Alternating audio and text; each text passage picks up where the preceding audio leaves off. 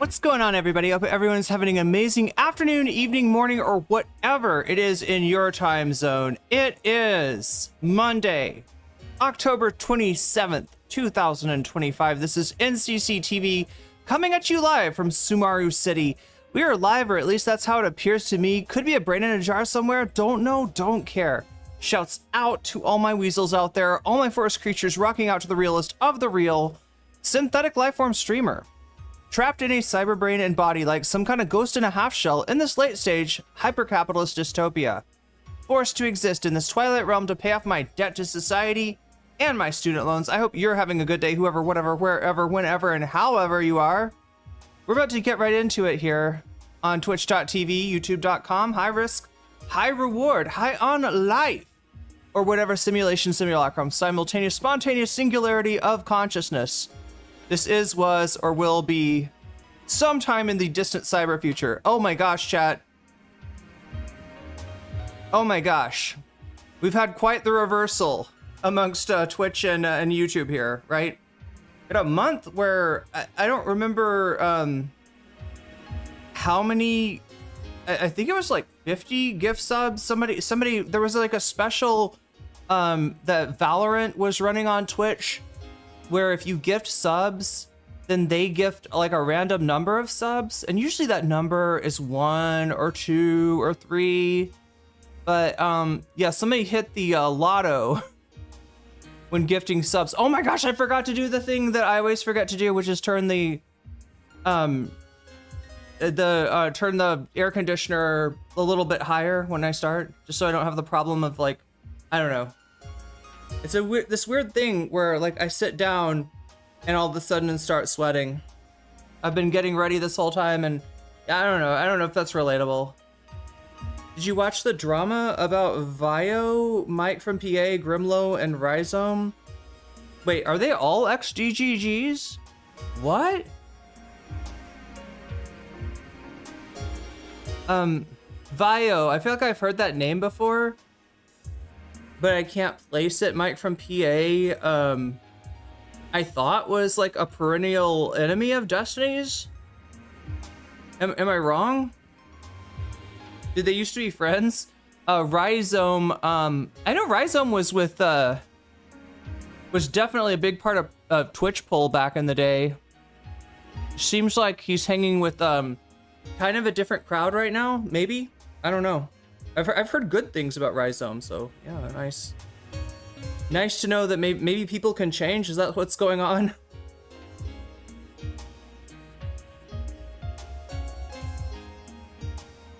Vio. Okay, so that's how it's spelled. Yeah, I just don't know. I don't know about that drama. I do know about this drama, and it took me a little while, little research.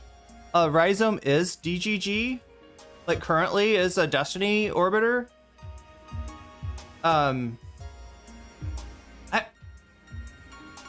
Grimlow is a friend of Rhizome's. Yeah, that's why I thought that Grimlow maybe was more like in the Hasan orbit or something. Oh, Vio is Mike's partner. Okay. But yeah, no, I don't know anything about this Ator. Mike Frompa. Don't you love calling him Mike Frompa? He's a Frompa Trompa, is what he is, you know? He's like some kind of Mario enemy. I don't know. No, that's something else, isn't it, right? What am I thinking of, chat? What are the little mushroom dudes in Mario called? They're not Frompas, right? There's something else. Koopa Troopa is the mushroom. No, not the turtle, right? Is the Koopa Troopa? The Goomba. Okay, that's what I was thinking. I don't know why Frompa makes me think of Goomba, but Rizzo. Wait, Rizzo. Oh, Rhizome Rizzo. Okay, and Grimblow. It sounds like members of the Monstars. Wait, are the Monstars the team that plays against the Space Jam All Stars or whatever? What is the Space Jam? Yeah, I know, Sarah. Thank you. Mike from PA. I just like Davi typed it Mike Frompa, so I had to bite. I couldn't ignore the bait. It was bait. It was bait. Look, I'm just so disposed to mispronouncing people's names on Twitch for some reason. I don't mispronounce things, I think, that much in real life. Like, I generally know how things are pronounced, you know, even like medical terms and anatomy and stuff that most people get wrong, foreign words, you know, from foreign languages. I tend to be right about, yeah, with names. I don't know. I just have, Rizzo is from Greece. Oh, okay.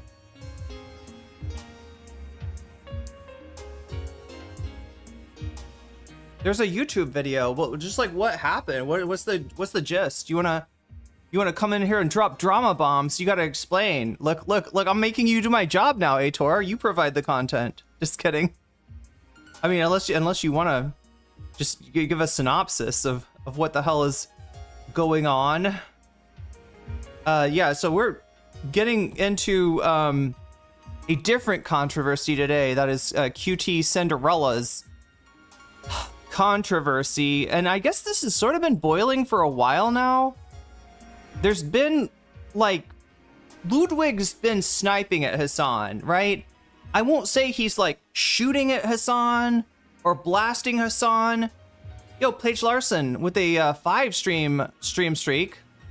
I don't know any of these streamers at all besides Destiny. I know some of them, but not all of them. I feel like I remember Vio. Has Vio been around for a while? I probably know who Vio is, right? I can't call it to mind right now. Maybe, did Vio used to be called something else, maybe? All I know is how to pronounce those 2 Twitch names. I do not know the drama. That's okay, because I got the drama for you today. I got the drama for you, and it's a little bit convoluted. It's a little bit hard to understand, and look, it was this or, I don't know, the Emeru thing, which, I mean, it's fucked up what happened to Emeru. And I don't mean to discount its importance and the importance of Emeru standing up and saying something. The ridiculous nature of the fact that somebody like Miskiff has been able to hang out for so long, even after, like, you know, just all of the shit that's happened with him and OTK, you know, to the point where Emeru feels like she finally has to say something. But I'm glad she was able to do that. I'm glad people are supporting her, because I've got a little bit of a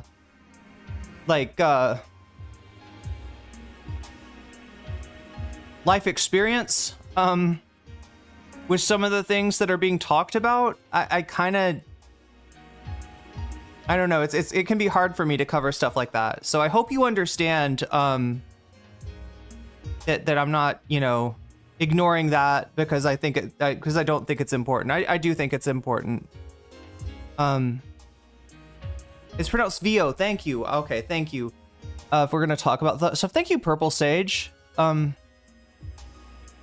Did Will finally leave OTK? I can't remember. I don't know either. I don't follow that much of the OTK drama. It's just every time I see OTK stuff, it's like bad. So I kind of stay away. Gatekeeping memes. Okay, ex-DGGers are trying to ban Mike. And he had enough when Rhizome's Strar? Wait. Rhizome something, a stupid attack at VO. Thank you, VO. Basically gatekeeping memes. Wait, I'm gatekeeping memes, or I'm a little confused now. But I'm interested in I want to at least know what you're talking about, because it feels like I should know something about this. I just somehow completely missed it.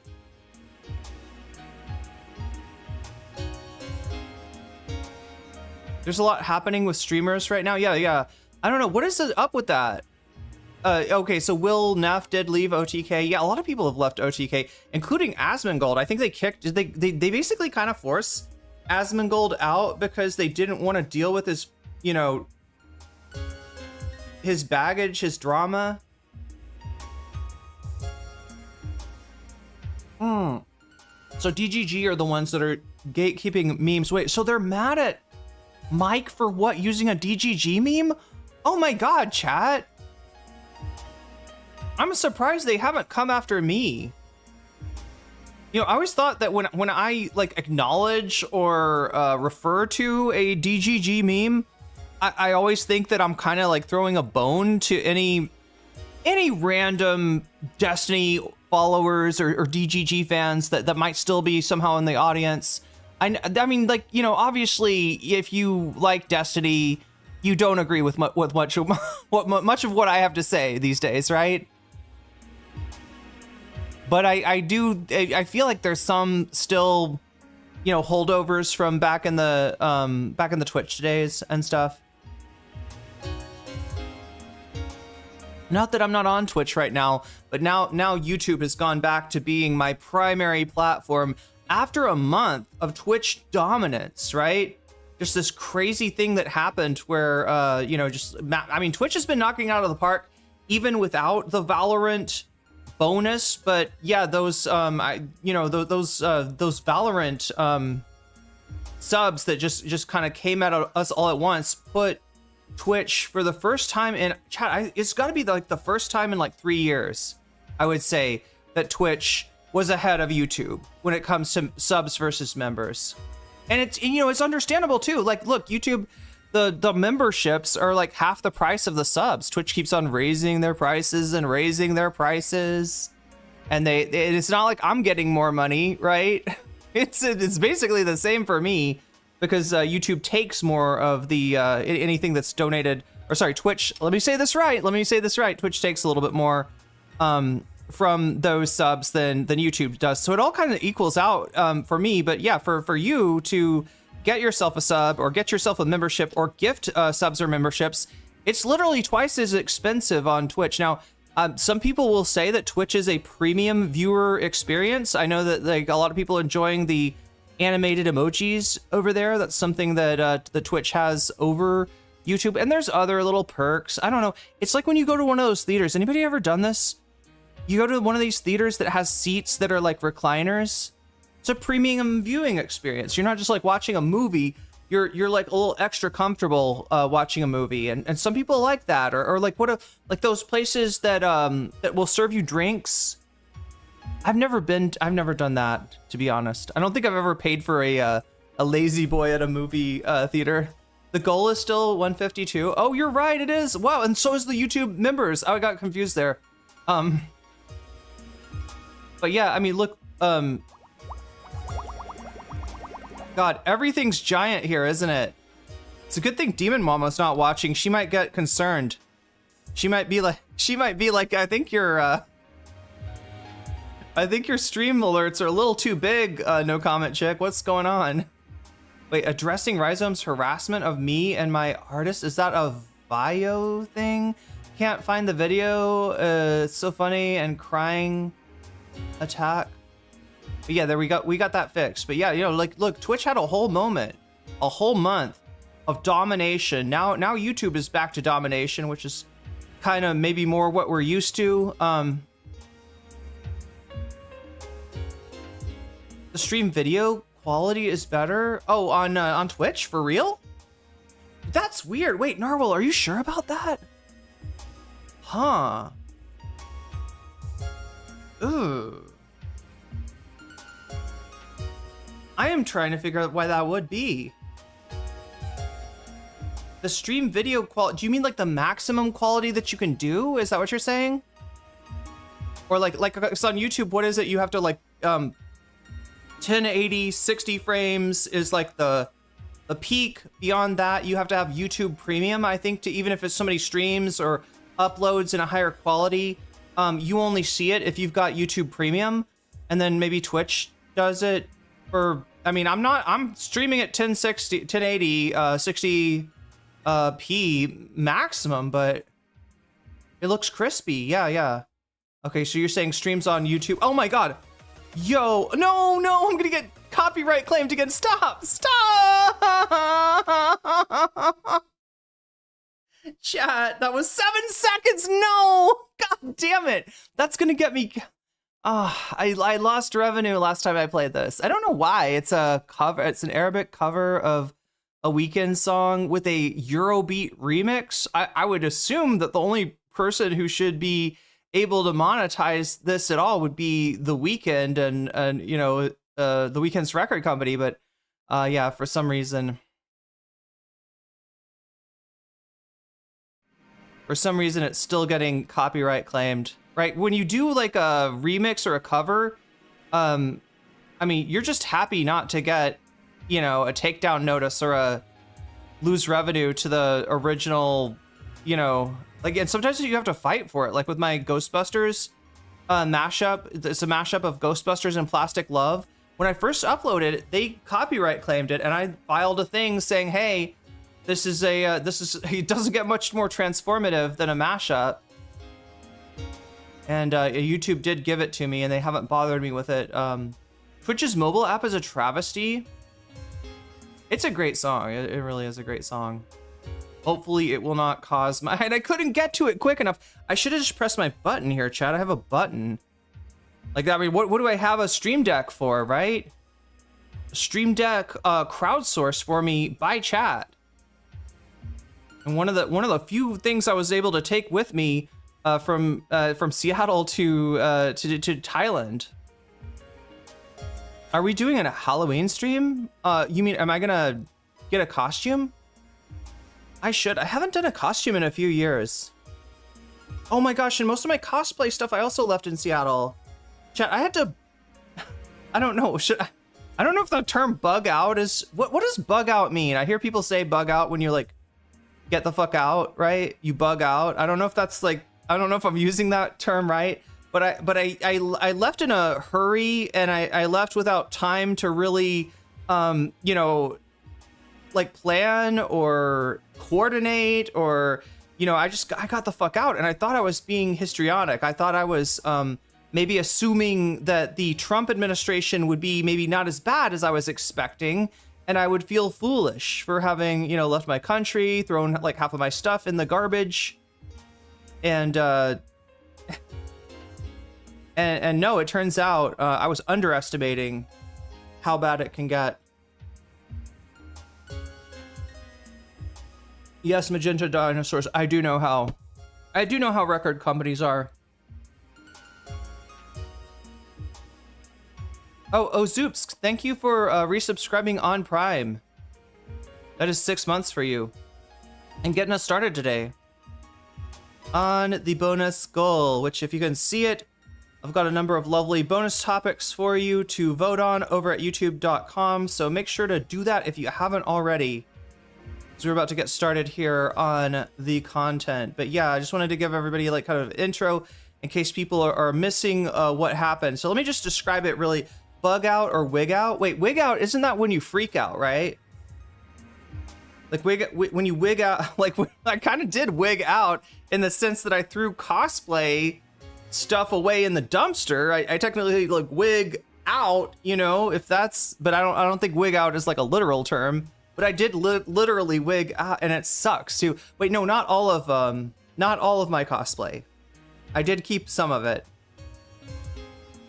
I did keep a few things, but most stuff I had to just throw. Like I had those styrofoam heads that you keep like cosplay wigs on, and had to throw those away. How am I gonna replace the styrofoam, chat? Anyway, synopsis of the drama. QTCinderella is a pretty prominent Twitch streamer. Also, you know, I think dating Ludwig, am I right? Yeah, I snatched the wig and threw it away. God, I'm abusing all kinds of terms and terminology right now. But anyway, yeah, QTCinderella dating Ludwig. You know, you call QTCinderella, I guess, Twitch royalty. Runs, let's see. QT runs the, what is it, like the Streamer Awards? Is that what it's called? It's like an award show for streaming, and I think QT coordinates that. Does QT run Shit Camp? Is that QT's thing, or is that Valkyrie that I'm thinking of? Who does Shit Camp? I don't even know if shit is a Shit Camp is still a thing. Elwig says A-Tor. Yeah, Elwig, I got thrown in the trash.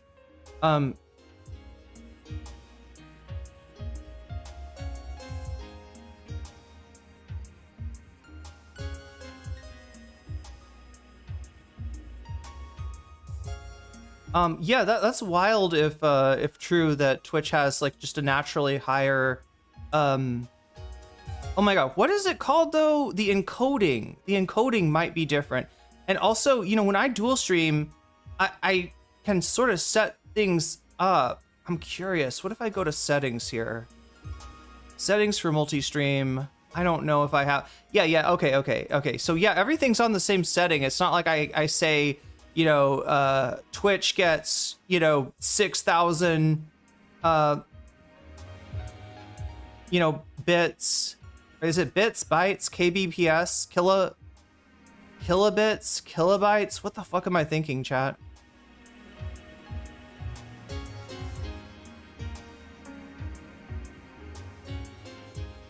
But yeah, so QTCinderella, pretty big, pretty prominent person in streaming, pretty prominent person on Twitch, part of what is referred to as the Poggers network, the Poggers community, which I guess just is another word for Twitch royalty. I guess if you don't know Twitch, it's got an interesting system. YouTube is like this to a certain extent, but not nearly as much as Twitch. On Twitch, for years and years and years, there has been no real discovery, right? The way on YouTube, you can get recommended stuff that you might like, even if it's not something with a lot of views behind it. You know, YouTube kind of figures out what you like and serves you that. TikTok even more so. Twitch is sort of the opposite of that, in that in terms of streams that you get recommended, streams that you end up seeing on random that you're not already following, are going to be streams that have a lot of viewers, right? That is how stuff gets recommended. We call that a kingmaker system, meaning that it is not like the smaller streamers who are like subsisting off and pulling away viewers from larger streamers who have pre-established audiences. Actually the opposite, right? And a lot of small streamers will attest, right? When they bring viewers onto the platform, you know, there's a whole bunch of other streamers out there that they're getting recommended to. So if anything, like the smaller streamers that are out there, you know, trying to get discovered on other platforms, bring their audiences in, are sort of feeding the larger streamers, not the other way around like it is on YouTube. So anyway, QT had a you know, was gaming with Vanilla. Do we one in chat if you know who VanillaMace is? Anybody recognize that name? VanillaMace.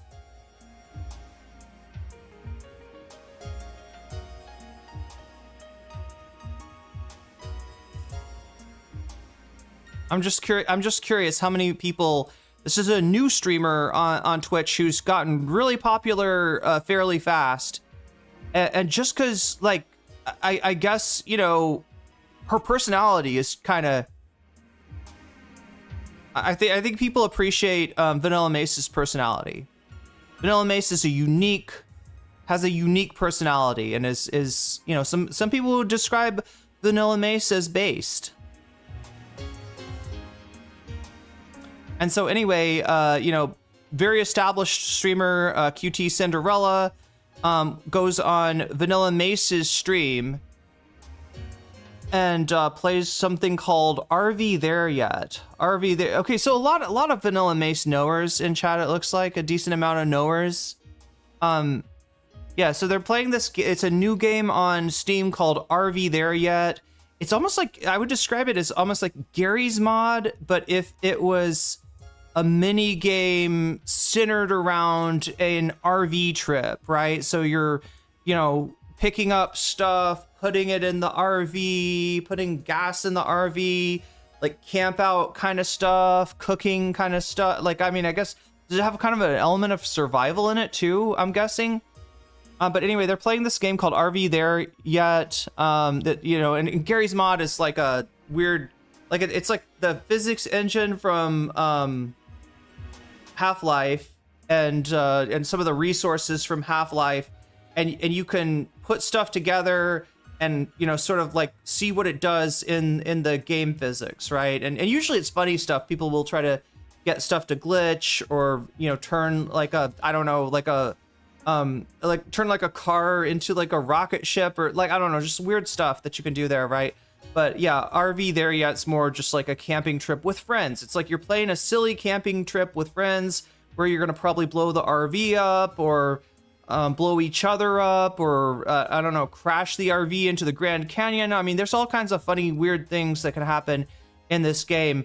So I think it was either before or after. I'm not entirely sure on when the conversation went down, because this conversation has been deleted by QTCinderella off of the VODs, deleted by, I believe, VanillaMace, and even the other streamer that was there as well, whose name I'm not going to mention just because they're not really involved in this, and I'm not sure they want the, you know, association. I think the drama is a huge pain in the ass for them, right?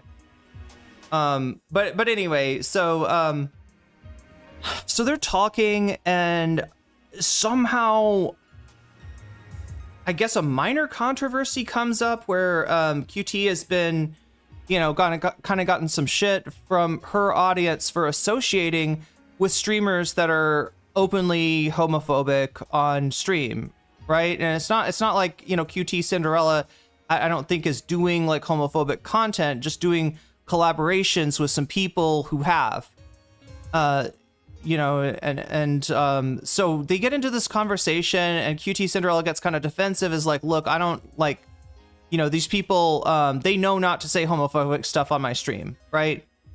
They don't say, they say homophobic stuff, they don't say it around me. And actually, I think it's a good thing that I'm working with them, because, you know, if you leave people like that alone, then they'll never change. They need a friend who's based, a friend who is not homophobic to kind of, I don't know, talk them out of some of their viewpoints. And I am that friend. So I'm actually doing a service for you, LGBT fans. You should appreciate it, right? And it's just like, you know, I mean, you could see like the tone just gets worse and worse from there. I got some tea. Remember when Lance covered the case of an idiot who drove 1 hour away and QPU'd the kneecaps of a victim and harassed his wife? Apparently that has to do over a petty argument. It was a petty argument in Star Trek Online. When you say Star Trek Online, do you mean Fleet Commander? Is that what we're talking about? Fleet Commander, the mobile game? That idiot was known as Thor. Okay, so there's a Star Trek Online controversy, I guess. All my friends canceled Taylor Swift. Age difference and general power differential between QT and the younger streamer? Oh, yeah. Huh. But you're talking about the third streamer that was there. So anyway, or are you talking about the FaZe Clan streamer? Wait. Why are we talking about age differentials? I mean, I guess it'd be applicable, you know, between Ludwig and QT, right? If you're dating somebody.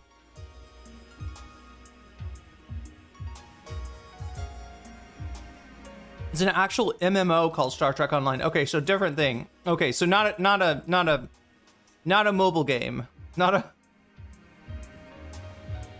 unnamed streamer's like 23. Thank you. You typed 2, you meant 23. I gotcha. Okay. I was like, whoa.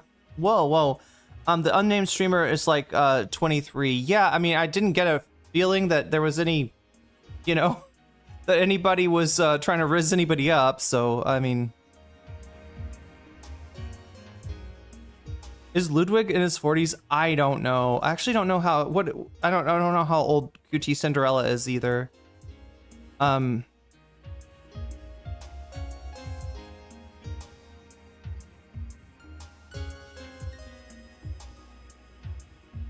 I don't know how old Ludwig is. I would assume in his 30s. But I think the chatter was talking about age differentials for some other reason. I'm assuming. Not sure if it's pertinent to the clip. He's 30. Yeah, he's 30. 30 sounds about right.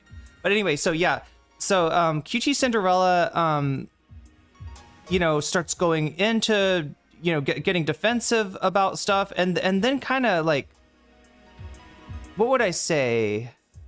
What's the word for this? So look, if you're a LGBT ally, right? If your stream is a safe place, if your community is welcoming, I shouldn't say safe place because that has a whole different oh my God, stop. Don't get me with the freaking, no. What even is that? Oh my God, no, sorry. I don't even know that. I just got scared by the fact that the thumbnail, on the video that it rolled over to was like, I don't know, chat. I don't know. I think we're okay though. I'm not gonna get sued. I'm not gonna get hit for. I was just like, anyway. Anybody else keep on seeing like really inappropriate YouTube ads? Like, I'm not talking about ads as you're watching I'm not talking about like ads as you're watching a stream. I'm talking about like ads like when you're scrolling, you know, and there's videos, and in between the videos there's an ad. Those ads, right? Anybody else getting like just really fucked up shit in their YouTube you know, scrolling ads?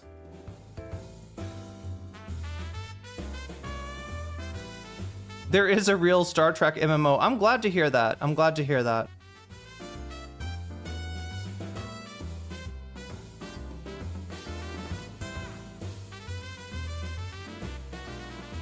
It's Boy Boy's fault? Wait, how is it Boy Boy's fault?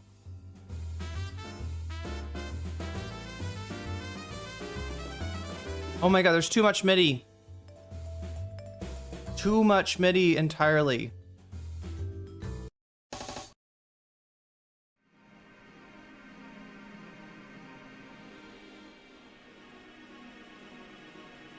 Like, I get ads in the scrolling thing that are like,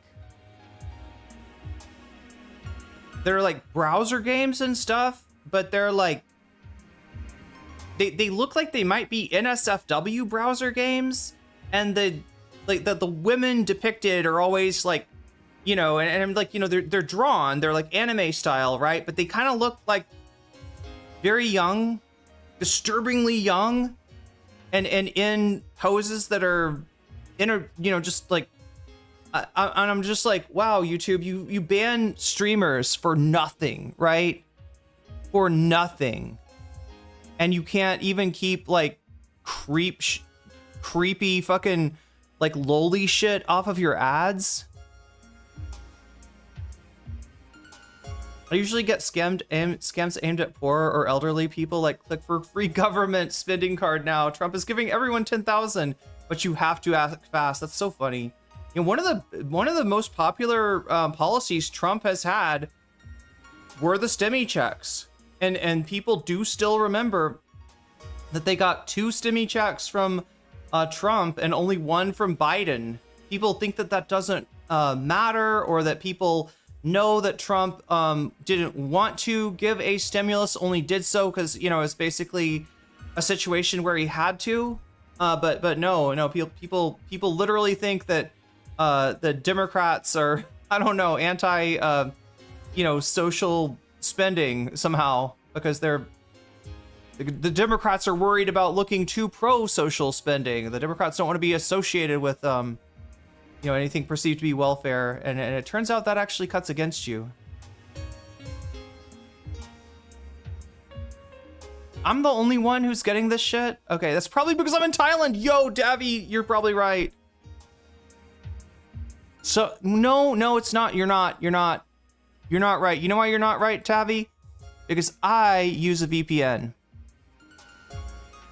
I might be in Thailand, but my phone is usually in the US. Because in order to get your phone to, in order to have the feature where you can watch YouTube while you're doing something else on your phone, I don't know why this is, but you have to be in the US. Like when I first got to Thailand, I would, you know, open up my phone, or I would watch something on YouTube, and then when I close down YouTube, it just like closes down. And normally before, what happens is it just shrinks, right? So you go look at your email, the window shrinks, you can still watch it. You know, you go do something else on Discord or whatever, you could still watch it. But when I got to Thailand, that didn't happen. It just like closed up, and I couldn't figure out what's going on until I got until I started using VPN. And it was only when I was in the when my VPN was in the United States, it would let me keep that window open. And so for that reason, I just permanently kind of stick on a US VPN. So no, it's not, and yeah, the ads aren't in Thai either. But yeah, I mean, you'd be right that there's some creepy Americans in Thailand. I've actually run into a few. Is it just YouTube? Wait, is what just YouTube or any video platform? Creepy ads? No, I mean, like, these are specific to YouTube, right? I don't know of anybody that does ads like this. The idea, you know what I'm talking about? You're looking at YouTube on your phone, you're scrolling down, and then there's a little thing that maybe kind of looks like it might be a video, but if you look below it, it's like clear that it's not. But I think you're supposed to think it's a video and click. I think that's how the ads work. You're supposed to think it's a video. Your algorithm is just thinking you're a creep. Yeah, that from all the Nux Taku I've watched, Avi. Definitely a Benny Johnson type situation here.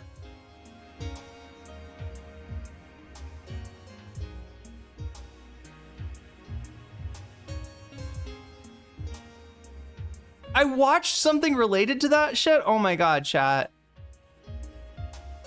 Sponsored, yeah, sponsored in a tiny thing. You can sort of see, like, if you look at it, it says sponsored. That's usually how you tell it's not. It's not exactly like a YouTube video, but it's made to kind of look like that. And I think it's like most of the time the idea is that you think it is ad. Phone won't play a video while you doing other things. Oh yeah. Is it just YouTube? It's YouTube that I've noticed has to be on an American VPN in order to. You know what though, I feel like I get ads for Florida. Maybe it's a Florida thing. Well, I mean, I'm not talking about this. I mean, there may be scam ads too, but like the ads that I'm worried about are like ads with very young looking anime pictures, and in one case, covered in fluids, covered in an unspecified type of dripping fluid, right? And I was just like, what the fuck are you doing, YouTube? Like, who is this for? Nux Taku, I guess, right? Vosh. I've invested all my money in avoiding ads. I think ads, you know what, if I got what is it, like a I think there's eSIMs that you can get that actually like in order to like save you data, these eSIMs will actually block ads. So that might block those ads as well. I'm just kind of like, why is YouTube doing this, right? Like, you'd think that like they'd want some, like, right? They, like, on Kick, this is where I'd expect to see this like on Kick, right? Or Rumble or something like that. On YouTube, you'd think that they can get actual sponsors, actual advertisers. You would think that they do not need to take money from people that are selling, I don't know, like lolicon browser games to people. Anyway, I'm getting off the subject, aren't I? The subject is QTCinderella and VanillaMace and their conversation that, yeah. So basically QTCinderella is talking about, like, you know, well, I don't want to cut people off just because they're homophobic, because, you know, I want to work on them, right? Which is, you know, fine, whatever. I mean, I don't think anybody's like trying to tell QTCinderella like who she can be friends with in real life, or, you know, whether or not she gives the example of like her dad is transphobic, you know, whether to cut off the transphobic dad. I don't think any, you know, trans people are out there, you know, expecting you to stop talking to your dad or anything. But then QT kind of turns the conversation into this, right? The issue, for the record, chat, is people that she collabs with, people that she does business with, right? People that are not necessarily her friends, and people who are, you know, the purpose of collabs, if you don't know, is to mix up your audiences a little bit, right? When you do collabs, some of the people from your audience find out about this new streamer. Maybe they go watch some of their videos. Maybe they go watch some of their stuff. Maybe they follow them. Maybe they subscribe to them on YouTube, right? The same thing for you, right? You're collabing with somebody. Some of their viewers are gonna take an interest in you. So that's the purpose of that. And so kind of like when you're the justification for doing collabs with, like, you know, I don't know, like Asmongold, like it kind of falls apart. Unless you want that audience, right? Which, look, on one hand, audience is audience, right? Ad money is ad money. Followers are followers. And concurrents are concurrents. And like I said on Twitch, it's all a game of kingmaker. So the higher you can get your concurrents, the higher the number of people just like clicking on your stuff because they want to watch it, the more people that aren't looking to watch your stuff that are gonna see it and be exposed to it and you know, look at your, you know, on-screen thumbnail and maybe click on it if it's interesting to them, right? So but yeah, so that's what's going on with you know, the collabs that QTCinderella is doing. But in getting defensive about that, she kind of changes the subject to being about, like, oh, you don't want me to have friends that are homophobic, right? Well, what about the fact that my dad is transphobic? Like, right, and like, yeah, it would be overly invasive if somebody was, I don't know, spying on a streamer and finding out that, like, you know, oh my gosh, you're still friends with this person that is homophobic, right? That would be stepping over some sort of parasocial line, right? But nobody's bitching about that. They're bitching about the collabs that are getting done. Oh my God, chat, did I, what happened? Chat just stopped. Are we okay? Can I get a, oh my gosh, we're not. Oh wait, we are. I can't tell. Networking, yeah, networking too. Yeah, sure. What am I trying to do?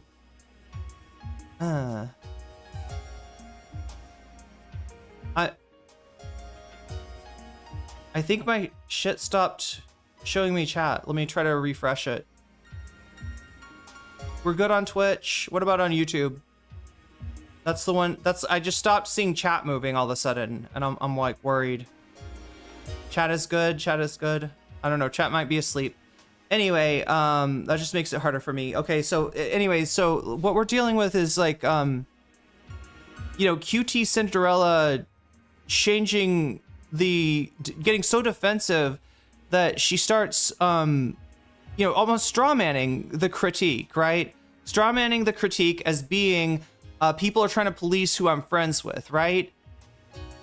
And in reality, it's like when you're a streamer, especially a big streamer, you create a community. People that watch you, they like to hang out in your community, and your community could either be like really friendly and welcoming to like LGBTQ people, or it could be, you know, really treacherous for those people. And the whole thing is whether you prioritize, you know, making your community a welcoming place for one group or the other, because you're not gonna have both, right? You're not gonna have a stream that's chill for queer people, but that's also chill for transphobes. And instead, QTCinderella is kind of making it about, you know, like, well, gosh, I don't want to cut people off just because they don't agree with me. I mean, maybe I can change their mind. Maybe I can fix them. And anyway, in that defensiveness, there was some clips made. They got pretty prominent on TikTok.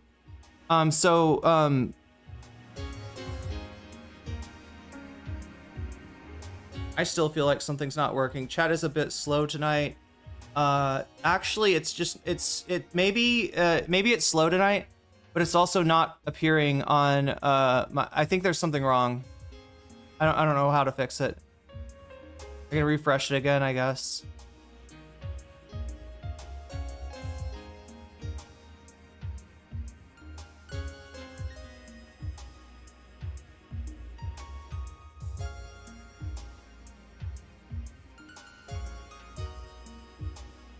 Davi clip. You see, I'm not seeing Dirk Strider's chats. I'm not seeing Davi, I missed one of your chats. I don't know what's going on. Okay, now it's coming through.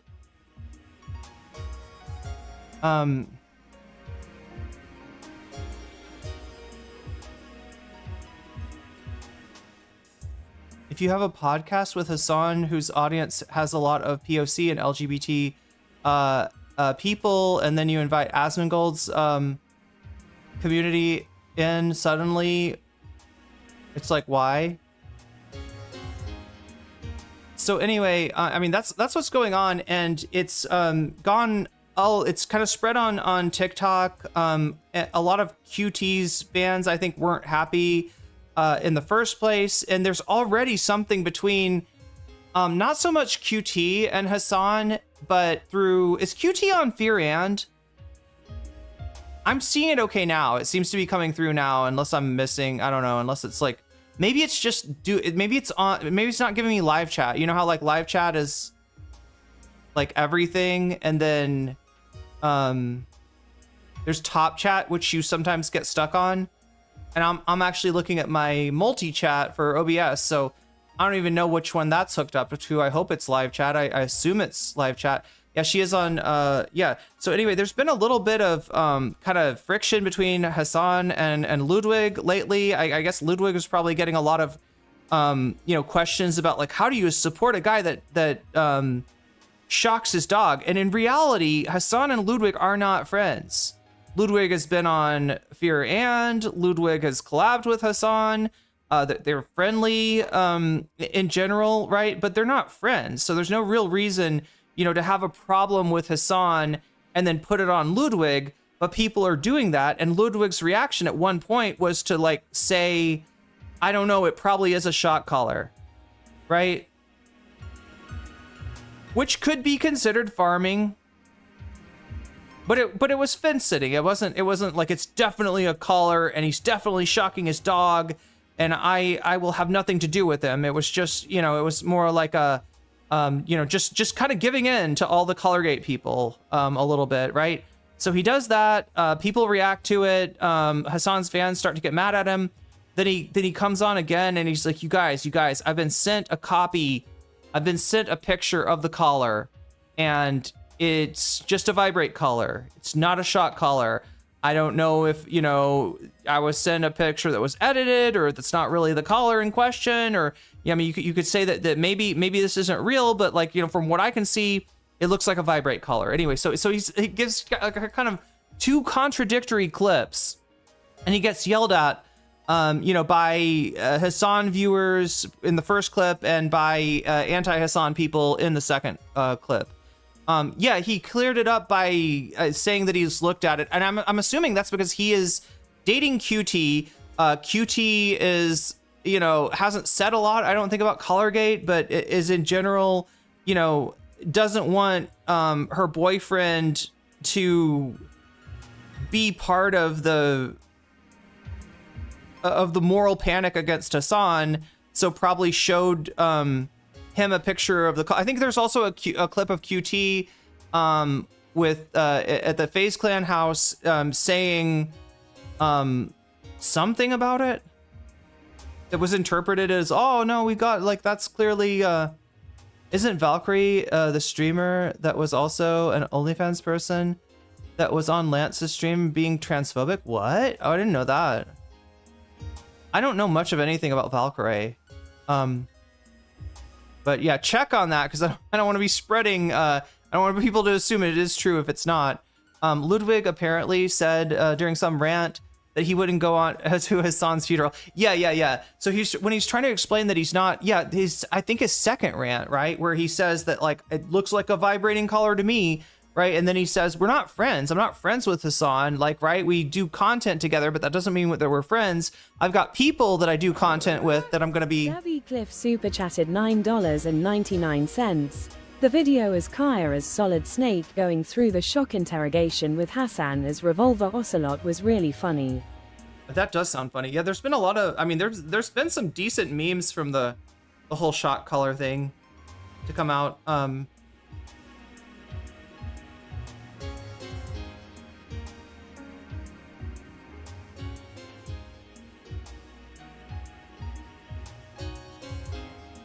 put that up. Gonna put that up.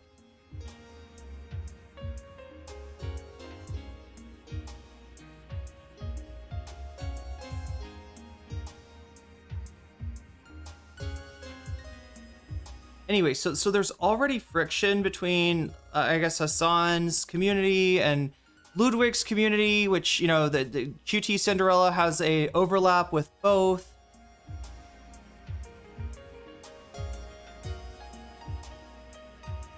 But yeah, I don't know. I don't like, look, so yeah, I think what Ludwig was saying, so yeah, I mean, look, there's what somebody says and then there's subtext. So what Ludwig actually said was that he's not friends with Hasan.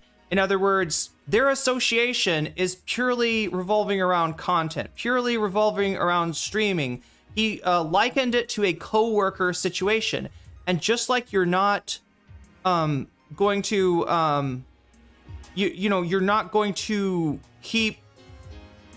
maintain content with every one of your co-workers after either you quit or they quit or whatever, that he's not going to keep contact with Hasan, that there are other people that he streams with that he will keep contact because they are, you know, collaborators and friends, right? But that Hasan is not in, you know, he's not like somebody that's both. He's just, you know, a collaborator, not a friend.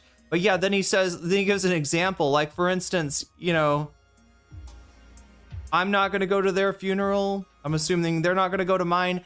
Yeah, the subtext of that is very ice cold, very ice cold. QT, Hasan, Austin Show, Will Neff, Carolyn Kwan's boyfriend, are all co-owners of the podcast. It's a running joke that the only one who doesn't like trains is Will. Oh, nice.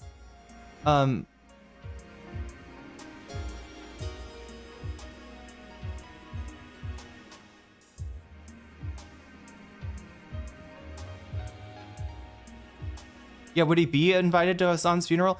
Well, I don't know. I mean, like, if they're not, the feeling I get is that Hasan has reached out, you know, because he has friends, I think, with QT, and you know, I think Hasan says that he's reached out and tried to kind of, you know, invite a little bit more, you know, outside of the context of stream contact with Ludwig, and it's just always, you know. It's always like, I don't know if it's unread, but it's not responded to, right? But yeah, thank you, Davi, for the super chat.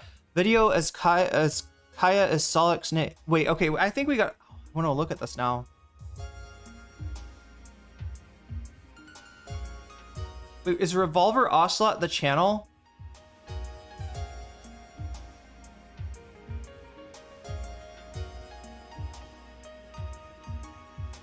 Ator says Israel is probably Israel who hacked the pager to shock Kaya.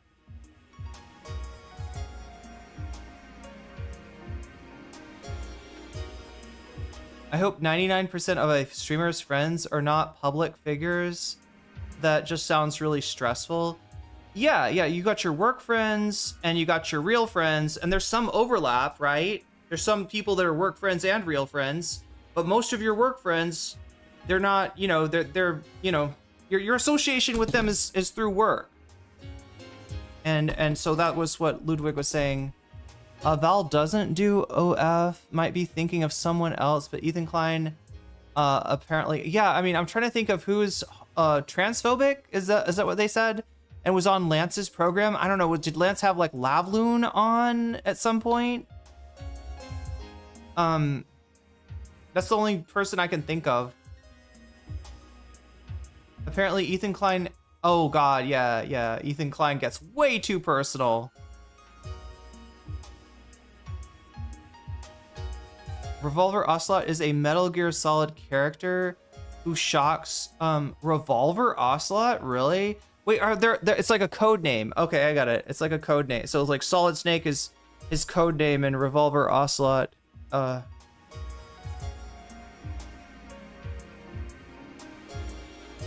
the OnlyFans was a joke. It's just her dog pictures. Yeah, how many people use sites like that, not for NSFW stuff. There's a VTuber, apparently. It wasn't Aristocracy. Lance never had Aristocracy on, right? I fucking hope not, God. I mean, although if he did, you know, he's not the only one to make that mistake. It was the red hair lady that made the weird sounds on Twitch. I think it was a chatter. That chatter. Okay. Yeah, I don't. Red hair lady makes weird sounds on Twitch. I don't know who that is. Also, QT baked Hasan's brothers a wedding cake, and Will and Caroline have been friends with them since college.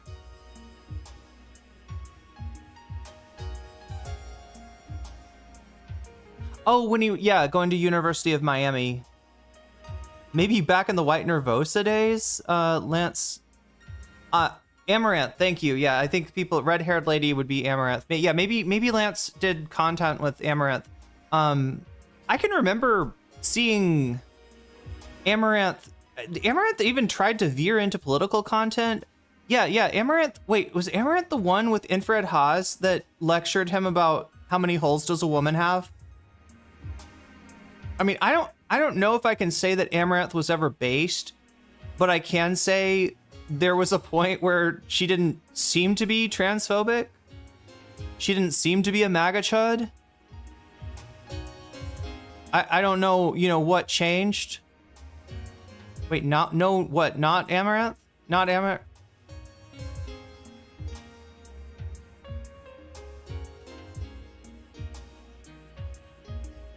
The two-holed woman. Oh, was CuteBot. Thank you, God. I covered that. I should know. Yeah. The two-holed woman was CuteBot. As far as I know, CuteBot hasn't done anything fucked up. Yeah, it was CuteBot. Amaranth. What did Amaranth do? I remember Amaranth had didn't Amaranth have like a political show during one of the elections? I remember seeing Wick go on Amaranth. Amaranth normally will do, well, I guess CuteBot does that. I can't remember now. Amaranth is the girl who sold her farts and stayed in the hot tub all day. Did she fart in the hot tub? Because I feel like there'd be an audience for that. I feel like there's people that just like want to see her bite the bubbles or something. I don't know, chat. That's gross. I'm sorry. I didn't mean to. Wow. Will went to college with Hasan and worked at TYT with him. Hasan drove into the LA fires to get them. Yeah. So those are they're real. You know. Will and Hasan and Carolyn, as far as I know, are like IRL friends, right? QT, you know, pretty, you know, part of the podcast, so I'd assume somewhat close, right? But Ludwig, you know, is kind of denying anything beyond just an online relationship, and Hasan is like, oh God, well, I mean, that's sad, like, right? She tweeted some transphobic boxing shit. Wait, who did? Oh, the woman that went on with Lance did?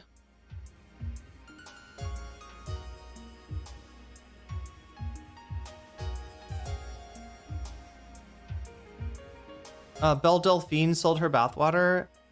I don't know. There's a lot of you know, possibly a lot of streamers in that space, you know, doing some kind of weird stuff. Including Belle Delphine, whose whole existence is kind of weird, if you ask me. But nobody asked me.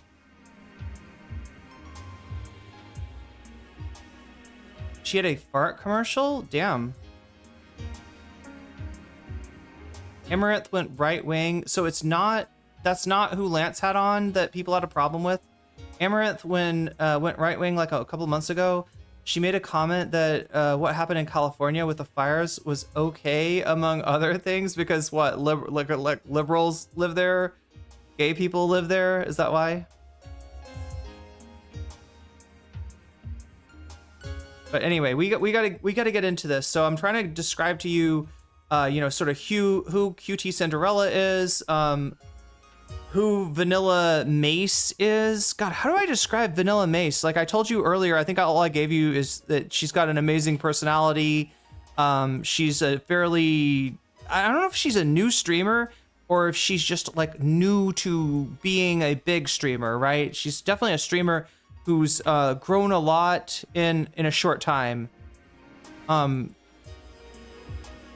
you know, is pretty based in general. I think, what was it, like Teddy Fresh sent VanillaMace some clothing items, right?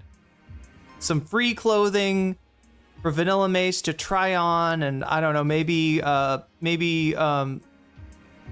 support, maybe you know, kind of give a little shout out. And ETHAN Klein got a shout out, just not the kind of shout out that he wanted, right? VanillaMace was like, wait, let me see if I can find the clip.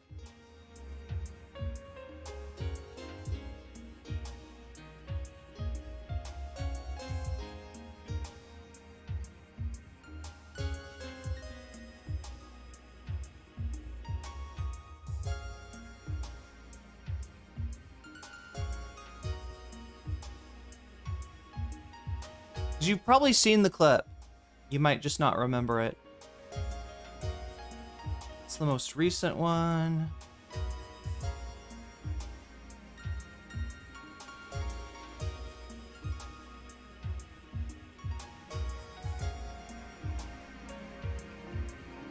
Who hit me up today on Instagram? Teddy Fresh. They said, hey, we'd love to send you some stuff. How about, hey, how about?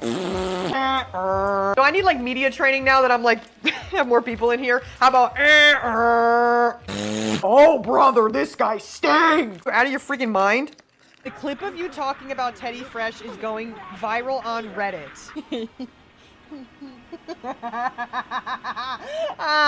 H3 fans are gonna come after you. Oh, fuck! The millennial who only wear color block pastel, they're gonna come for me? Fuck! Please, even if Ethan wasn't a raging frigging lunatic, I still would never wear fucking Teddy Fresh. Just so butt-ass ugly. Who hit me up today on Instagram? Teddy Fresh. They said, hey, we'd love to send you some stuff.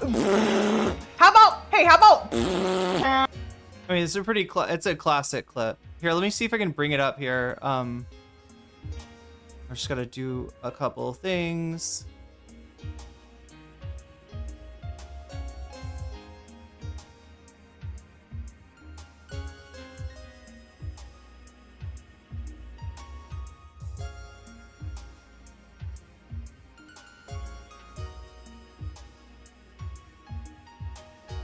All right, so let's take a look at this here. Oh my gosh, I set it for 1,000 seconds. That's crazy.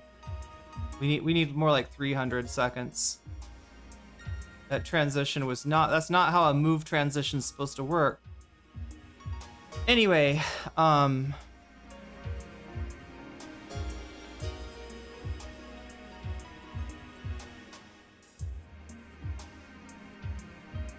let's scoot that around. There we go. Okay, so yeah, this is the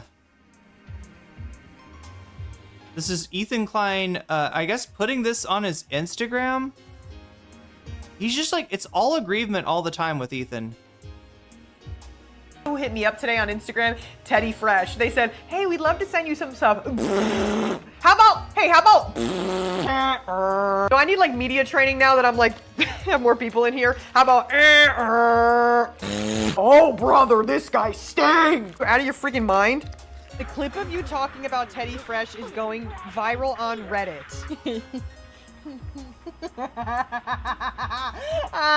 H3 fans are gonna come after you. Oh, fuck! The millennial who only wear color block pastel, they're gonna come for me?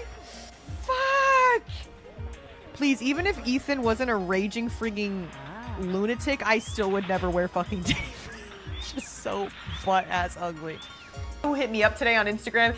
Does Ethan have a humiliation fetish? Yeah, so he puts this on his IG story. Here's another dipshit I need to deal with. Why can't y'all take a day off? Why did you send her Teddy Fresh? That's what I want to know. Like, is this a good decision for? I get that it's like, I don't know. It's like one, you know, it's like a couple items, right? It's not like a whole wardrobe, but like really just like sending out Teddy Fresh to random streamers in hopes that they're gonna say something good when yeah, you're ETHAN fucking Klein, right? They might do something like this. But anyway, Ethan says, so brave to dogpile a Jewish creator. Yeah, definitely anti-Semitic here because you don't like toddler core clothing. Who has had the CPS and skulls. What the fuck? You can't do this. But then again, this is like, you understand why he does this, right? The Instagram story stuff, it's supposed to be just going off to his hardcore Fupa Troopas, right? As far as who sees ETHAN Klein's Instagram stories, it's supposed to be, you know, but just like, you know, Trump's truths might have been, you know, kind of aimed at his strongest MAGA soldiers. Whenever Trump posts something on True Social, it's gonna get reposted everywhere. And just like when ETHAN Klein, you know, I guess it looks like he got this from a TikTok and then just re-uploaded it onto his Instagram. Yeah, it's gonna break containment, and it looks really silly, right? When you say like, brave to dogpile a Jewish creator who has had the CPS and skulls sent to his house in retaliation. See, this is what Ethan doesn't get. Like, to him, it's like everybody knows about the skulls. You say CPS and you say skulls, and you know, you know, his audience knows what you're talking about. To the rest of the world, they're just like, what? CPS, skulls? What's? It just makes Ethan sound like there might be something bad going on in his house. In retaliation for thinking Israeli civilians shouldn't be slaughtered 2 days after a terrorist executed 2 Israeli. Yeah, how could you, VanillaMace? It's so inappropriate for you to say that you don't like Teddy Fresh, for you to say that these are like millennial adult toddlers wearing this shit, right? Yeah, around the same time that there was a shooting at the Israeli embassy. Wow, how could you? But anyway, that's who she is. That's where you might remember her from. And we got to get going, chat. Look, I've given you credit for one butterfly super chat, right? The butterfly goal, let's see, it's live. I think it's live. It should be live. It is live, and we got 1 hour and 42 minutes left to try to put a butterfly in my hair. We weren't quite successful. We were close.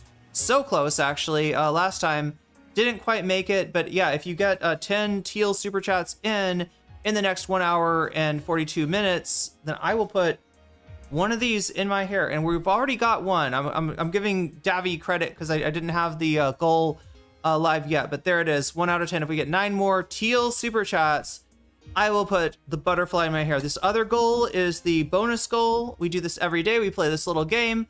I let you vote on 4 different items, which I've got in YouTube chat on youtube.com/nocommentchick. 78 of you have voted so far, and it's a very close race. Right now, Sean DeBlack's based rant is ahead by 2 points, right? Elliot Sang who's a video essayist who obviously some of you know because you're voting for on the Hasan controversy, not the shock collar controversy, but I think we're talking about the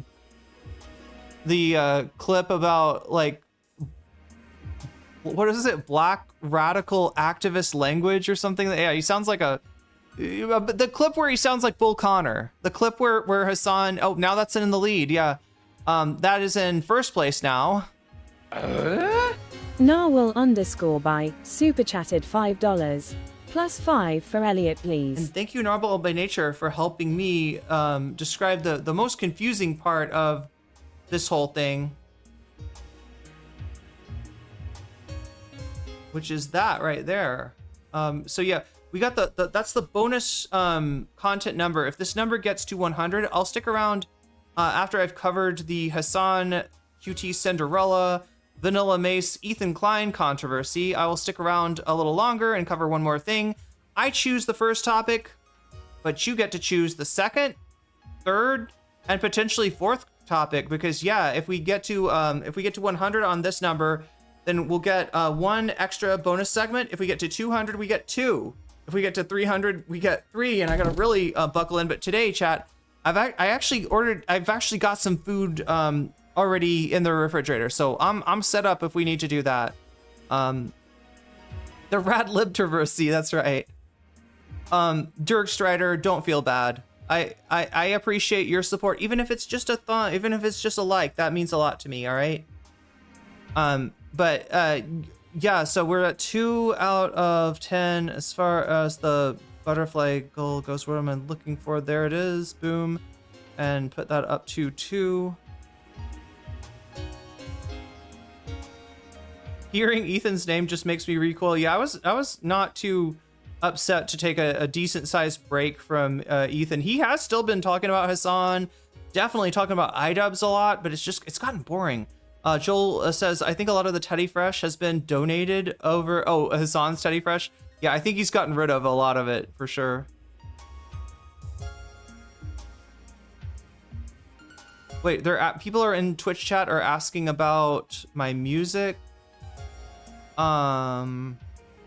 Palace's Cat, I think you're the song that I'm listening to now is called Amami Airport. It's from an Atlas game called let's say it right. Shin Megami Tensei Devil Summoner Soul Hackers. Not Soul Hackers 2, right? But Soul Hackers 1. Soul Hackers 1 is the classic. So that is what that's from. It's from the OST, and it's called Amami Airport. Not umami, like a delicious taste, umami, but amami, like amami. But if mommy was spelled M-A-M-I, so yeah, Amami. Let me just type it for you. Amami Airport, and there's various mixes.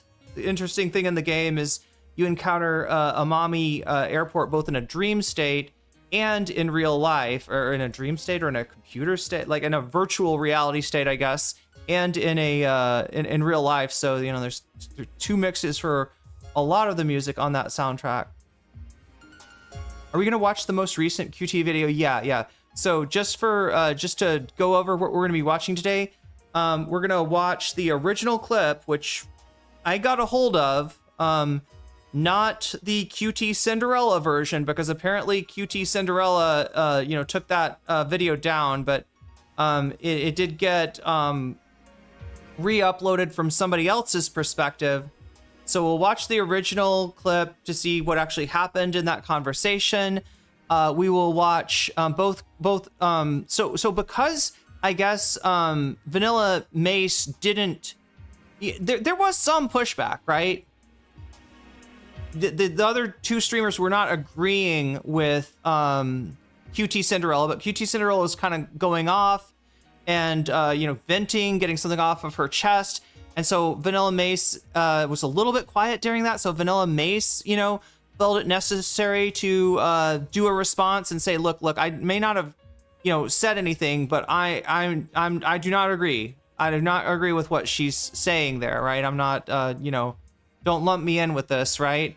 Which is being taken as criticism of QTCinderella, and yeah, now VanillaMace is getting shit from what ETHAN Klein fans, from anti-Hasan haters, from like the Dan Saltman kind of people, and who else? Like Ludwig fans, I guess. Yeah, Ludwig fans are shitting on, and maybe even some of the FaZe clan also shitting on. No, it's a good question, and it's a really good game that I need to play that sometime, chat. I was actually looking at, I played Persona 2 Innocent Sin. There's actually 2 Persona 2s. Innocent Sin is the first one. Eternal Punishment is the second one. I played through Innocent Sin and then got most way through Eternal Punishment, and I got, what is it? Is it called level cap? No, it's not level capped.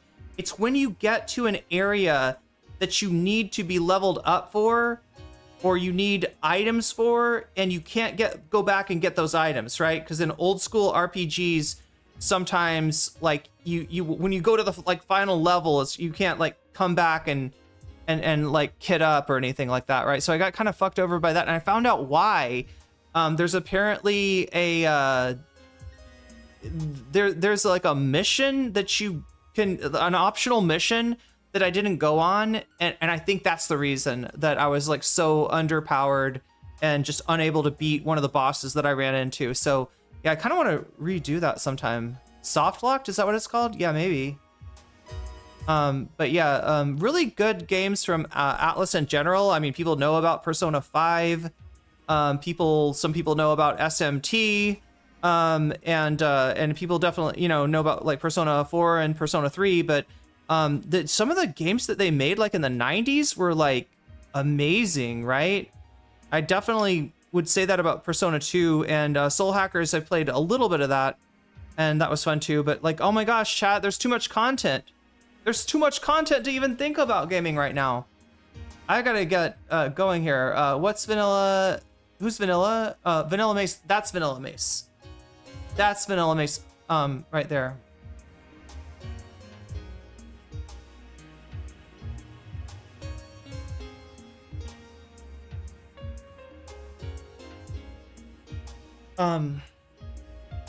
So anyway, let me just explain how the bonus content works. So like I said, it only works if we get to 100. Then I stick around and I do an extra topic. What topic? The topic of your choice. How do you choose? You choose by voting.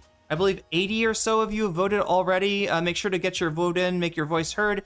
If you have not already, you can vote on youtube.com. Aware of the most recent QT video? Oh, she apologizes. Yeah, we're gonna watch that too. Okay, that's what I was, yeah. So I said we're gonna watch the original incident, we're gonna watch Vanilla's response, and then we're gonna watch QT's response. And we've also got a short response from Hasan, and is it ever a short response from ETHAN Klein? Probably not, but I've got limited patience for watching ETHAN Klein, so we'll watch a little bit of what ETHAN Klein has to say. If you don't know, ETHAN Klein actually has a history with QTCinderella, right? And that is that he, so a long time ago, one of QT's friends accidentally opened up a link to, I believe, deepfakes of QTCinderella in some NSFW situations. This is something that like nobody, no public figure really wants to exist of them on stream. It's just like AI software that I don't know if it puts your face over a NSFW video or if it just like AIs you into it somehow. But that was apparently made of QTCinderella, and then one of her friends was caught with those tabs having been open or whatever. This QT responded to it and got emotional and cried. And when ETHAN Klein and the H3Q were watching it, Ethan could not help but to bust out laughing. Now, there's a little bit of a controversy about why he was laughing. The engineer, Zach, played a silly version of Chestnuts Roasting on an Open Fire, sung by a guy with a strong accent that Ethan and the crew think is really funny. And I've always wondered, is this just a racist joke or something? Because it feels like they're laughing at the guy's accent, but I don't know for sure. But anyway, the engineer plays this, and Ethan busts out laughing. There's some indication that maybe Ethan told him to play that. So even the thing that he tries to hide behind, where he says, "I wasn't laughing at the situation. I wasn't laughing at her crying. I was actually laughing at the inappropriate timing of the music." That way that he could kind of blame Zach for it. There's some indication that Ethan was in on it, and so him blaming Zach for it is disingenuous. Anyway, it's a really bad look, not just for Ethan, but for a lot of the crew. This was back when Sam worked on H3, and they basically, Ethan's laughing. They move to AB. AB like covers his face because I think he's laughing, and he can't help it, and he's embarrassed by the fact that he's laughing. And then they cut to Sam, and Sam's not laughing. Sam does not find anything funny about this at all. And shortly after this incident, Sam left the H3 studio, left the H3 family, I guess. Ethan told him to play the Chestnuts clip, yeah. So anyway, that's Ethan's history with QTCinderella. So it's kind of weird that he'd latch on this as a way to, I don't know, it's almost like it's a bank shot into Hasan, I would say, right? It's a way of attacking Hasan indirectly, right? It's like they're playing Magic the Gathering, and like VanillaMace is like a monster on Hasan's side of the board, and ETHAN Klein, I don't know, Chad. It's basically, this is about Hasan. This is really Ethan is not attacking. I mean, maybe a little bit about VanillaMace too, because, you know, he obviously bears a grudge for this very base clip right here. But it's basically a proxy for Hasan. So that's what's going on there. And that's what we're going to be watching. Yeah, did I say everything? Hasan's response, Ethan's response, the original clip, QT's response, Vanilla's response. That's what we're watching today, right? And that's what I'll do unless we get this number to 100, right? If we get this number to 100, I'll actually stay on after and cover another topic with you, right? And the topics right now that we've got for you to vote on, let me see what's winning. Shonda Black's Based Rant is back in first place. It's very close between that and the Elliot Sang video on the Hasan controversy, on Hasan, you know, kind of popping off on some black chatters in a way that looks really bad on the clip and doesn't look that much better when you see the whole context. That's in second place. Third place, we got TYT going after the majority report again. Anna Kasparian, I believe, blaming Emma and the rest of the MR crew for quote unquote ruining her life. When, if you want to say that ruined your life, Anna, the person that made the birthing person, the person that freaked out on trans people for wanting an inclusive language was none other than Anna Kasparian herself. So anyway, that's in third place, but very close, very close. Further down the line, we got Leftist Mafia, a debate on Graham Plattner at 16%. So that's behind, but we have the chance to watch 1, 2, or even 3 or 4, or even all of these clips, right? Depending on where we get in terms of the bonus content. We're at 18 right now. If we get to 100, I'll watch the top clip. If we get to 200, I'll watch the top 2. If we get to 300, I'll watch the top 3, etc., etc., etc. That's the game that we're playing, right? Want to play a game? Wait, what does Saw say? What does Jigsaw say, or whatever the little puppet guy's name is? Elliot saying also on Foreign Fridays. Yeah. Really good collab by them. If we're talking about what I think we're talking about. But yeah, it's not. Elliot saying is not like, you know. I think Elliot Sang's video is more aimed at Hasan's community than Hasan himself. It's not as much of a criticism of Hasan. Although I'm sure there's a little bit of that in there too. But anyway, that's what we're doing today. If we get to 100, I'll stick around and cover more. Otherwise, it'll be a fairly short stream. We'll just get through the controversy. We'll watch it from different perspectives, and I will give my takes on that, and then I'll get the fuck out and raid. But if we get to 100, then you have the chance to take control of the programming of this stream and tell me what to watch, tell me what to react to. And you do that, like I said, first by voting, but second, you know, in addition to this number going up whenever you do a super chat, super sticker, if you get yourself a membership, if you gift a membership, if you support me on nocommentchick, on throne.com/nocommentchick, or if you sign up for my Patreon, right? All of those things make this number go up, right? As it does when you support me on Twitch, which you can do for free with a Twitch Prime sub. If you have Prime, you can hook that baby up to Twitch. You get something called a Twitch Prime sub from that, and you use it on the stream of your choice. And if that happens to be me, you'll get all the emotes and all the privileges of being a sub at no cost to you. This is a $6 value for free. You can send some of that Amazon blood money my way by doing that, and it costs you nothing. So that's a great way to support the stream for free if you want to do that.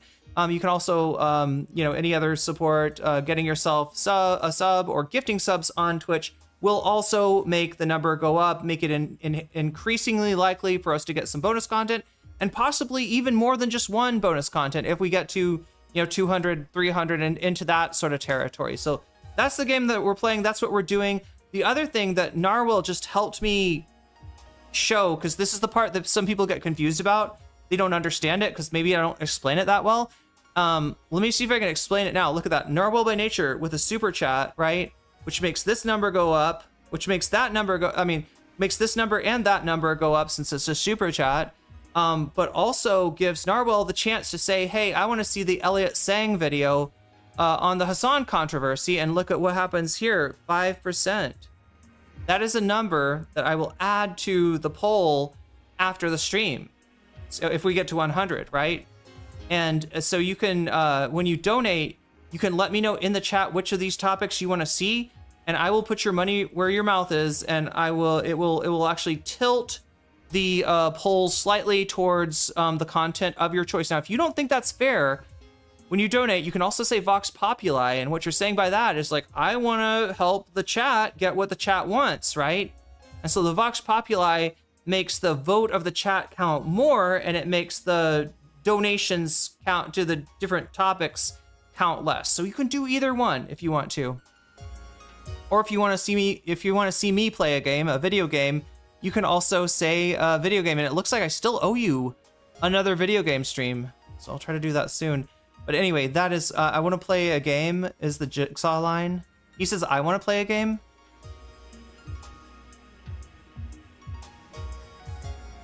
Anyway, we are about to get going on this. I think I've explained. Oh yeah, the other thing, I mentioned my Patreons. I appreciate people supporting me on Patreon, and there's something, kind of a bonus towards supporting me in that particular way,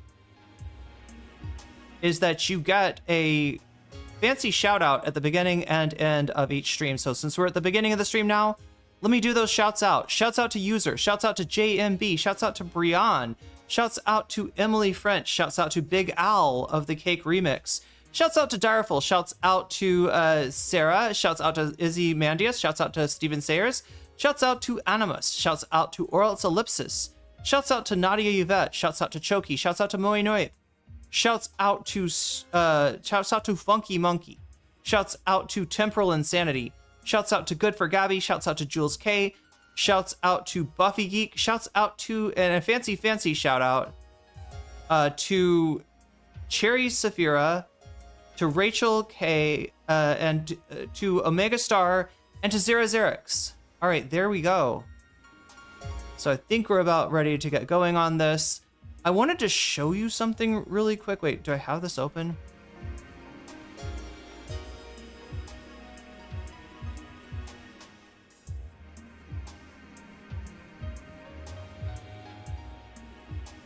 Oh, here it is. Right, before we get going, I gotta show you this, right? One in chat if you've heard of Homath. Anybody know who Homath is?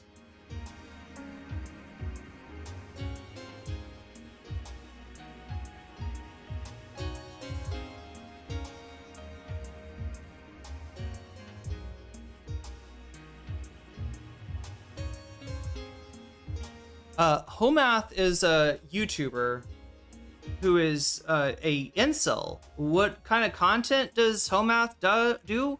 Content that bitches about women, complains about women from an incel perspective, right? Complains on how hard men have it, and how it's all women's fault. Women choose apparently the wrong guys. Women are, I don't know, they're hypergamous, all this shit, right? You've heard all the shit, the cock carousel, everything else, right? The hypergamy. That's what Homath is, right? And he tries to make it funny and engaging by doing little drawings on graph paper, if I remember correctly, to illustrate the incel concept, the incel math. And it's math that's not mathing, but he does it anyway, and you know, he gets a following. All right, so this is a post by Homath from today. This is it, friends. This is where I come from. These are the fires in which my disgust was forged. What is he talking about, I wonder? The vacant stare, the Miss America smile, the trappings of middle-class conformist consumerism, the self-assured momentary tell me I'm pretty pose, clashing with the lack of effort, in self-presentation and the impatience in choosing an unflattering background, the smug, condescending delivery of the message, I have done what you told me not to do. All of it completely irrelevant to the topic at hand. Forced awkwardly in front of it, obscuring it, replacing it, upstaging it, or so she hopes. Or so she hopes. So we got like a legitimate, like, I don't know, this is like a Dio Brando kind of speech. It's like a supervillain speech here, right? Standing between you and what matters. She says only, look at me. Look at the difficulty I have caused you. Witness the joy that I can only derive from being your problem. This is not about politics. She does not understand them. She doesn't even think she knows better than you. She only knows that you can't tell her what to do. She doesn't even think she has power. She only knows that you have less power than her, which is where she places her heart. When the bill for her foolishness comes due, how her expression will change. No longer a bold and toothy smile. Now a pouting bottom lip. No longer a triumphant hand in presentation of her own radiance. Now a through the eyebrow scowl, arms folded. No longer an empowered, educated feminist. Now a hapless princess in need. A real man pays the bill without asking. She offered. I must have a lot of real men in my life then. I always have to fight over, to pay the bill. She offers nothing. She demands everything. She will not. And I'm not talking about dates either. I'm talking about like just with friends. Like anyway, sorry. She offers nothing. She demands everything. She will never be held accountable for the destructiveness of her choices. She will be celebrated then as she is now, not for her contributions, but because where she is celebrated is where she will choose to be. She is the table, and the table is set, and she has placed her order. All that now remains is waiting to be served. All right. So what is this about? What is this screed about? What is this supervillain speech about? Right? What is this Kono Dioda shit doing here, right? It's to this. Looks like a selfie.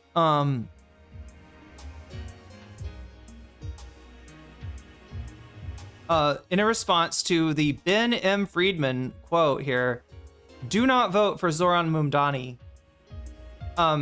She replies, too bad I did today.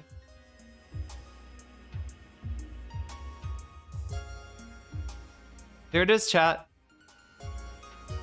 This picture, in response to do not vote for Zoran Mamdani, is what has prompted this fucking insanity from Homath.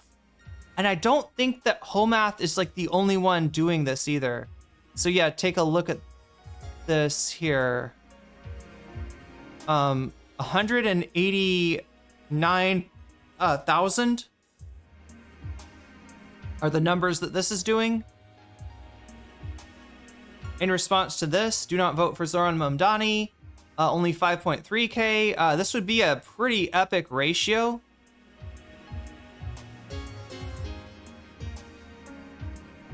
I don't think it's a big account. Is it a big account? No, it's a pretty big account. Okay, so it's like, but yeah, you just ratioed this Ben M. Freeman person, and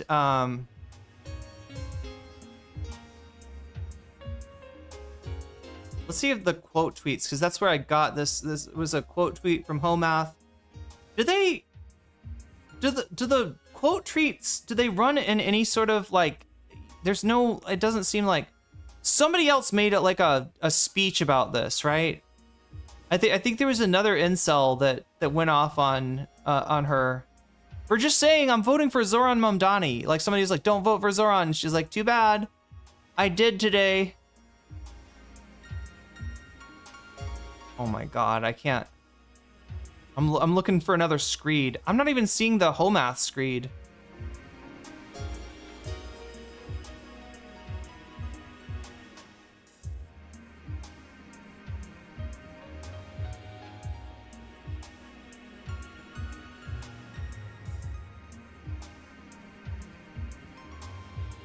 Anybody know? There's some other big right winger. Ian Miles Chong. Thank you. I couldn't remember. It's Ian Miles Chong. Wait, I can't. I want to do find, but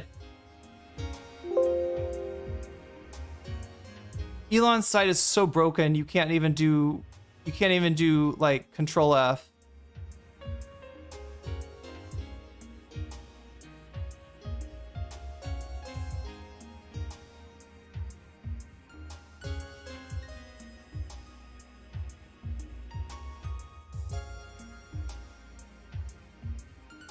I hate Elon's site so much. I'm gonna have to actually look up Ian Miles. I don't even remember what the fuck his Ian Miles Chiong spelled something like that, but that doesn't. Still great. That's it. That's it. What? No, it's not. It like that was. Oh.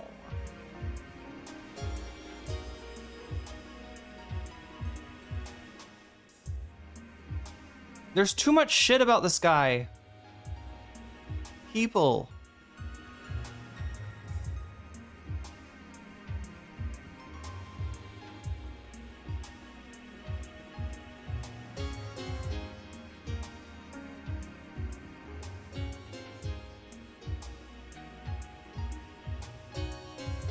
What a useless site. I fucking hate Twitter.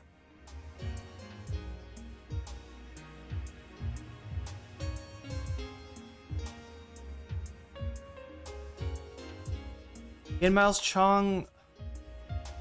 Wait, that's not it, is it? No, that is it. Okay. Oh, it's because I blocked him. Okay. Oh my god! Sorry, chat. It's not gonna show. Because Twitter is so fucking busted. Twitter is so fucking worthless. Just maybe if I search this, but I don't think I'll necessarily see that because of wanting to block.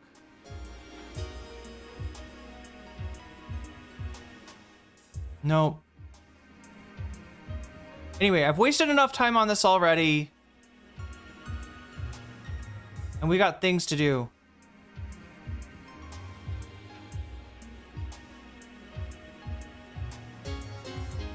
We got topics to cover, and maybe even if we're lucky, chat, some bonus content. Maybe even some topics that you will get to choose.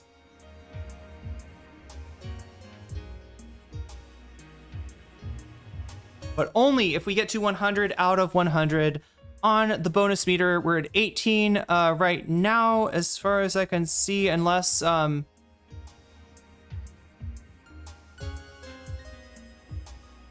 Nope, that's where we are. We're at 18. Okay. So, yeah, let's That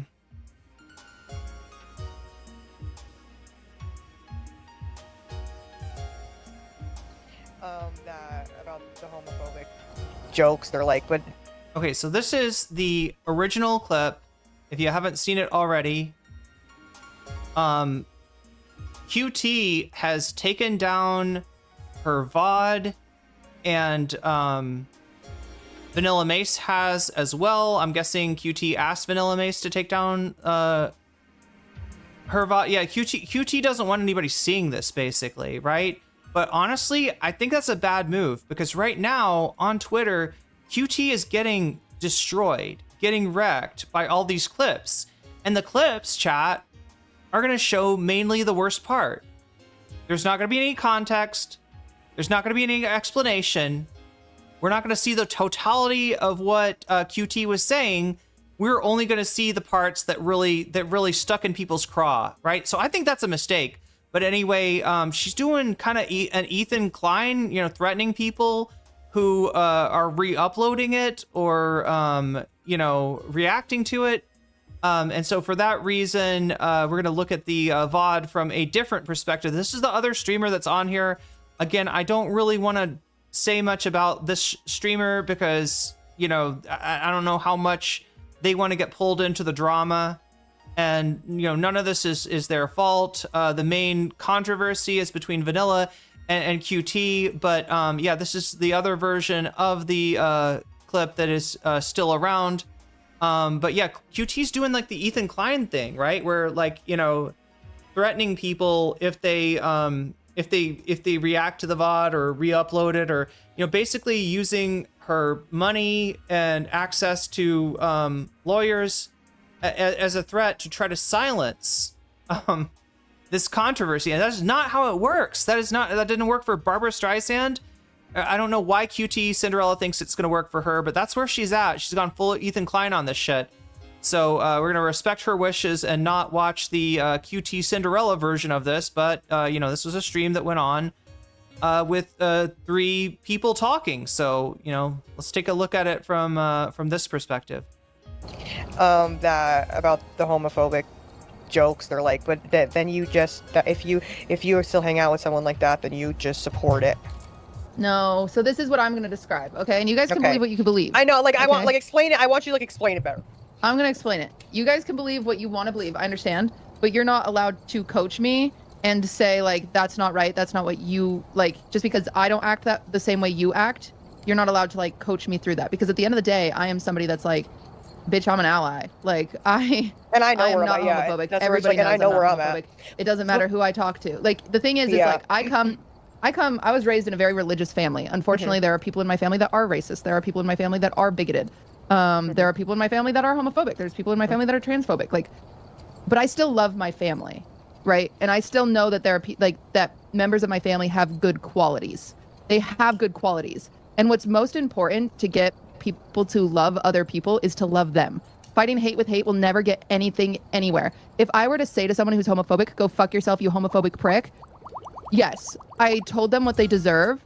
However, they aren't ever gonna feel accepting. They're never. Okay, so like I'm saying, I mean, I don't know. Like, you do what you want to do with people in your life. I don't think anybody's trying to tell QTCinderella, you know, what relationships, what real life friendships, or even familial relationships, what she's getting into here, she can and cannot maintain. This is about content. This is about business. This is about who you do collabs with. And yeah, when you're doing collabs, right, you're trying to shake up the audience. You take 2 streamers, you put them together, you shake, and some of the viewers from here go over here, and some of the viewers from here go over here. That's the whole point. Expose yourself to a new audience, right? And so, you know, it's a different question of why you're exposing you're wanting exposure to audiences of people who are homophobic versus why you might maybe keep your dad in your life, even though your dad is transphobic, and even though your dad is, and you know, she's going to get into it. There's more than just that. It's not just, you know, transphobic towards another family member in particular, but, you know, I don't think anybody's begrudging QTCinderella that. Cozy Gaming, thank you for the gifted membership, or thank you for resubscribing. Cozy Gaming, you just got jellyfished, and that's a good thing. QT was only threatening people for uploading her unreleased music. I'll take a look at that, Moscow, because if that's true, then there's people misrepresenting a clip of hers, right? Because the clip I saw was, you know, indicating that it was pertaining to this. Yo, Omega Star, thank you for gifting Palace's Cats. Palace's Cats, you just got jellyfished, and that's a good thing. And I gotta add some numbers here. Look at this, Twitch is climbing back. Like, Twitch spent a month in a dominant position, okay? Now, like, you could say that is because of the Valorant, like the deal where Valorant gives you extra subs every time you gift subs. But yeah, we got a hype train going. So that means you got a limited time on Twitch. If you're on Twitch, you got a limited time. If you want to sub, if you need to, you know, re-up your sub, or do a use a Twitch Prime, or you know, get or gift subs to anybody, or throw bits my way, now is the time to do it, because that'll make you a hype train conductor. And I think the conductors, have I got this right? The conductors get the exclusive emotes. So yeah, you know, if you're gonna donate anyway, it's a great time to do it now, so you'll get something for it, which is exclusive emotes, because it's all about emotes all over on Twitch, and they want me to say poggers. There you go, Twitch. Poggers, I said it. I hope you're happy. Omega Star, thank you for the 300 bits. Vox Populi and Jellyfish. And Joel Severud, whoa! Blowing it away. Oh my gosh, chat. I don't think Twitch is going to stay down for long. I don't know. That is 10, that is 10, gifted subs, and I need to read those out. What do we have here? Rick V10, you just got jellyfished. Ranthor, you just got jellyfished. Baldy 137, you just got jellyfished. Monochromatic, you just got jellyfished. Hijinks, you just got jellyfished. Meat Shield Man 1, you just got jellyfished. The Rock 738, you got, I didn't know we had celebrities here tonight, but we do apparently. You just got jellyfish. Super Lifter, you just got jellyfished. Eat Yaman. Am I missing something? Am I saying that right? I don't know if I am or am not. But either way, you got jellyfish. Reeks of sensitivity. That could be said for me. When I smell bad, it's usually because of sensitivity. That you just got jellyfished, and that's a good thing, right? That is a very good thing. So wait, I'm supposed to add some of these numbers here. 33, and then what the fuck? Just out of nowhere, 93. Okay. We'll take it. We'll take it. Thank you, Joel, for the very generous gift of 10 community subs, and a whole bunch of people just got jellyfished. There we go. That's the last of the red hot stream alerts. That's what I'm trying to say. Anyway, let me roll this back a little bit and just start from the beginning here. That about the homophobic jokes, they're like, but then you just, if you still hang out with someone like that, then you just support it. No, so this is what I'm going to describe, okay? And you guys can believe what you can believe. I know, like, okay. I want, like, explain it. I want you to, like, explain it better. Is getting jellyfish painful? Only if you hold onto the tentacles. I think if you ride the jellyfish, like, on top, you should be okay. Yeah. It'll just help you float. I love jellyfish because they're so delicious. Yeah, I think there is a way. So don't some people eat jellyfish? I forget how that works. They're mostly water, but they are a delicacy in some places. I'm gonna explain it. You guys can believe what you want to believe. I understand, but you're not allowed to coach me and say like that's not right. That's not what you like. Just because. So I think that's her talking to her chat, if I'm not mistaken. I don't think she's saying that to like Vanilla and did Omega donate? Oh no, Cozy Gaming is I think maybe what you're missing. They don't have brains. They don't have central nervous systems, but they got some kind of nervous system, don't they? Don't they have like some kind of like is it like the octopus has like the like a cephalopod has a central nervous system up here, but then also I think each there's like a division of like a nerve bundle on each of the arms. Maybe jellyfish are the same.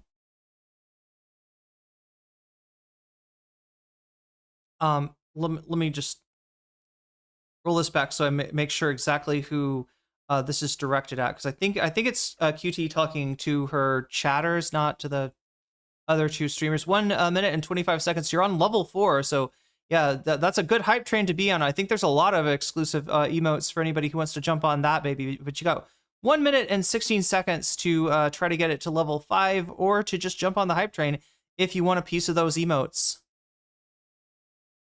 They're like, but then you just, if you still hang out with someone like that, then you just support it. No, so this is what I'm going to describe, okay? And you guys can believe what you can believe. I know. And this is what Vanilla has said before. I think there's a quote from Vanilla that is like kind of like, you are, what was the quote, chat? Anybody remember? You are who you are friends with, or you are who you stream with, or something like that. You are who you associate with. That about the homophobic jokes, they're like, but then you just, if you still hang out with someone like that, then you just support it. No, so this is what I'm going to describe, okay? And you guys can believe what you can believe. I know, like, I want, like, explain it. I want you to, like, explain it better. I'm going to explain it. You guys can believe what you want to believe. I understand, but you're not allowed to coach me and say like that's not right. That's not what you like. Just because I don't act the same way you act you're not allowed to like coach me through that, because at the end of the day, I am somebody that's like, bitch, I'm an ally. Like I And I know am where not I'm at. homophobic. That's Everybody and I know knows where I'm I'm not at. homophobic. It doesn't matter who I talk to. Like the thing is Yeah. like I was raised in a very religious family. Unfortunately, there are people in my family that are racist. There are people in my family that are bigoted. There are people in my family that are homophobic. There's people in my family that are transphobic. Like, but I still love my family, right? And I still know that there are that members of my family have good qualities. They have good qualities. And what's most important to get people to love other people is to love them. Fighting hate with hate will never get anything anywhere. If I were to say to someone who's homophobic, go fuck yourself, you homophobic prick, yes, I told them what they deserve. However, they aren't ever going to feel accepting. They're never going to learn how to be accepting. Like, do you understand that if you just write people off because they believe different things than you, they're never going to be exposed to why it's good to be around people that don't think like you, right? No, like I see that. So my stepbrother is trans, and my dad refuses to use the correct pronouns. And does right. And he doesn't understand that he doesn't understand why it's so important, right? And it drives me crazy, and it drives my stepbrother crazy, of course. But I've had to say to my dad, you know, it's not gonna hurt you. It's not gonna hurt you to say the correct pronouns, but it does hurt him when you say the wrong ones. Right. Oh, wait, chat. I'm so confused. Here, wait, let me do this. Let me do this really quick.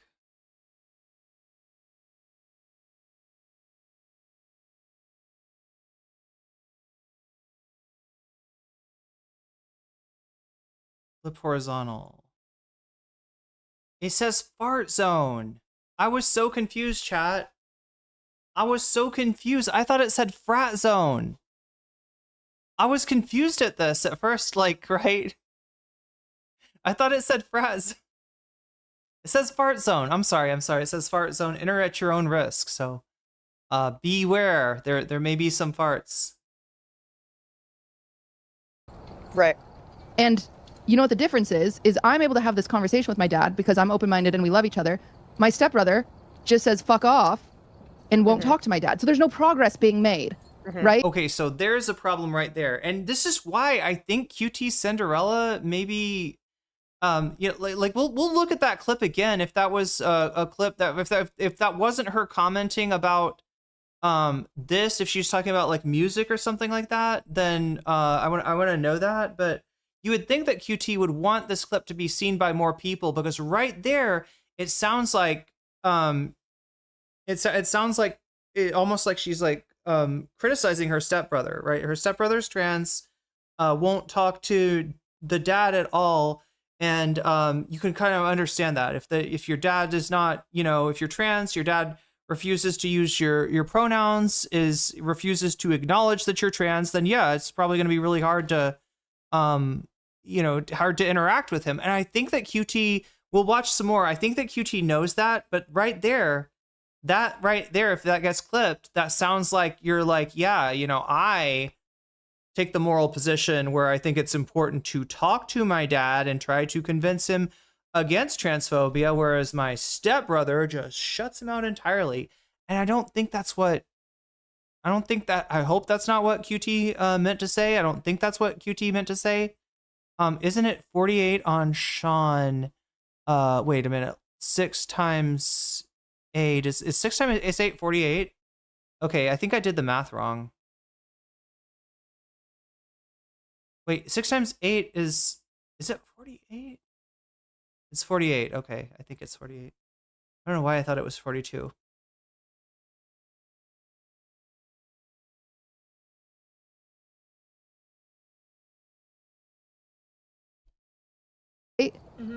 And so you can believe what you want. You guys can you can say that. You can say to me, no, you're supporting it.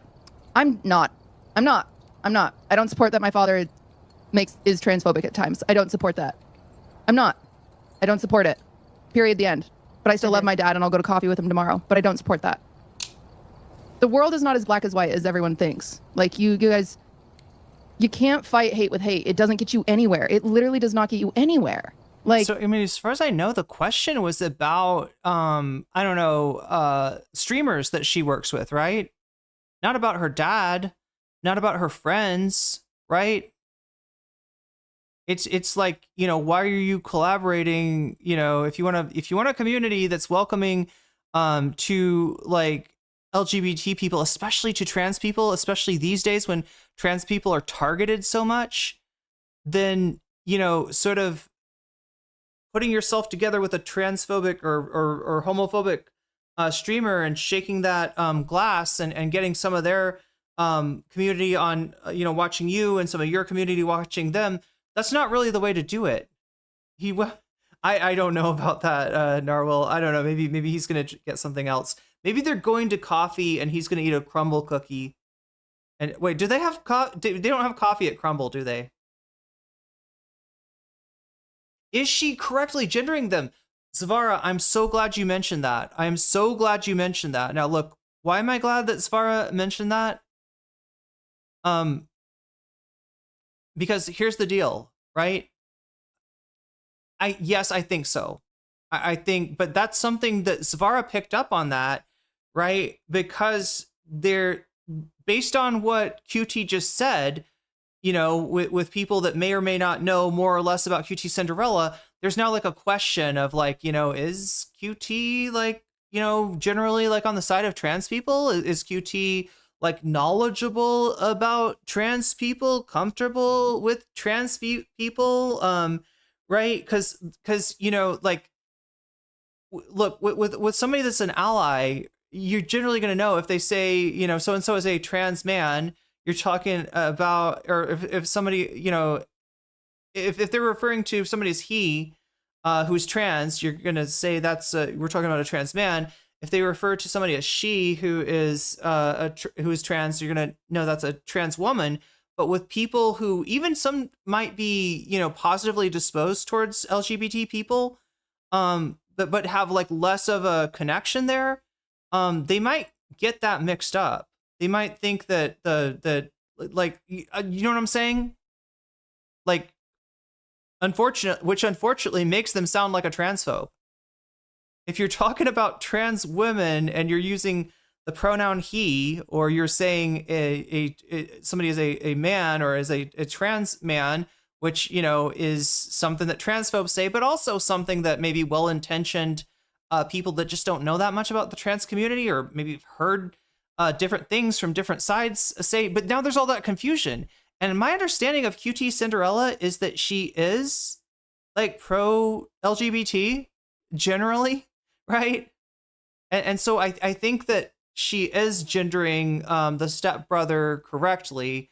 Right. And also when you're talking about family members, sometimes people mix up like, you know, that when they're talking about a family member who transitioned and they're thinking about them back in the day, they'll use either the wrong pronouns or the wrong names, or they'll say back when you were a man or back when you were a woman. Right. Or back when you were a boy, back when you were a girl. Right. You know, so now it calls into question. I don't think that I think that QTCinderella is an ally. And I don't think that's the kind of thing, that's the kind of mistake that we'd expect to hear. But now you got people in my chat that are generally wondering. And I got to admit, I was wondering a little bit too. Because I just want to know, you know, who are we talking about here, right? Are we talking about a trans guy? Or are we talking about a trans girl? Right? And when you're hearing about it from somebody that's just not familiar or maybe even is a little bit, you know, ambivalent or hostile towards trans people, you really don't know. Right? So now people are asking questions, and I don't think it needed to be like that, but yeah, it's this defensiveness that kind of brings it to that place. And also this weird, you know, it's a straw manning, right? But like I said, nobody cares. Nobody's mad at you for like not cutting your dad out of your life if your dad is a transphobe, like, right? I'm sure a lot of us have transphobic parents and don't cut them off. Some people do. Yeah. Especially like if you're, you know, trans, like she's describing her stepbrother, who I hope I am, you know, correctly understanding that person's gender identity, then it's understandable for you to want to, you know, cut, yeah, even family, even a parent off, right? But nobody's going to begrudge you for not cutting, you know, your family off or something like that. What people, I think, in the community were concerned about, and I think what she's responding to is the question of who she streams with, which is a totally different question than who are you friends with outside of content, outside of work, outside of streaming. Maybe random 3PO, maybe it's because I grew up around trans people, but I've never had a problem referring to people pre-transition and post-transition name and pronouns. Yeah, and the more familiar that you are with trans people, like random spooky girl 3PO is saying, the easier that comes, right? And look, just for anybody that needs to hear this, okay? If you misgender a trans person by accident, they're more scared than you are.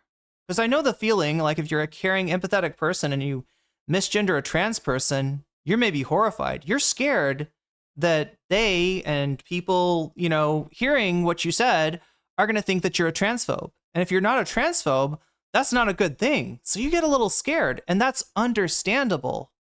Trans people understand that fear, all right?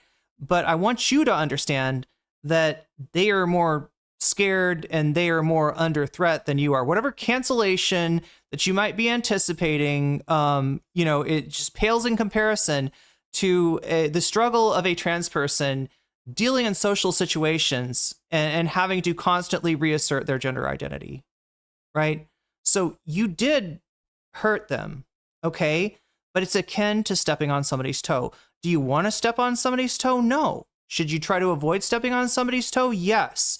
But if you step on my toe by accident, I'm not going to write you off.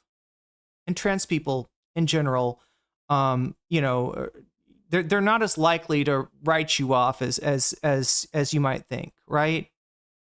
Same thing with making a mistake, you know, like the you know, the whole thing where cis people think of a trans person pre-transition and, you know, refer to them with the pronouns that they used at the time, right? You know, trans people are like more understanding than you think. It's not great, you know, and the real concern that a trans person has there is if they just let it go and they don't say anything, then now there a whole bunch of the people that heard that, well, they just heard you refer to them with the wrong pronouns and you didn't react, right? So you might do this. Sometimes trans people will do this to be nice, or they don't want a confrontation, so they won't say anything. But then that presents the problem of now everybody in the group is like, oh, well, maybe this person does go by he, him pronouns, or maybe this person does go by she, her pronouns. So then that starts to spread. So the reason that usually trans people will say something if they get misgendered is because they want to clear up the confusion, which is easier to do at the very beginning. Because if they don't, then everybody in that conversation, you know, maybe gets the wrong idea about their gender identity or their pronouns, and then goes and has conversations with other people.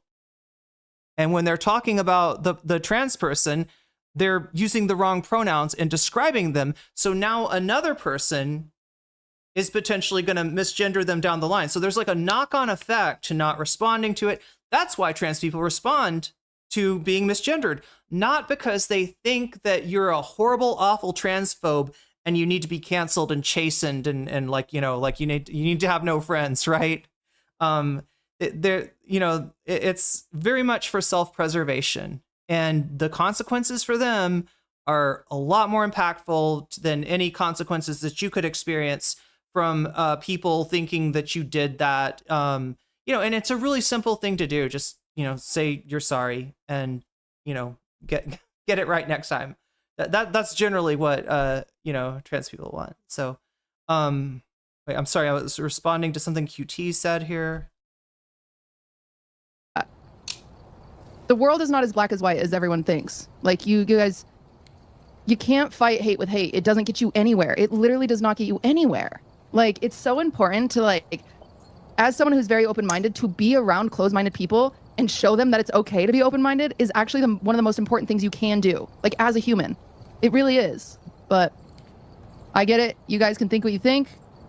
I'm not going to change, though. I'm not going to... Yeah. I will never believe that if I'm kind to a hateful person, that means I agree with them. I will never believe that, no matter what you guys say. And the bullshit about this is that streaming with someone is not an act of kindness. It is a business transaction. You might have a relationship with them outside of work. You might have, you might, have a lot in common and you start, hanging out, but we're not talking about what you do with your friends. We're not talking about what you do with your family. We're talking about how you conduct your stream, how you run your community, and whether it's safe for people that saw you stand up for trans people, saw you stand up for queer people, and are in your community, feel safe, feel good in your community because of that, right? I won't believe it, because at the end of the day, if I'm around a racist person, I'm just not racist. I'm not. Me, I am not. They are, yes. But how am I supposed to help them ever? By cutting them off? No. So yeah, conflating, how you conduct your stream, who you collaborate with, whether or not you cut off family members for being bigoted, whether you cut off friends for being bigoted, is going to read as a disingenuous straw man to the people in her community. I'm assuming it looks like she's looking at her chat. I mean, she could be looking at Vanilla's too. I'm not sure, but I'm assuming she's looking at her chat. The people in your community that are concerned about this. So you got that question because people had concerns. Their concern wasn't with your, whether you're cutting your dad off or being transphobic. Their concern was, whether you're going to do content, whether your desire to, increase your viewership is a priority over your desire to maintain a community that trans people can hang out in without, getting more anxiety, getting more you don't want to be in it. Just like Sean was explaining, like how hard it is for Sean to be in certain leftist communities as a black man, right? It's a similar dynamic what we're talking about here. Buffy Geek, thank you for the resubscribe. Katie and Vanilla look so uncomfortable. Yeah, and I was gonna read that. Yeah, Ratcha Bobak.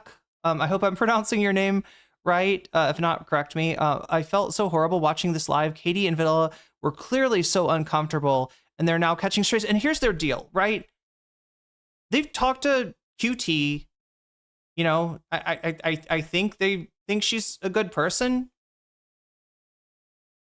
They're not trying to make her feel bad or start a fight with her or start drama or rush to judgment about her,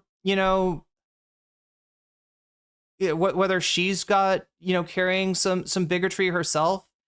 But at the same time, you're on the line too. And to your audience, if you like Katie and Vanilla, if you want to maintain a community that's welcoming to LGBT people, you kind of have to push back. But yeah, it's this whole, and I can relate to this too. Yeah. Right. I've been on streams with people who have said stuff that I really don't agree with. And there is I guess a tendency that I have, if I don't think the person's a bad person, to not blow them up. Now there's exceptions to this. Some people could point out the debate that I had with Ninetails Cosmic Fox that wasn't supposed to be a debate until Ninetails brought up how, she was so proud that she was streaming on Cozy. And Cozy, if you don't know, is Nick Fuentes' streaming service. This completely hit me out of left field. And I did have to say something back, and it turned into a debate. Ninetails, caught feelings, but all I was trying to do was just maintain, there's some things that I'm okay with, and there's some things that are not. If you're going to represent a leftist going on a Nazi streaming platform as somehow a good thing, I gotta push back. And if you don't like that and that pisses you off, then yeah, you're gonna look really bad in front of my whole audience. That's what happened. That's why I don't. That's why I don't collab with Ninetails, and it even got worse. It even got worse since then, right? I'd never heard somebody say the phrase "black privilege" until I saw that in a tweet by Ninetales, and at that point, it was just like, you know, my instincts were correct, right? And as bad as it felt, right, I had, you know, great interactions. I had you know, streams where I'd bring on Ninetales to talk about subjects that she knows infinitely more than me, and I thought it was a you know, I thought it really added a lot to the stream. So it sucked, but yeah, at some point you got to draw the line. You got to stand up. Now, but I also understand why it's kind of hard for Vanilla and Katie to just in the moment, you know, like turn what was a conversation into a debate. So that's probably where they're at. Narwhal_by super chatted $5. She's beholden to her community about her content as well. I mean, they are paying for it. But parasocially, she can hang out with whom she wishes. Yeah, exactly.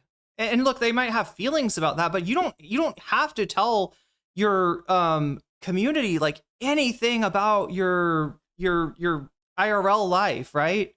Like, do you talk to your transphobic dad or not? Do you you know, do you have friends that that say things that are bigoted and make you uncomfortable, but you still maintain a relationship with them because you think you can have a positive effect on it? I don't think very many people are bothered by that, and even if they are, you know, that's not something that you have to make their business. That's not something you have to talk about on stream, and nobody's like trying to invade, you know, like invade QT's life to, like, you know. You'll find out like who she's friends with, right? We're at 98 now. And what are we, like, at 3 on the butterfly goal? Yeah, we're at 3 on the butterfly goal, so 7 more super chats will put a butterfly in my hair. I'm supposed to like give you updates on the time. What do we have? We have 38 minutes to make that happen. 38 minutes for a butterfly. Like, I get it. You guys can think in black and white, but that's not how it works over here. That's not how it works for me. But sorry for the. I feel like it's the spiel. No. Don't be sorry. Don't be sorry. Yeah. It's like, again, it's like one of those things where it's like, dang, like it is like a fucking hard thing, because again, like there's definitely people in my family as well that like are fucking like pretty Trumpy and like in my extended family and shit.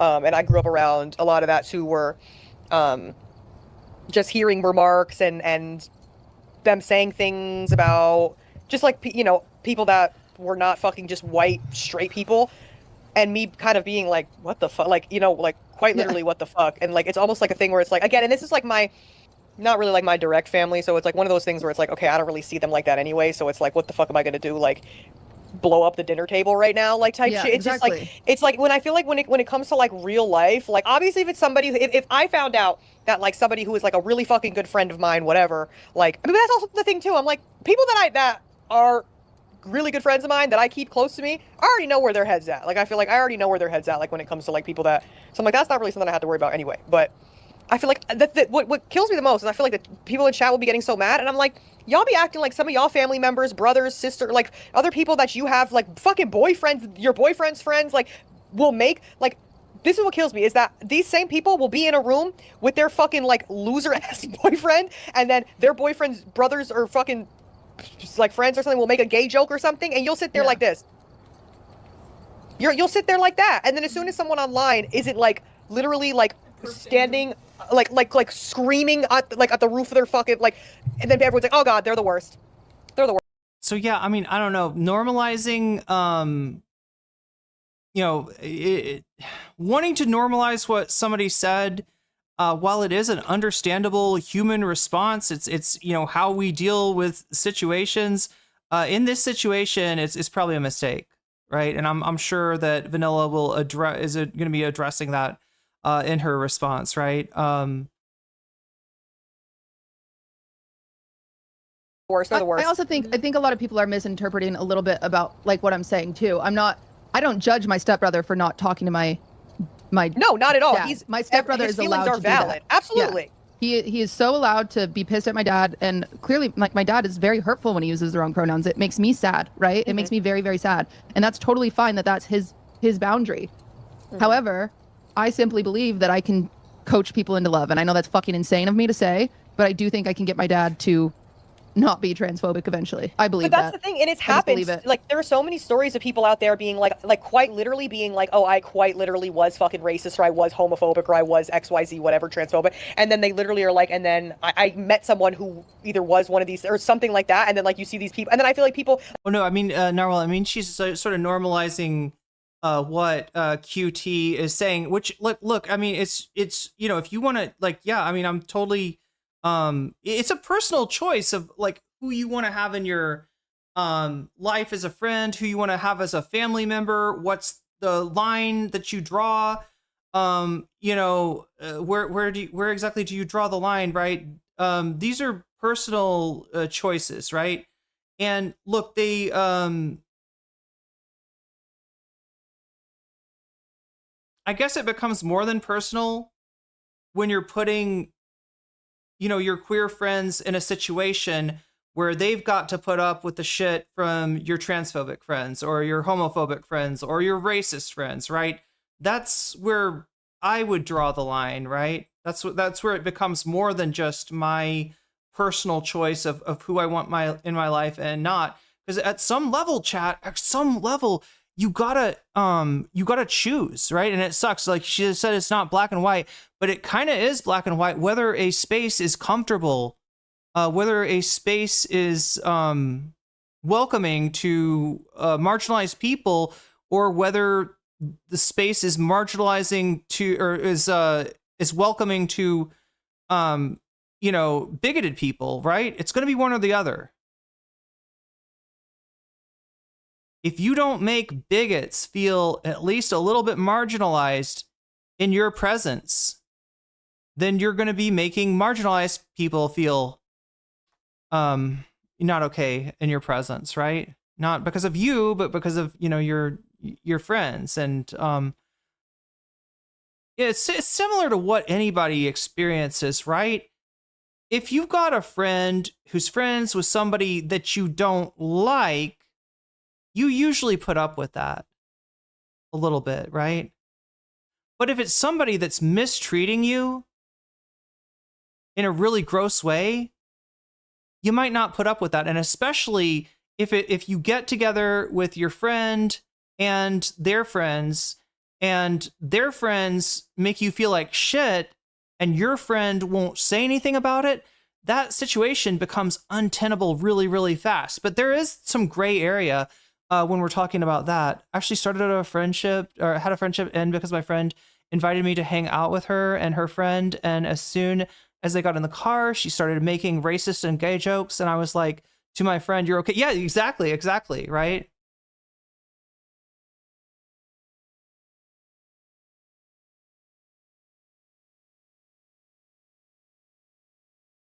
Like, I'll see videos of shit like that, and then people be like, wow, people can change, that's so amazing. And then it's like, but it took other people around them to make that change. You know what I mean? Yeah, like, it cutting people off, like, fighting people is like, it just separates people more. Like, if you say, you're so stupid, why do you believe in that? Compared to saying, huh, why do you believe in that?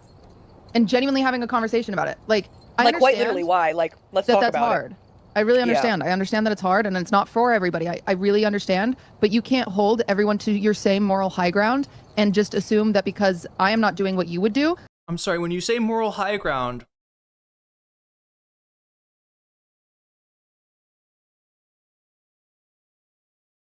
now you're insulting people for drawing the line. And that's really, yeah, you can see what like made her you know, Vanilla's audience, her audience, and I think we're gonna see what Vanilla said later, but maybe even although she's not really showing it here, maybe even Vanilla and Katie, you know, uncomfortable as well. My stepbrother does not think I'm transphobic because I talk to my dad. My stepbrother doesn't think that. So why do people on the internet think that? You know what I'm saying? Mm-hmm. Like, if I talk to so-and-so. Are people on the internet thinking that? Is there really anyone on the internet that's expecting you to cut off your dad? Like, that's a pretty big cutoff, right? It's one thing to cut off, you know, somebody that's like a work friend. It's another thing to cut off somebody that is like a, I don't know, they you know, you knew them from like college or high school. It's another thing to cut off a family member, and it is on an entirely different level to cut off a you know, a parent. We put up with a lot of shit from our parents. Until we can't, right? So some of us can't. Some of us do have to draw the line, even with our parents. But most of us have a little bit more of a allowance, I guess, you know, depending on you know, how close we are to a person. And then again, you know, some people, you know, maybe not close to their parents already, and if your parent, you know, you're trying to reconnect with your parent and they're bigoted as fuck, that kind of makes it, you know. But yeah, it is kind of a personal choice when it comes to, like, you know, what family members, what friends we might cut off, right? Less of a personal choice when you're deciding like who to invite to a group hangout, right? And even less so when you're talking about like, who are you going to collab with? What kind of new viewers are you trying to attract? Right? Imagine being in the TYT community and you're Jewish, right? And now because Anna's made, you know, been so friendly, you know, even though I don't, anyway, we're going back to the TYT thing. I don't think that TYT is trying to be, you know, anti-Semitic. They, you know, they've shown time after time that any growth is good growth, and they're not going to push like anyone away. So yeah, it could be for anything, right? Imagine for most people, it's that they don't cut off a parent completely. They don't go out of their way. Yeah. The more, you know, bigoted your parent is, and especially if it's bigotry towards your identity, then the less, you know, you're probably going to have contact with them.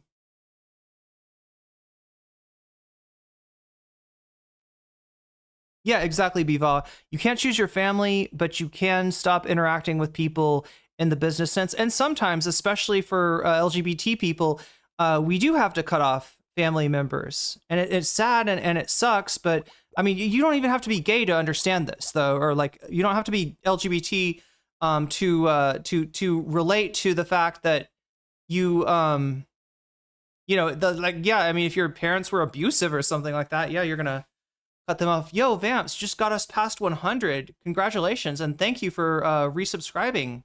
That is 9 months for you. Let's see, what do we have? I feel like it's more than 9 months, though. I feel like maybe Twitch is giving you an unfair shake here.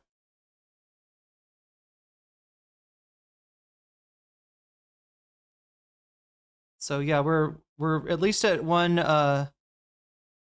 bonus content item. Now vying for 2. So who's transphobic? All of a sudden on the internet, I am transphobic. Even if I would to say, oh, I've watched that streamer before. You watch a transphobic streamer, you freak. You're transphobic. I'm not.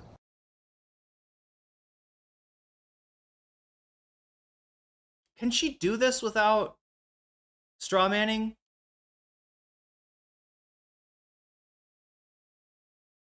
I'm trying to think, chat. Like, do I fuck with any transphobic content? I'm not really a Dave Chappelle fan. Not much of a J.K. Rowling fan these days. I'm trying to think of anything like where I am. I don't know. There's probably like music that I listen to from not. Oh wait, yeah. There's definitely. You know, that's weird though. Like the one example I can think of, I don't listen to this artist anymore. After chat informed me, or I don't know if it was chat, but or if it was somebody else, but like told me that this person, there was a singer that I listened to who's gone turf. Kind of ruins it for me. I don't know. But yeah, we're not talking about just like, do you watch you know, or like, do you only watch content from like perfect people, right? I don't think that's the question that the chat is asking. Yeah, she's spiraling a bit. Yeah, it's this negative feedback loop that happens when she gets defensive. She makes it worse. The chat reacts, and then she reacts to the chat, and yeah, it just turns into like a vicious cycle. And this is how a crash out, you know, generally happens, right? Whether it's ETHAN Klein or, you know, remember the Aaron Bushnell stream with ETHAN Klein? Ethan tries to make a joke about Aaron Bushnell having self-immolated. The chat does not think it's funny. They say so. Ethan reacts to the chat as if they are victimizing him. He's just a, he's trying to make jokes out of everything. He makes jokes out of everything. What did I say wrong? I said he burned extremely well. That was a great job burning alive. That Aaron, that was where Ethan went with that, and it made it infinitely worse. Refused to see Dave Chappelle IRL for free. Yeah, I can't imagine. Like, I don't know. It kind of sucked any joy that, there's some old Dave Chappelle skits that are funny. There's some old Dave Chappelle skits that are actually kind of poignant in a political way. But, yeah, I don't really. She does research for streamer awards, so she does watch a lot of streamers, and that's fine. I don't have a problem with her watching a variety of streamers with a variety of opinions. I don't think the chat does either. I think it'd be more like if she was like, if she's either collabing with the streamer, which is where a lot of this is coming from, right? Her collabs with members of the FaZe Clan, or certain members of FaZe Clan, not to put that on all of FaZe. And I don't know, maybe to a lesser extent, like, right, if I was gonna watch, if I was gonna react to a video, I guess. Like if let's say that TYT had a super base take, right? Kind of makes it hard for me to, watch it and be like, oh yeah, hell yes, Jink, base take. No, this is great. Jink's really cooking here. Oh my gosh, Anna Kasparian. No, go get Pierce Morgan. It kind of makes it hard when, I've seen Anna be so hostile to trans people. And yeah, if trans people in my audience were like, hey, what the fuck? Why are we watching this, right? That's a valid question. I'd really have to, justify, why reacting to this, content of Anna Kasparian's is appropriate, right? Omega Star, thank you for the gifted membership to Nezorf. God damn, Twitch is back after. Look at that. You're only down by 20 now. Twitch. Look for the story, right? Chat is that Twitch. There was like a Valorant promotion where if people if people gave gift subs, then Valorant gave some gift subs, and usually it's just a few. But Joel actually hit like the jackpot, like, and it's a random number, right? And the random number came up 50, right? So there was like 50, just subs like into Twitch, and Twitch went beyond YouTube in terms of subs to members for the first time in, I believe, 3 years. So stayed on top for a month, but yeah, subs do expire. So, but yeah, YouTube's or Twitch is right back at it. It looks like. I'm not. Yeah. You guys, you simply cannot tell me what I am. You can't, and Yeah. you haven't watched me long enough. If you think you can, because like I know what I am, and I'm also very open to opinions, but I'm not open to bullying of any kind. Even if that's. Oh, that's really cool. Nice of you to notice that, like, people being mad at you for streaming with transphobes is the same thing as somebody calling, your brother-in-law the T-slur or whatever. Yeah, I don't like either kind of bullying.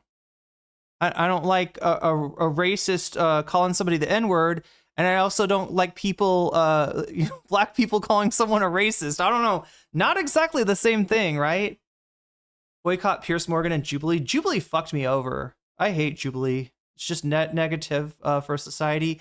I kind of agree with you there, Crotchy. I mean, there's a few Jubilees that were kind of revealing, somewhat with the Sam Cedar one, somewhat with the Mehdi Hasan one, but I don't think Mehdi's going back on. I don't think Mehdi knew exactly what he was signing up for with Jubilee. They kind of fucked him over too. Eroding. I'm not open to that. It's not helpful. Like it's never been helpful. Yeah.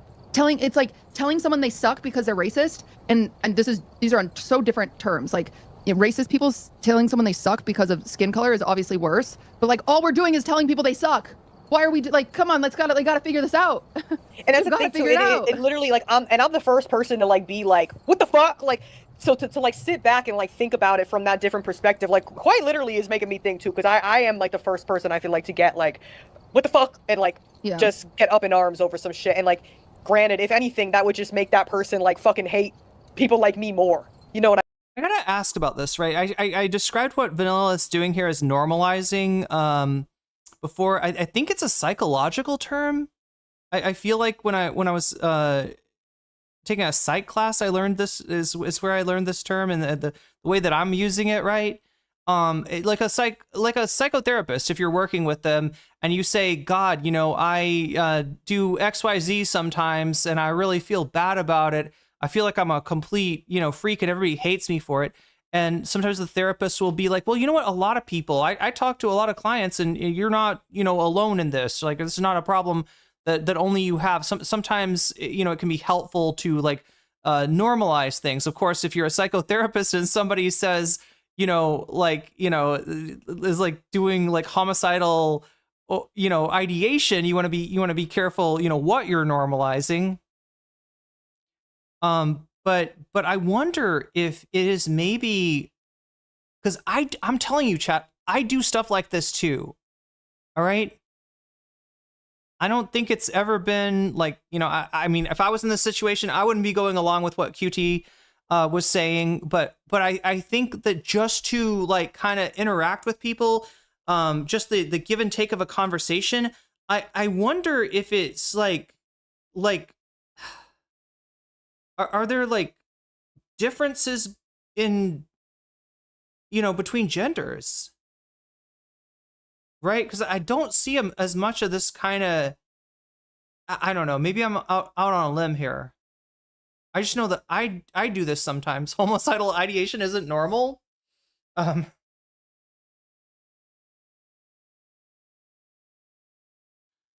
But the whole normalizing, the whole trying to see something from somebody else's perspective, is it something that's more prominent in like, you know, in like female spaces? I'm wondering. I mean, well, and I'm so because lucky it's like because you like, can almost like look for that sometimes, you know? I have the privilege. I have the privilege. I need to use it, right? I'm a straight white woman. It'd be fucking insane if I didn't use the privilege that I have to help people navigate their bigotry. Yeah. That's what I do. Like, yeah, this is the worst, one of the worst ways you could take it, right? No, you don't see. I'm not doing something bad to you. I'm not disappointing you. I'm not letting you down. I'm actually putting myself out there. I'm actually sacrificing myself. I'm a hero. I'm taking my privilege and I'm leveraging it to fight for you, and you don't appreciate it, right? I don't know. This is just not. This is not what she wants to. I mean, you can see why people are freaking out, right? You can see why her fans are freaking out. that is this. Yes, you don't have to do that if you are someone that's being viscerally attacked, right? But me, who was it a specific thing that a streamer she collaborated with said, or is it that they've always been openly phobic? She says that they're homophobic on stream, but they're not homophobic with her, right? That's how she's kind of justifying it. So she's not exposing. They know better, I think, is what she's saying, than to be homophobic when they're collabing with her. I am, and where I stand, I do feel responsible to try to help people. That's a very Mormon way to think. What I feel like I do. That's my privilege. I don't know. You know what? Well, I can tell Katie's really uncomfortable. That's our yap for the day. Like, well, that was yeah, no, that was you know, those are opinions. Those are takes. That's a perspective. That's a viewpoint. Sorry, I'm like, well, guys, way to go. That was good from you guys. Sorry, I was just sitting Katie, back what do you think? Bro, Katie just sitting back. Sorry, Katie. Sorry, I wasn't saying anything. I'm just chilling out in my fart zone. No, you guys are good. Like, I didn't want to cut anybody off. Like, you guys had a lot of good things to say. I was just sitting here, like, literally reading, like, the thoughts and opinions of my chat. You guys reading the thoughts and opinions of my chat. Oh my god, chat, this has got to be so uncomfortable. This has got to be so uncomfortable. There's someone in the chat right now even just saying, like, first step to being a Karen, like, that, you know, stupid stuff like that. And it's like, okay, guys, it's just not helpful. It's not helpful for anybody. It's never helpful. Yeah. Like, this is not helpful. Okay, but you talk to them, so, and they're you need me. Didn't Vosh make the same point 1,000 times, Ghastly? I feel like I've been bringing the lolly horse guy up way too much lately, so I didn't want to use him as the example, but it was on my mind too. Yeah, it's very, very similar to some takes that we've heard from him. And probably the same kind of dynamic around this crash out, right? Remember Vosh like these kind of takes from Vosh, they sort of started with the thought slime controversy. I mean, I think, right? Horrible. Did you not hear anything I said? Late night talks. I'm trans and it really does rub me the wrong way, though, especially with streamers who clearly aren't willing to stop jokes. Yeah, I think jokes suck. I've never said I like jokes. That's the funny thing. I've never Fuck jokes. I'm anti-humor. I'm not on the side of jokes. said that I like these jokes. I'm against comedy. I've never Oh, she means transphobic jokes. said that. That's never come out of my mouth. Like, it's just so silly. So silly. Okay, is your game is your game still downloading? Because No, you're no. still 1 pixel. I don't know why I'm still How are 1 you- pixel. Oh. Like, that's what everyone's saying. Okay, I got it. I got it. It's downloaded and I'm in. Sorry, was that too hot? Was Okay, so I think this is the 24th, if I'm not mistaken. This is the day that they played RV There Yet. It's like almost like a Gary's Mod game themed around RVs. And I was wondering when this happened, because here's what I saw, chat, when I was researching this.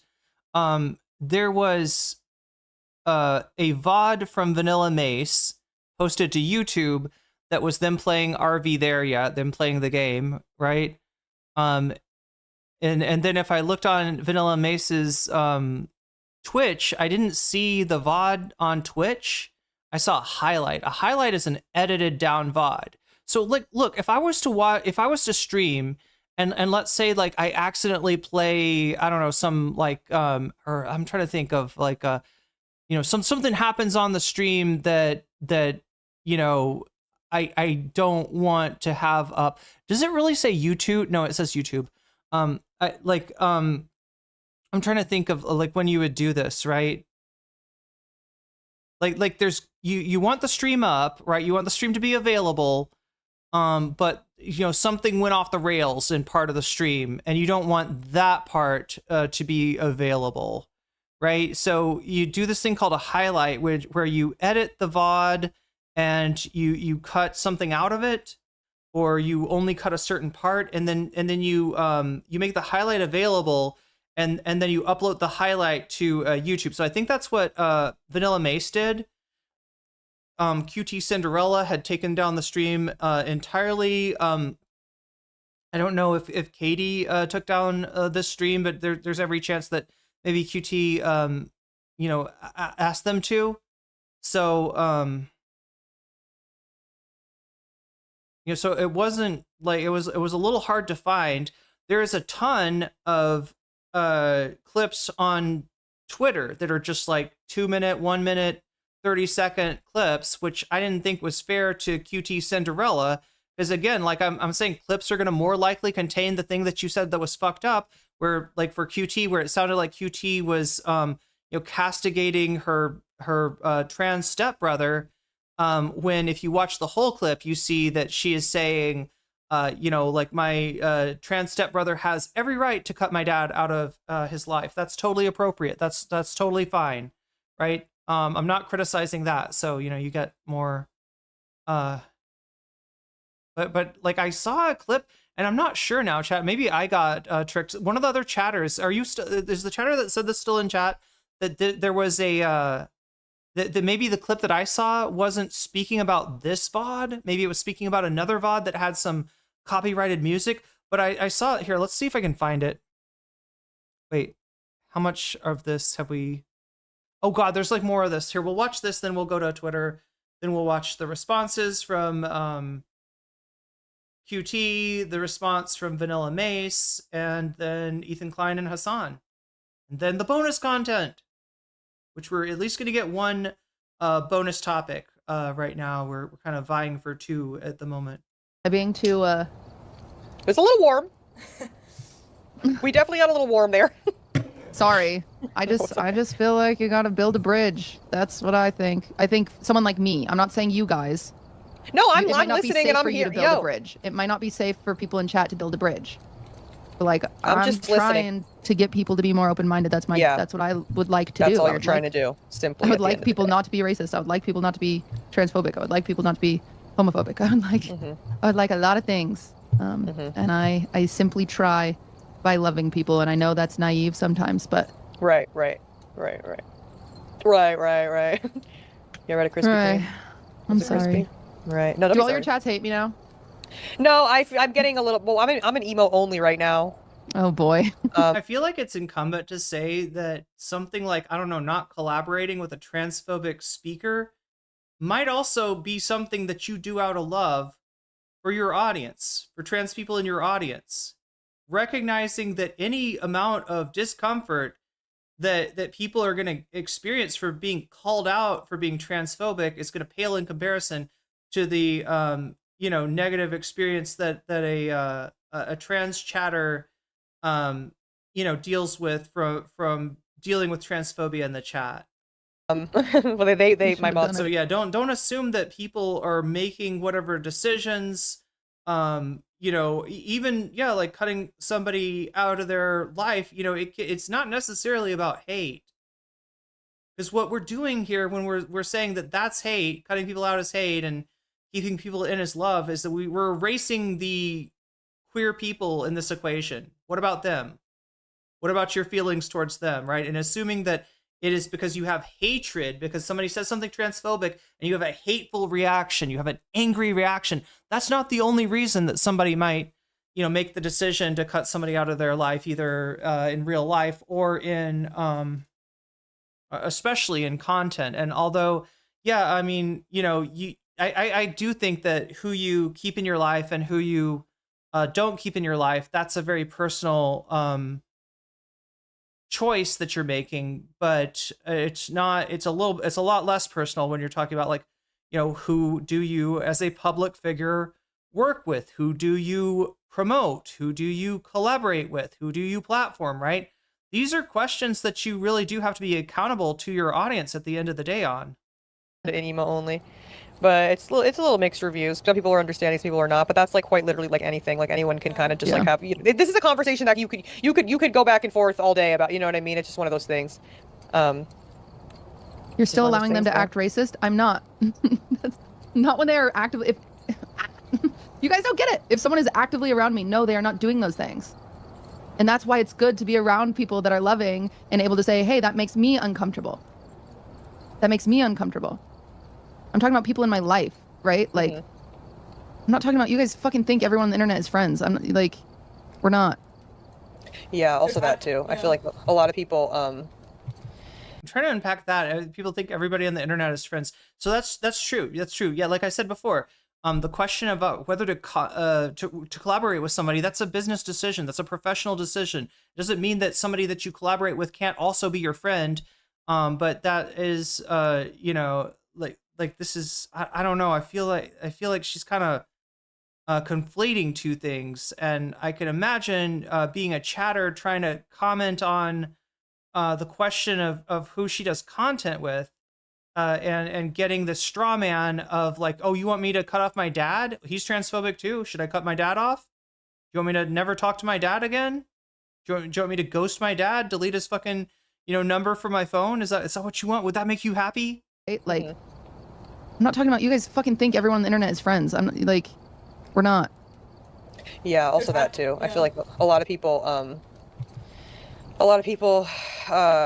think that just because like you've like met one person or something that it's like, oh my god, she's like, I'm like, girl, I don't know that fucking man.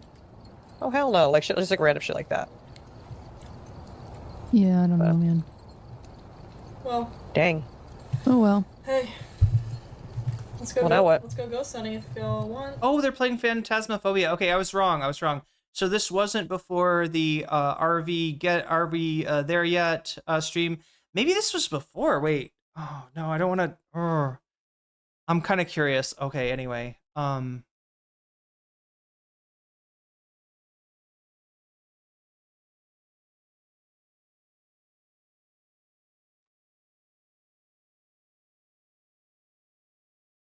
Or let's go freaking ghost hunting. Chat, clean all the chats. Sorry, we know it's a very it's a very hateful world right now. yeah, it's hard not to get rage baited these days too. I know, and I feel like this is gonna get clipped crazily out of context as well. I know, that's what I'm nervous about. You People are already gonna be know like, about the naive. Crazy comments. Should we edit the VOD? Naive blonde girl. Should we edit the VODs? Should we all just unlist the VOD? I guess Katie can't, 'cause she has her show earlier. I stopped it and restarted stream. Oh, did you? Yeah, I can unlist it if Oh. We could just cut this part, because I just don't, I am not in the mental headspace to be dealing with that right now, if I'm being completely honest. Okay. I'm quite literally I'm not gonna in the mental delete my headspace VOD. for that. Okay, perfect. I'm just gonna delete it, because it's not like we did anything important today either. Yeah, Let's be honest. I got you. Okay. We didn't even make Thanks, guys. we couldn't even make a YouTube video. Guys, we can go off emo only right now, please. I wanna Okay. see words. Okay. I'm going to delete. Oh, wait. So yeah, this was uploaded 2 days ago. The RV There Yet stream was on the 24th. Maybe this was happened on the 25th. Did they stream again together on the 25th? I'm a little bit confused because they're talking about Phantasmaphobia, the ghost hunting game. And the VOD that I had looked at before was a RV There Yet one, which I thought maybe this had preceded the RV There Yet, but maybe this was a different day. Maybe this wasn't on the 24th. Wait, this looks better. What? The update, like the Phasmophobia looks good. Oh, does it? Okay, you might want to delete clips too. I gotta be real though. I gotta be real. Okay, look. If you're as big as QTCinderella, you gotta know that nothing you do is gonna go away because you unlisted the VOD or whatever, right? Like, and it can be frustrating, but it is a fact of life that we all deal with. Even much smaller streamers deal with this, you know, as well. You can delete the clips off of your channel. You can unlist the VOD. But you know, if you say something that pisses people off, it's probably going to come back to bite you. Too, just so you know. Okay, I think my mods are the only ones that can make clips.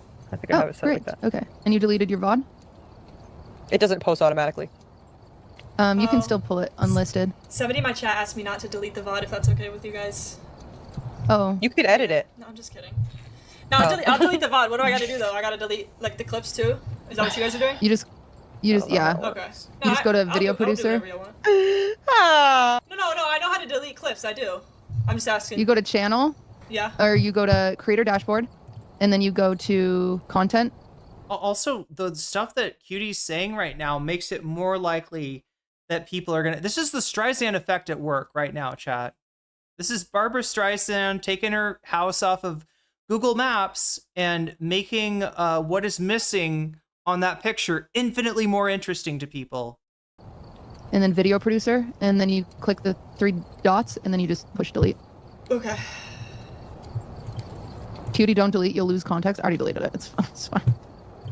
That's another reason. That's another reason that you might want like a you know, a record, an intact record of what you actually said, and you know, so that people can't just go through, you know, some re-upload and cherry pick. And that's why I tried to show you this whole thing. I'm not trying to cherry pick. I'm not trying to take this out of context. Like I said, there's some things that QT said that sound bad, you know, by themselves, but if you listen to the rest of what she says, you know, she's not criticizing her stepbrother, for instance, for you know, not wanting to talk to her dad. Listen, if people on the internet want to believe what they want to believe, they can. Like, I can't change what people think, you know? Yeah. I don't think deleting the VOD will look good, Queen. It's to protect ourselves. Listen, there's been too many hate threads in the past 2 days. I don't care how it looks. I care about how I feel, and I care about how my friends feel. Yeah. So shut the fuck up about that one. Wow. Even a chatter that's literally telling her something that might make this controversy not as bad, right? Even when it actually is helpful. Did I mention when she mentioned the FaZe Clan guy? I think that was like in the background. That's what stuff that her chat. You know, I mean, like the other thing that we don't have, I guess, is her chat. So like, what what exactly were the chatters saying that she was responding to? But my understanding is, yeah. Wait, she did. She mentioned. Did she mention Lacey? Or maybe that's in that might be in the clip that we got coming up. Anyway, I want to show you what is, you know, what Twitter looks like right now when I search QTCinderella. Look, there are people defending QTCinderella. Unfortunately, these are mostly like Yeet. These are Destiny people, right? Not exactly the audience that she's going for. Wait, so QT, when your boyfriend Ludwig has a gay card and was at TwitchCon making fun of queer people, when your new besties from FaZe you are obsessed with are homophobic and transphobic on the daily, when do you expect us to think, what do you expect us to think when you are actively associating with them? And that's a 30-second clip. This is my perfect example. It's like, okay, I collab with Lacey. Lacey makes some homophobic jokes sometimes that I am not. Wait a minute. Did we see this? That might not. This might not have been in the. Was this in the clip that we just watched? It's. I know it's really quiet here. Let me. Oh my God! It's gonna be extra quiet, isn't it? Do I still have the filter? Oh no. Okay. Let's put a little gain on there. Wait, what's backwards? Oh shit! You're right. It is backwards. Yeah. I'm like, what's backwards?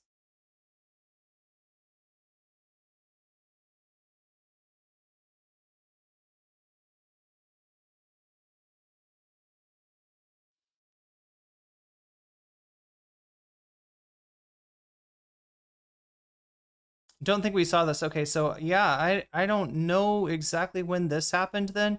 You can see they also like kind of like they put a blur filter on Katie, because again, you know, Katie's not really involved in this. I don't know how large or small of a streamer Katie is, but assuming Katie's not huge, you know, probably doesn't want to be involved in this controversy.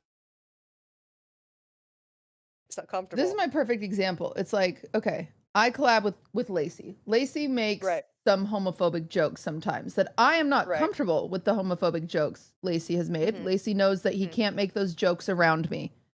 That does not mean that I am homophobic. Believe it or not, everybody. Yes. Like, you are not who you associate with. Like, shut the fuck up. You're like, you don't build bridges by burning them. Oh no. I think there's literally a quote from VanillaMace that is like, you are who you associate with or something. That's not how it works. Like, it's not comfortable. This is my perfect. The chat may have been throwing like quotes from VanillaMace at QT here. I'm not sure. Yeah, QT, when you're homophobic, it's okay. QT, when you make fun of Taylor Swift, it's not okay. QT, to the bigots, I can change you. Please make a fake coming out post. Wait, what? It's okay. Oh, okay. So somebody that she's doing content with made a fake coming out post, like a parody coming out, like, ooh, I'm coming out, I'm gay now, but that was not, you know, as a joke. I know that's not what's inside you. I can change you. QTCinderella with minorities, questioning her intention, blocked, and she has blocked a lot of people. A lot of people.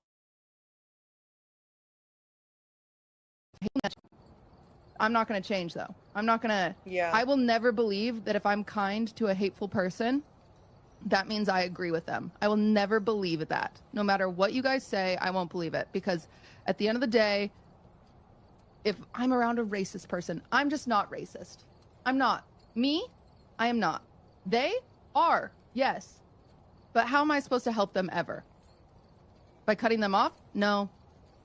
Yeah, I mean, I guess as like if you want to be friends with a racist person, if you think you can, like, you know, talk to them, change them, argue with them, whatever, that's fine. You know, the kind of changes when it's like you're like, yeah, I want to go out with my friends. Here, let me invite the racist person and my POC friends, right? That's when it becomes like, okay, now it's not just your problem. Now you're making it their problem. But again, I don't think anybody's like really, getting on QT about like who she is friends with in real life. We don't know who she's friends with unless she, nobody knows who she's friends with unless she talks about it on stream. Like, I get it. You guys can think in black and white, but that's not how it works over here. Okay, so yeah, there's definitely some like, like I said, some gamer bros, some ETHAN Klein fans, some Ludwig fans, etc., that are on here defending QTCinderella, not because they care about her. In fact, some of these people probably do not like her, or like they associate her with Hasan and with people that they don't like. Asmongold says QTCinderella is being canceled for being normal. Asmongold defending. I don't support that my father is transphobic at times. I don't support that. Yeah. I'm not. I don't the eyebrows. support it. Period. The end.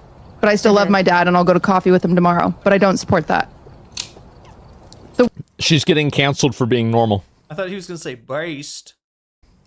the world is not as black as white as everyone thinks. Exactly. Like you guys. Yep. You can't fight hate with hate. It doesn't get you anywhere. It literally does not get you anywhere. Like, it's so important to, like, as someone who's very open-minded, to be around closed-minded people and show them that it's okay to be open-minded is actually one of the most important things you can do. Like, as a human. It really is. But I get it. You guys can think. Chat, the irony is that Asmongold is the racist friend. Asmongold is the transphobic friend, right? That is not the defense that QTCinderella wants or needs. What you think?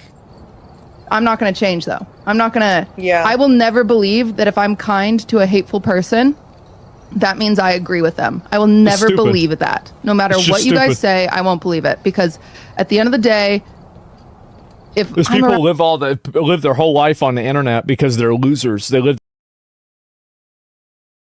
This is a guy that never leaves his house. Shut the fuck up, Asmongold. Shut the fuck up. Are you not a loser because you're getting paid to do this, chat? Look, do I get paid to be terminally online? Yeah, to some extent. Am I gonna call you a loser if you spend as much time online as I do? No, I'm not. I'm probably not gonna call you a loser, Chad. I don't do that a lot, but yeah, no, that's wow. But yeah, definitely Asmongold, the fucking Roach King, the fucking no life poop sock WoW player. No, he's got no room to talk. He's got no room at all. Yeah, QT is blocking anyone who's asking a question. Let's see what this is. I've watched your content for years. I obviously don't think you're a racist Nazi, but I don't know why you give the light of day to these people. If you think, yes, clearly talking about people that she streams with, right? If you think your post is just a comment that's harmless, wait, post? Okay, what was the post about, I wonder? You think the post is just a comment that's harmless, then why is Asmongold commenting? Thank you for the support. This is, oh wait, what? Was this the post where Asmongold and what is it, Aiden are trying to do they're trying to do a streamer award thing of their own. QT does the main, streaming awards, and I think she commented something that it wasn't mean. It was a little bit sassy, but I guess is that person mad about that? QT responds, so you're using his response against me. Not what I said myself. You seem to lack nuance. Wait, what is the Darth Vader thing, chat? I'm disturbed by your lack of nuance. And like to fight hate with hate. No need to unfollow, I'll block. I'm sorry, is there hate here? Is there hate here? Stable Ronaldo reacting. Is Stable Ronaldo a phase person? You sound really, and she knows. I was like, you're very blunt. I think it's your tone, you're blunt, and it just comes off poorly, especially, Are they not friends? Like, you're She was also just the together whitest with us. woman I know. And it also is just. Is it not possible for friends to criticize each other even in like a mild way, or just like, be like, hey, I don't think that was a great idea, without saying that they're like, knifing each other in the back. You being so white, it doesn't help. It doesn't help. But I know her. Yo. Is the Poggers community at all friends, or is it just like a social climbing ladder? I'm genuinely curious. I mean, look, it's, as far as I know, if I'm not entirely sure what, I'm not entirely sure. Wait, what did the speech to text rip you off, Kelly Voicer X? I have not been able to get that shit to work. Because it definitely isn't paying me. Did you pay for a speech to text and it's like not giving you your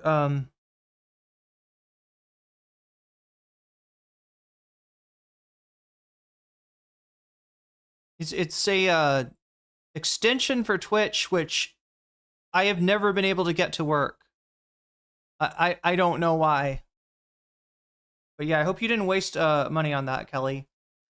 Find your lack of faith disturbing, is the Darth Vader quote. Okay, so Poggers community, let me see if I got this right.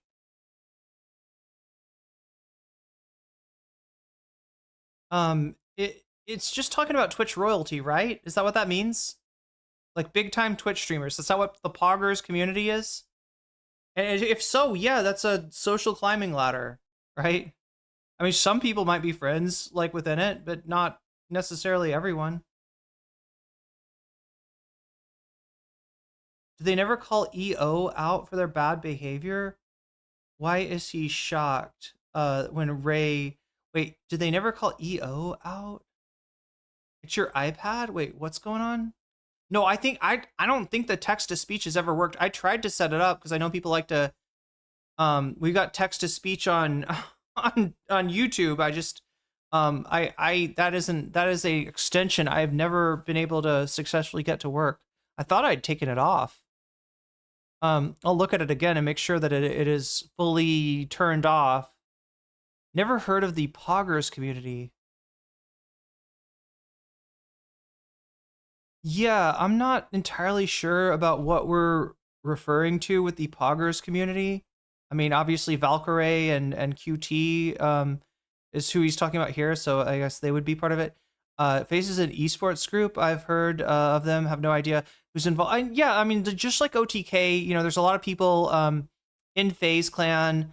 They don't all have the same point of view. Clans are dangerous, in my opinion. What I meant is Asmongold is ableist. What you wanted to TTS was that Asmongold is ableist.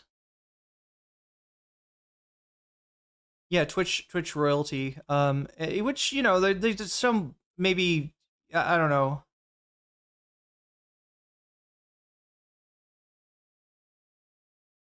A clip came up because I watched Hasan's clip sometimes. Wait, what? Oh, a clip of FaZe. Poggers. Oh yeah. No, I know what Poggers means. I'm not Sam Cedar, chat. I'm not that old. I'm not ancient of days like Uncle Sam. I do know what Poggers means. I just mean like I've never heard of a Poggers community. Oh wait, thank you. No. You're not trying to explain the emote. You're trying to explain. Okay, so Moscawo says Poggers is an old school Twitch people versus W streamers like Aiden. Oh, okay. Yeah, if you don't know, Poggers used to be an emote on Twitch of a guy going like or something. The guy that made that face, which got described as Poggers and became like a thing that people just say for like yes or like let's go. You say Poggers, right? The guy that did it, he ended up becoming like a racist later on, and so Twitch took that emote out. There's a new Poggers, I think, and it's like is it like a dinosaur making the Poggers face? Did they replace the poggers with a dinosaur? But anyway, because it's an old school emote, I guess that's why they refer to like people that have been on Twitch for a while versus Aiden. Did Aiden kind of come up during like? I'm just trying to like, I don't know. I feel like it's a Komodo dragon. Oh God, that thing will give you infection if you're not careful. Yeah, Komodo dragons kill people, not because they're poisonous, which they're not because they eat people, which they don't, but because like a bite of a Komodo dragon is going to have, like the Komodo dragon just carries so many pathogens in its mouth that you're going to get a serious infection. So don't ever get bit by a Komodo dragon, even one saying poggers. Even one saying poggers. I prefer the lizard one. Yeah, it's easier to see it as a poggers, I guess.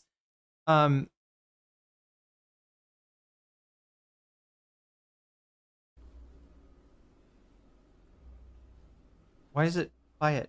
Her heart. It's just because she wants to help, but I feel like there's ways we can. I'm so fucking confused, man. Probably the gayest.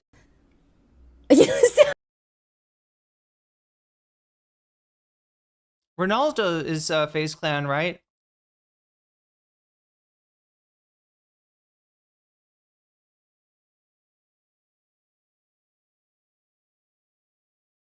Okay, so we'll look at this one in a second. Wait.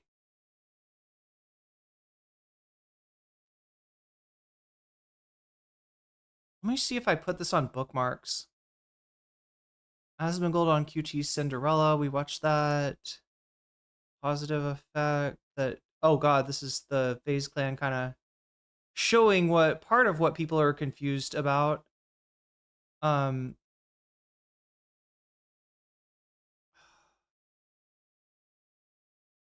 That there's someone uploading my VOD onto Twitter? Is that what you said? If you could send my mod. Okay, now this is the one that I'm questionable about, right? QTCinderella is a bad ally. She's an accomplice of the homophobic and racist actions of her friends. Being nice and ignoring someone's wrong behavior won't make them less racist or homophobic. Since she doesn't get affected, she doesn't care. Is what this TikToker says. Now, the question I have is, okay, I guess we could compare the background. Maybe? The question I have is, oh no, that looks like the same background. She's wearing the same glasses. Yep. I mean, now this doesn't mean that it's taken from the same stream, but it does make that more likely. Somebody in chat, though, said that this wasn't, what we're about to see was not about the VOD that we just watched. But whoever's uploading it here, if QTCinderella is apparently leading with love and friendship according to what she said, why is she so afraid about people posting a 3-streamer VOD? That there's someone uploading my VOD onto Twitter? Is that what you said? If you could send my mod the username, I will happily send them a cease and desist. Or you can give them a heads up for me. That there's someone uploading my... Okay, so, yeah, that's her... It sounds like threatening to ETHAN Klein somebody. Now, somebody in chat said that she's talking... That this is a deceptive clip.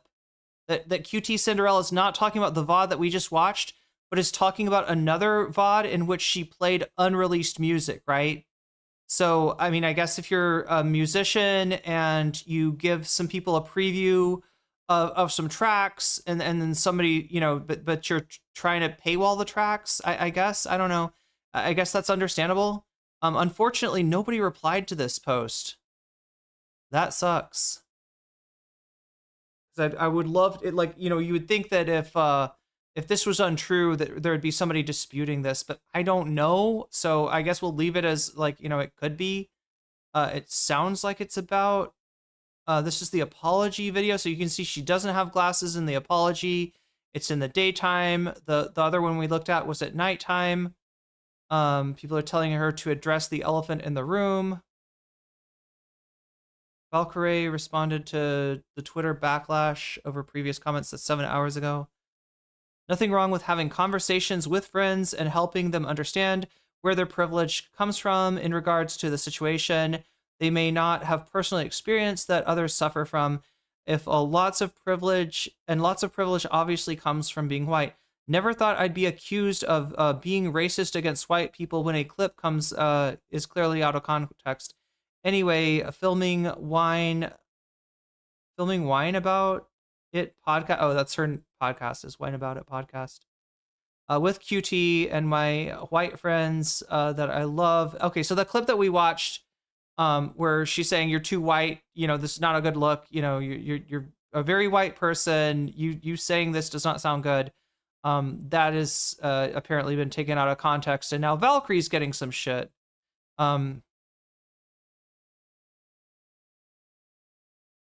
It's about the Miskiv situation.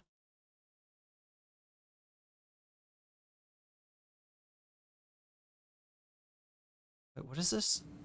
It's crazy the Miskiv shit got fucking swept under the rug in a day because Cutie worded something wrong, or Cutie, because of something Cutie that said that it's not even that crazy to say. It's not even that crazy to say. It wasn't even that crazy to say.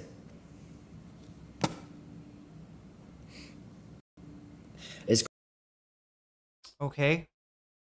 Here's Ron and Lacey. This is who she was talking, or one of these guys is Lacey. I'm actually like so confused on what is like how do we always end up in shit when we don't do anything? I was just telling my shirt about this. In the last week, Stop saying I have a headset down. 2 streamers have gotten banned for sexual assault. One got accused of sexual assault, and another got accused of hurting their rabbits. And somehow FaZe is the trending topic of homophobia and racism because we did a girls' night. Yeah. I mean, yeah, bro. We did a girls' night where we drank wine, did karaoke, ate food, and yeah. I'm not gonna lie though. Like, I gotta mute my mic. I don't want to be around you.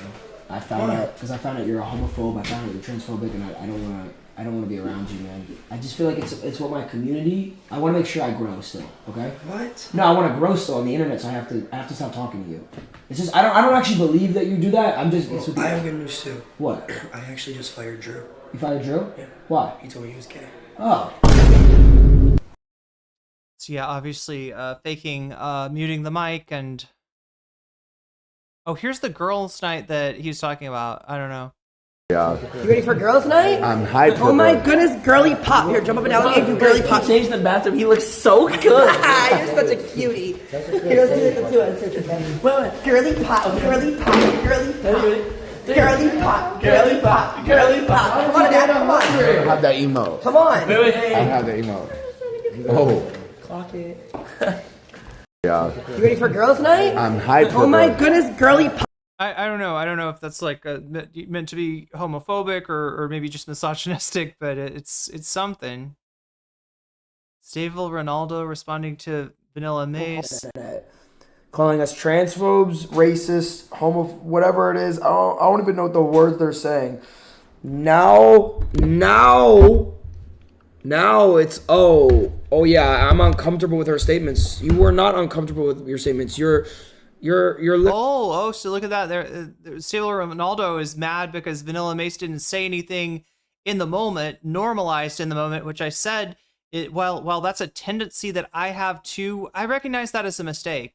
Literally just anything your community says, you realize you're like, what? You have a filter, it seems like what are you doing? You're going to make. She literally was so nice to us. I'm so confused. And now she's saying she's agreeing with people and that she's uncomfortable with what Cutie's saying. What is? But people who know. It seems to be whatever your community says, you get worried about. You get worried about what your community says because that's how you make your money. And you have to do it exactly what they say. You don't. This isn't real fans, by the way. Fans aren't just fans for holding you accountable. Fans are people that support you and understand your point of view or your statements. Anything that your community says, it seems. Fans are people who understand that sometimes clout is more important than holding any kind of moral line, and that, like, you know, allyship is something you talk about when you want a certain group of fans, and you know, anyway. Seems like you just agree with it. internet.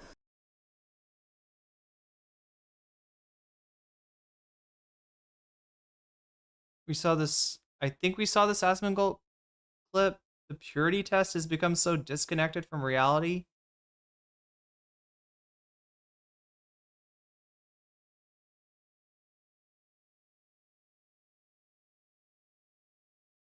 XQC. I'm really sorry. You're sorry for what? What did you do? Again, if you don't want this apology, This reminds me of what did you do? Clearly, you're not hurt, but I'm apologizing to people that I've hurt, and that's important to me. So if you're a part of the queer community, and I've hurt you, I am sorry. If you are a person of color who I have hurt, I am. What the gosh darn is happening? I am. I really am. I think the way I was wording things was very chat. This inherently, generally, and I'm sorry. actually, makes some of the face guys look like racist or homophobic. Like, if there's nothing to apologize for, right? And you make an apology, it means that there's wrongdoing, and you're kind of shoveling that back onto them. This is not about me. This is reminding me of the iDubbbz cancellation. If you weren't around for that, iDubbbz back in the day used to call his community like N-word F slurs. Like that was the name, like except actually the N-word and actually the F slur. Right? That was like he just did a lot of shit that was fucked back in the day. iDubbbz made a video saying I've grown and I've changed and I've learned and I'm not like that anymore. I'm actually kind of embarrassed about that. A whole bunch of people got mad at iDubbbz because they liked the shit where he was racist and homophobic and the rest of it. And they felt like his apology made them look guilty, right? I don't know. That's the only frame of reference I have for something like this.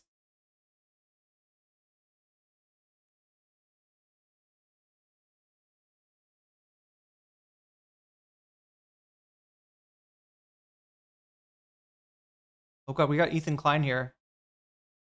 Yes. Is he having a girls' night too? So that broke, and then at the same time, QTCinderella,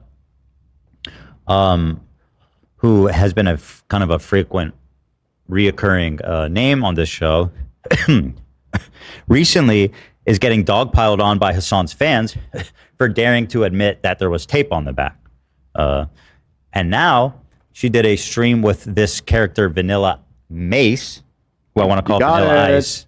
He's been saying Vanilla Ice all because she's morning. cold. VanillaMace, who is now 100% snaked QTCinderella, and just a horrible betrayal of a friend, which doesn't surprise me at all. She seems like a terrible person. We'll get into all that. Yeah, because she doesn't like me, so clearly a terrible person. Clearly no judgment of character. And then Valkyrie now is also catching strays for attacking, or let's say attacking is maybe a little harsh, but she seemed to go in on Cutie. Throwing her under the bus a little bit, for sure. Everybody's throwing QTCinderella under the bus. Now that Hasan has given him the green light and named He hasn't. them like enemies of the people. I don't think that's true. What does he mean by that? Oh, I got some Okay, they got the shot color song. Okay, so yeah, what is he talking about when he says though that QTCinderella is a figure that they've talked about a lot on the broadcast, on the program? What does he mean by that? Selling themselves or benefiting off of being seen sexually.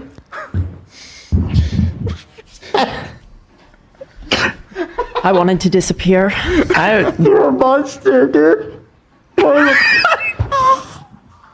You guys are crazy. Why did you do that? I guess this clip is supposed to show that Ethan is still laughing at this. This is Ethan reacting to a older clip of where they're watching QTCinderella after her friend was caught with deep fakes, looking at deep fakes of her, looking at like NSFW images created with her face. and you know, they bust out laughing. This is when this is why Sam left, I think. But I guess this one is like kind of focusing on his face on the rewatch and showing you that he still thinks it's funny. He still thinks it's funny that she got so precious and cried about it's not even your body, QTCinderella.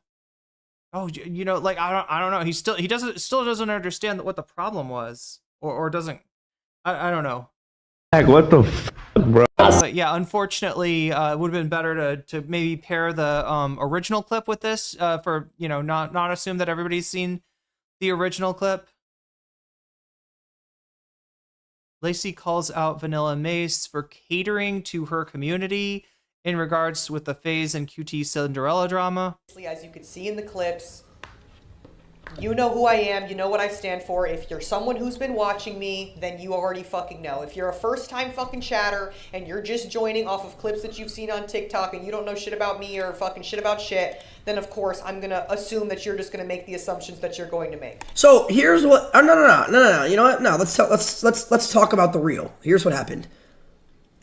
She was in a Discord call. Cutie said something where Cutie was right. Vanilla agreed with it. There was some stuff that she said that wasn't wrong, okay? And this is the other problem with a clip. You don't see what the chatters were talking about. You don't see what the chatters are reacting to, and it is ironically, at least some of it from what we saw QT say was about Lacey himself. QT said, Lacey, that you were homophobic.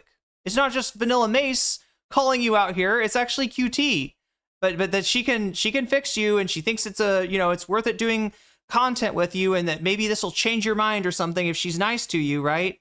But she did say that, yeah, the shit that you say is fucked up and homophobic, and she doesn't approve of it, and she, doesn't agree, right?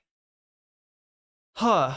And then because of the lashback and hate backlash she got from her community, she caved in, went live, and now is throwing... Chat, do you have to, skip college to be, like, a esports dude? Is that a thing? Like, do you have to, is it, you just choose one or the other? Like, you literally can't, pursue any kind of education to know that, I don't know. If you, I wonder. I mean, I'm not trying to make too much of a judgment. I don't know Lacey at all, but it's just, something that I see a lot of with some of these esports dudes. I don't know. Throwing Cutie under the bus. I don't care. I'm going to say how it is. That's literally what's happening. That is literally exactly what is happening. But people who know me and know my character and know what the fuck I stand for, as you could see in the clips, you know who I am, you know what I stand for. If you're someone who's been watching me, then you already fucking know. If you're a first-time fucking chatter and you're just joining off of clips that you've seen on TikTok and you don't know shit about me or fucking shit about shit, then of course I'm gonna assume that you're just gonna make the assumptions that you're going to make. So here's what. Oh, no. You know what? No, let's talk about the real. Here's what happened.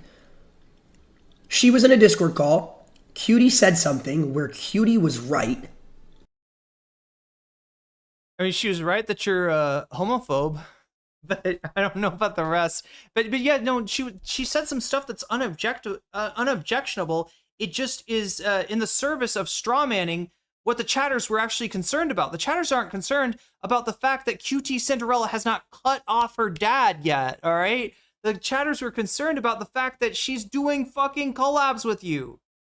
That she wants to bring in part of your audience, right? That was the issue. The clout's more important to her than her supposed allyship. That's the issue. That's the issue, not that she fucking doesn't cut people off for being, I mean, she's from Utah, right? There's probably a lot of, a decent amount of, not to paint with, not to act like Utah's the only place with a problem, but there's going to be a decent amount of that shit in rural America in general, and not just in rural America either. Anyway, Valkyrie, I think we watched this earlier. I did tell her, I was like, Cutie, I do think your tone doesn't help because you inherently sound really angry all the time. You You sound really, and she knows. I was like, you're very blunt. I think it's your tone, you're blunt, and it just comes off poorly, especially, you know, and I was like, you're also the whitest woman I know. And it also is just, you know, you being so white. It doesn't help. It doesn't help. But Gosh, anti-white racism. I can't believe this. Wow. Why is Twitch gonna allow? Why does Twitch allow racism when it's against white people? I know her. I know her heart. It's just because she wants to help, but I feel like there's ways we can do it better. I did tell her. I was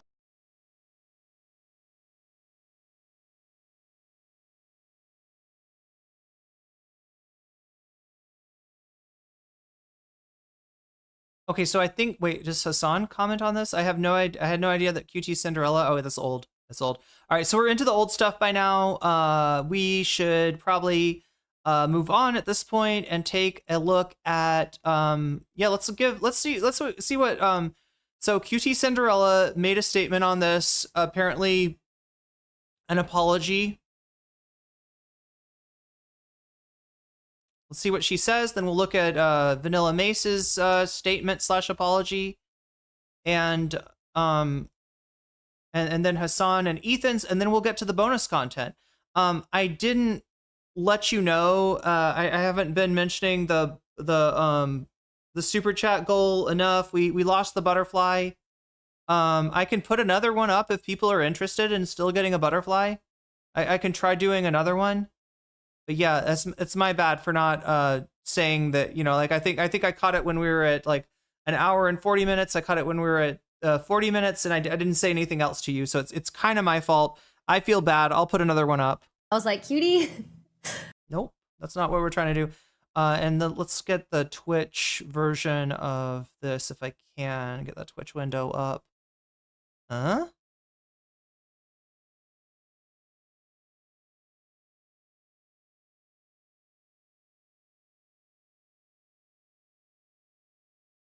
Is that doing it? Yeah, that's doing it. We just need to slide it back, maybe.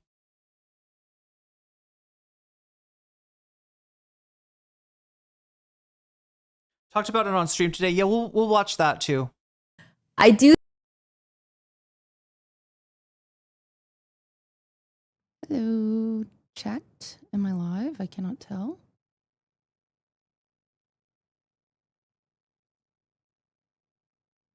Oh, yay. I was like, did I break it? Hello, hello, hello, hello. Hello. Why is my title not updated? I hate when it does that. Oh, well. Hi, hi, hi. Geez, somebody It's updated. get her a compressor. Hmm. Can you all hear her okay?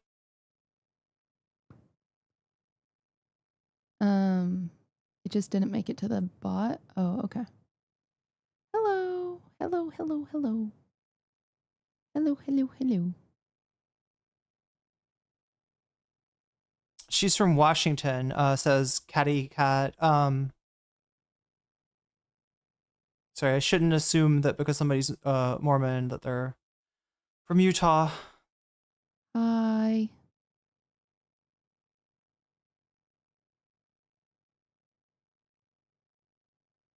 Hello.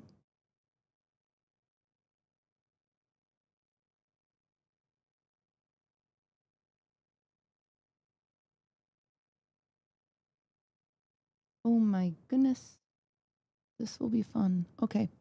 Listen, there's going to be a lot of people here that don't typically watch me. I know there's a lot of people here for a lot of different reasons. But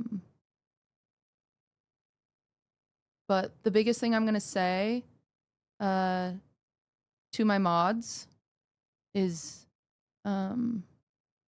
don't time people out who are just trying to share their opinions, okay? And also to And like turn up the chatters, filter a little bit. don't fight hate with hate, because I've never ever wanted that. So please Please do not. I thought I thought I saw her. I don't know. Like I thought I saw her. Anyway, like look, if she's quiet, there's two issues, right? If she's quiet the whole time, then that means that she's just like not turned up enough. If she's you know, super loud at certain times and super quiet at other times, that's a dynamics issue. That's compression that needs to go in there. I can't tell. I thought it was compression. Maybe it's volume. Their minds. So quiet. That's okay. Okay. So quiet. I'm still turning her up and it's not working. And when in doubt, if you're upset with what someone says, let's just do more decibels. I don't want my chat to be a place for hating on other people. Obviously, there's a lot of people that are mad at me. I totally understand. I get it. I get it. And I'm not mad at you guys for being mad at me, for the record. I get it. I understand. And for the people that aren't mad at me, I don't think this conversation is for you. I don't, you know, if you're not mad at me, I don't.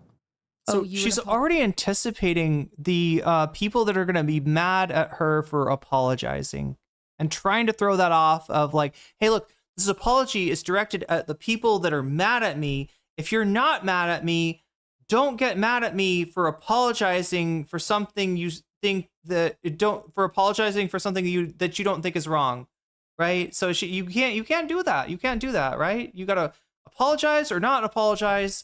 If you apologize, you're maybe, and it's, you know, sincere and stuff, you're maybe going to make things better for the people that you pissed off. If you you know, if you don't apologize, things are not going to get better.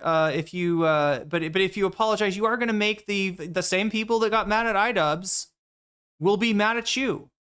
And if you're trying to court that, you know, if you're trying to court those viewers, then, you know, I don't know what to tell you.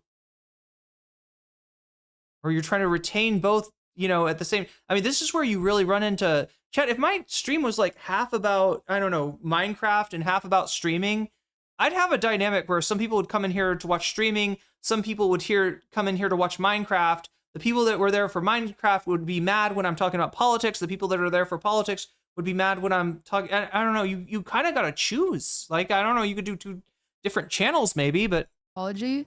But if you are mad at me, I do owe you an apology. If I hurt you, I do. Whoa. Chat, look at this. Look at this. It's tied. 127 to 127. Yeah, it looks like some of the YouTube memberships expired and now it's equal. It's equal with the Twitch subscriptions. The question is who is gonna strike next? Will it be Twitch or will it be YouTube? I'm gonna set up another you know, butterfly goal too. An apology. So that's what's most important to me. So I understand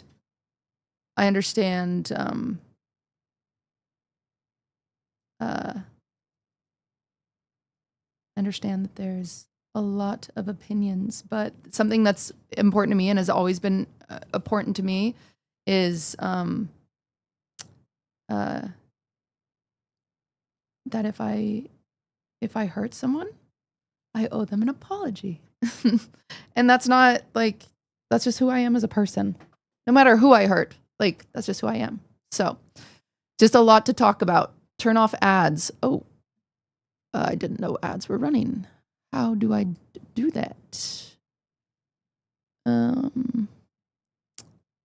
Yeah, I do think the bare minimum is apologizing to people that you hurt. I do think so. Oh, my mod is going to turn off my ads. Okay, thank you. Thank you. I didn't know you could turn off ads. Our ads are always turned off, chat, because we stream about politics. That the ads are gone. And Dan Saltman got every Twitch streamer demonetized. Every Twitch streamer who covers politics demonetized. On right now. Don't blame Hasan. Blame Dan Saltman. Should be off. Thank you.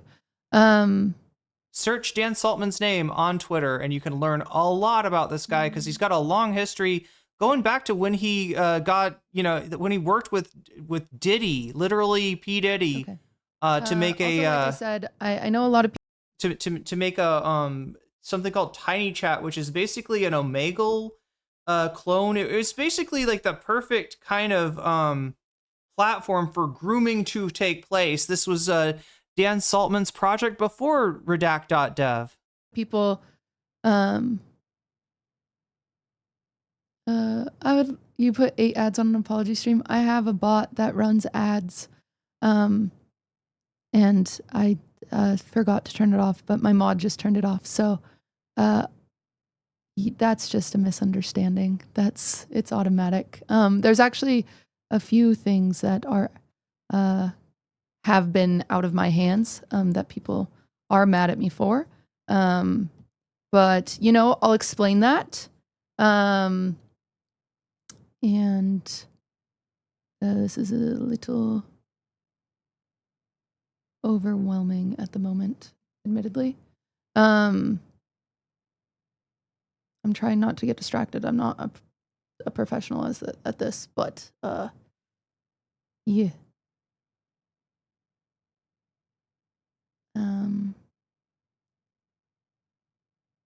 Okay, maybe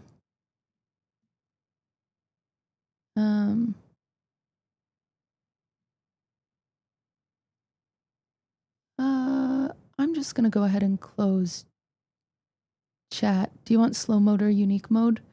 Maybe both would be helpful. Thank you. Sorry. So you don't need it, but regardless, if I hurt anyone, I like to apologize to people that I've hurt, and that's just something about me. And I've heard what a lot of people are saying.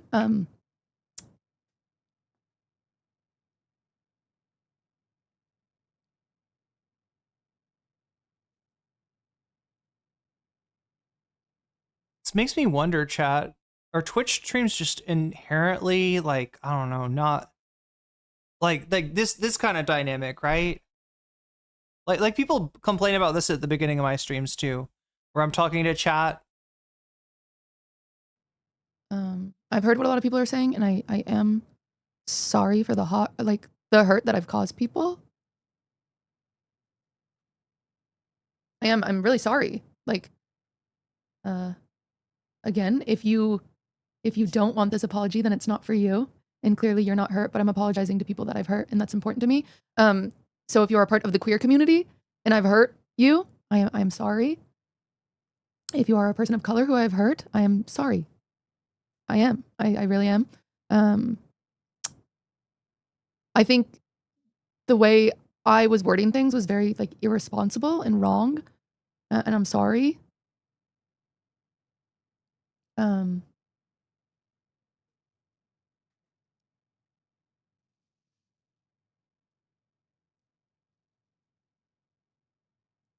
This is not about me. New butterfly goal is live. You got 1 hour and 55 minutes. I'm chill. I'm fine. To try to put a butterfly in my hair. I don't articulate myself well, which means I can't really be upset if what I'm trying to convey is misunderstood. Because don't get me wrong. At first I was like, how could that be taken this way? And then I listened and I learned and I said, oh my God. Because it wasn't my intention, but I did articulate things very irresponsibly, and that sucks. I did a really poor job at articulating myself. Even some of the clips I've seen, I feel so irresponsible for my own wording. I really do. And I'm sorry for that. I watched it back. I understand why it was hurtful. I've read the comments, believe it or not. I have gotten a lot of feedback. I've reached out to people personally, obviously, that may or may not have been affected by this. I just, wanted to make sure. But I watched it back and I understand even the tone of my voice is very flippant and defensive. And I understand that that's a problem. I've always struggled with my tone of voice. It's like a persistent problem of mine, as well as articulating my thoughts correctly. I didn't go live right away. to make sure I could gather my thoughts and try to articulate them correctly. Sasha G, thank you for the gifted membership. Kayla VA, you just got weaseled, and that's a good thing. I just need to like explain that I know that I'm privileged because I can move through these spaces and exist safely without being threatened. And Chat, be honest, did that burp pick up? I'm curious. I think I was far enough back that probably you didn't hear the burp. Could you hear the burp? I don't know. I feel like I heard it in my headphones a little bit. way that queer, trans, and people of color are threatened. And I'm not trying to burp in your ears, headphones users. I've always viewed my role as someone who cares about marginalized communities, and I've always viewed my role as a supporter and an ally, but sometimes to be a good ally, you need to shut up and listen. So I just outed myself as a burper for no good reason? Great. Now you all know I burp. I'm rude. I'm not ladylike. It seemed like I didn't know that. No burp detected?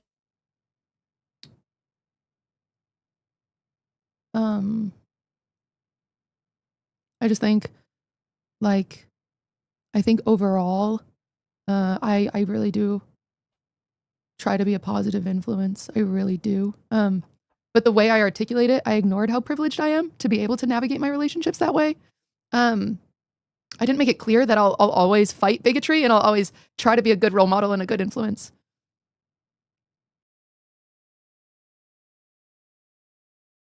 Maybe these apologies aren't easy. Because there's definitely, oh look, I guess YouTube went ahead. YouTube's ahead by one now. Because look, on one hand,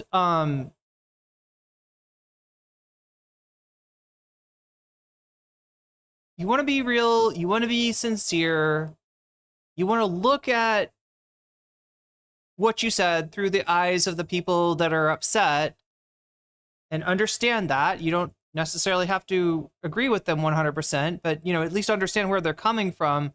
But I think that some people think, and this is a very PR-minded thing, and we live in a very PR-minded society, some people think that what people want to hear is buzzwords.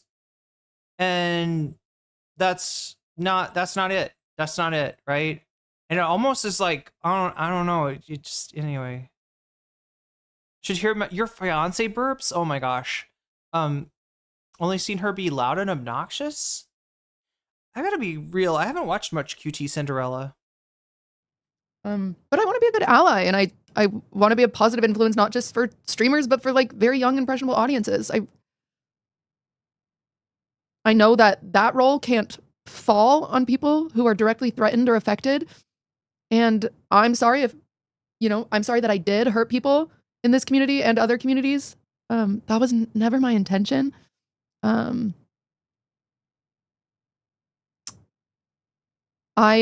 have conversations with people in private and in public to try to like evoke progress in the streaming space. Evoke progress, and I do so with This is hope like that, a resume. more welcoming. I think. Chat, have you when you write a resume, you're like, you kind of use words that like, or there's even programs for this, right? If you're trying to say I oversaw, customer satisfaction at this location, right? You say there's like a better word you can use than oversaw. I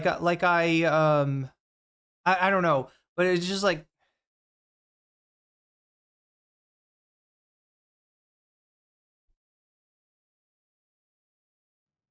I have conversations with people in private and in public to try to like evoke progress in the streaming space. It seems like something ChatGPT would tell you to change a word on your resume to evoke. It's a power word. I do so with hope that it can be more welcoming. I think I have been very true to building bridges. I've always said that that's my goal. Wait, so Scout Has Taken says, I heard she made a good apology. This is it. This is the apology people are talking about. A few hours ago, after she threatened to sue anyone who reposted the deleted VOD. So, there's some question about that, right? I saw the same clip that you're talking about there, but unfortunately I haven't seen more than the clip. Some people are saying that she wasn't talking about this VOD, the VOD with VanillaMace and KT. It's not what she that was like a VOD where she had some like some unreleased music on it or something like that. I haven't been able to confirm that yet, but I'm just trying to say what I'm sure of and what I'm not sure of. Same woman who said, can I go too, when Hasan opened up thinking of going to Gaza and meet up with his Palestinian friends who had, yeah.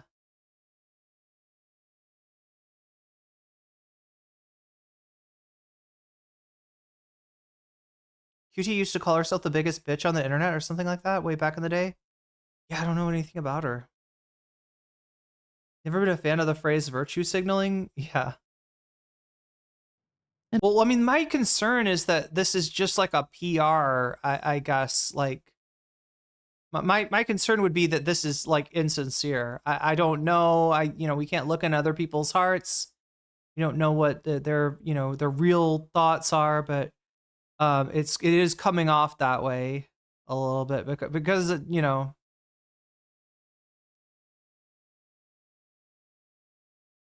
Wait, he had to step in and say she didn't know what she was saying?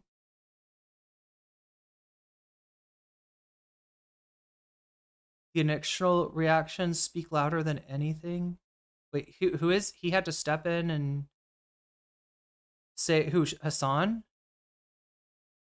And that will always be my goal. Yes, like my mod just said, chat. Oh, okay, about going to Gaza. This is not your place to fight with other chatters. Please do not do that. That is, I'm asked by mods not to ban people, but if you are being directly hateful to somebody, then you will be banned if you're being hateful. If you're just sharing your opinion, I understand, and I'm hoping to see some of them and listen. But if you're just being hateful to somebody else in chat, not towards me, you can be hateful towards me. I already told my mods not to ban that. If you know. But if you're being hateful to someone else in chat or another streamer, good feathers that's are back. Not about. I've never been about that, so. Chat, the good feathers are back. They're on my porch. I don't know whether I should go out there and shoo them away. I don't mind having pigeons on my porch, but the problem is that they poop all over the place and then they get feathers everywhere. They poop on my air conditioner. That's what I really hate. Like the thing outside that's like the air conditioner pushes out hot air. They poop on that thing. I'm worried they'll poop on the intake valve. Yeah. I think I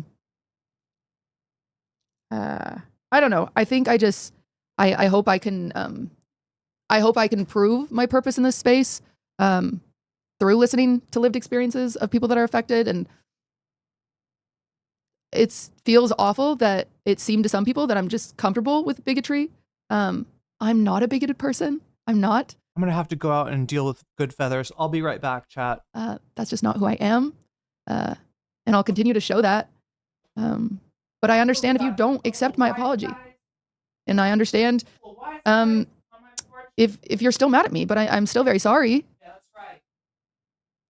I understand if you don't feel safe watching me or if you don't feel safe watching my collaborations. I understand that.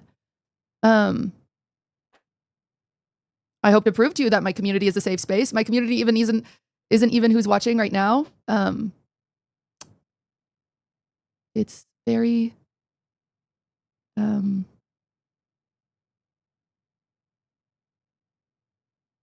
I just hope to prove that to you is all. But again. And then obviously, like, I'm sorry, I keep looking at chat. I'm not trying to look at chat, but it's just hard when I know a lot of you have a lot of things you want to say. As for being upset that I dragged Katie and Vanilla into the conversation, that's fair and valid. That's so fair and valid, and I was so wrong for that. I shouldn't have brought it up. Vanilla and I have had multiple conversations in the last few weeks about the internet being difficult to navigate and exist in lately. And I started ranting inappropriately. I won't pretend like that was the space for that. It wasn't. You know, I'm an asshole for bringing it up. It just, there's a time and a place. And I'm really sorry if you felt uncomfortable during that. I know I have a problem reading the room. It's like actually pretty embarrassing.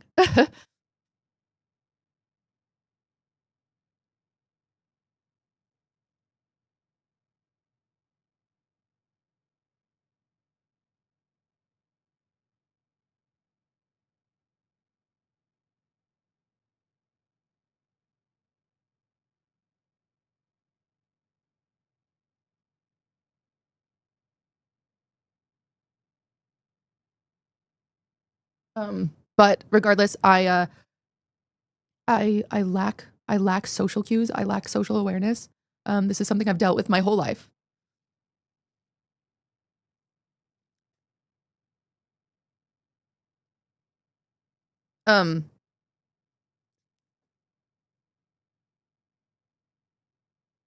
But that's my fault. I really struggle to read social situations. I've talked about it for many years that I struggle with social situations, and so I feel like an idiot whenever that does happen. And I feel stupid. I feel really dumb, and I feel embarrassed, and I feel like an asshole. And I've apologized to Katie and Vanilla individually. Again, there's a time and a place, and I did not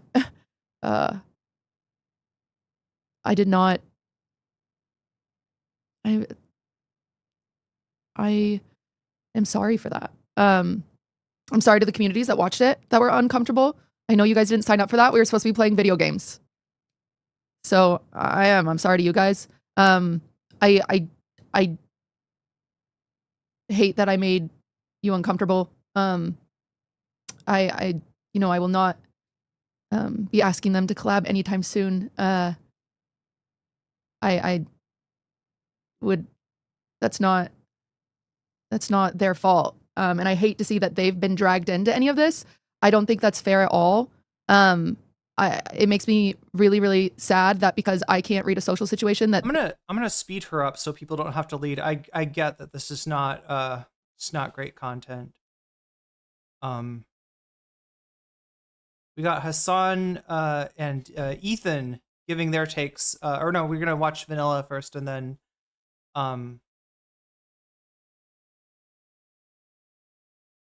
VanillaMace, then Hasan, then ETHAN. They've been dragged, and then bonus content. That's really not. It's not fair to them. It's not fair to them, and I don't like that people are dragging them because of things I said. So if anything, please just, leave them out of it. The most non-apology ever? I was going to ask, what did I miss? It sounds like nothing good. This is my fault. I shouldn't have brought it up. I should have read the room. If I could go back in time, it'd be so different, but I'm just sorry. I'm sorry. A few other things. I've seen you guys talk about it. There's been a lot of confusion about the VOD being deleted. Vanilla clarified on her stream. So these are her words. They are not mine. Well, I guess they're mine because they're coming out of my mouth. So sorry about that. That was stupid. That it was her idea to delete the VODs. She wanted to edit out where we talked. I don't know how to do that. I have one of my mods does that for me whenever we do edited segments. And so I said, oh, it's no big deal. I'll just delete mine. But you did. That's not how I remember it. Did I miss something? Was it Vanilla who initiated deleting the VODs? I could swear it was QT.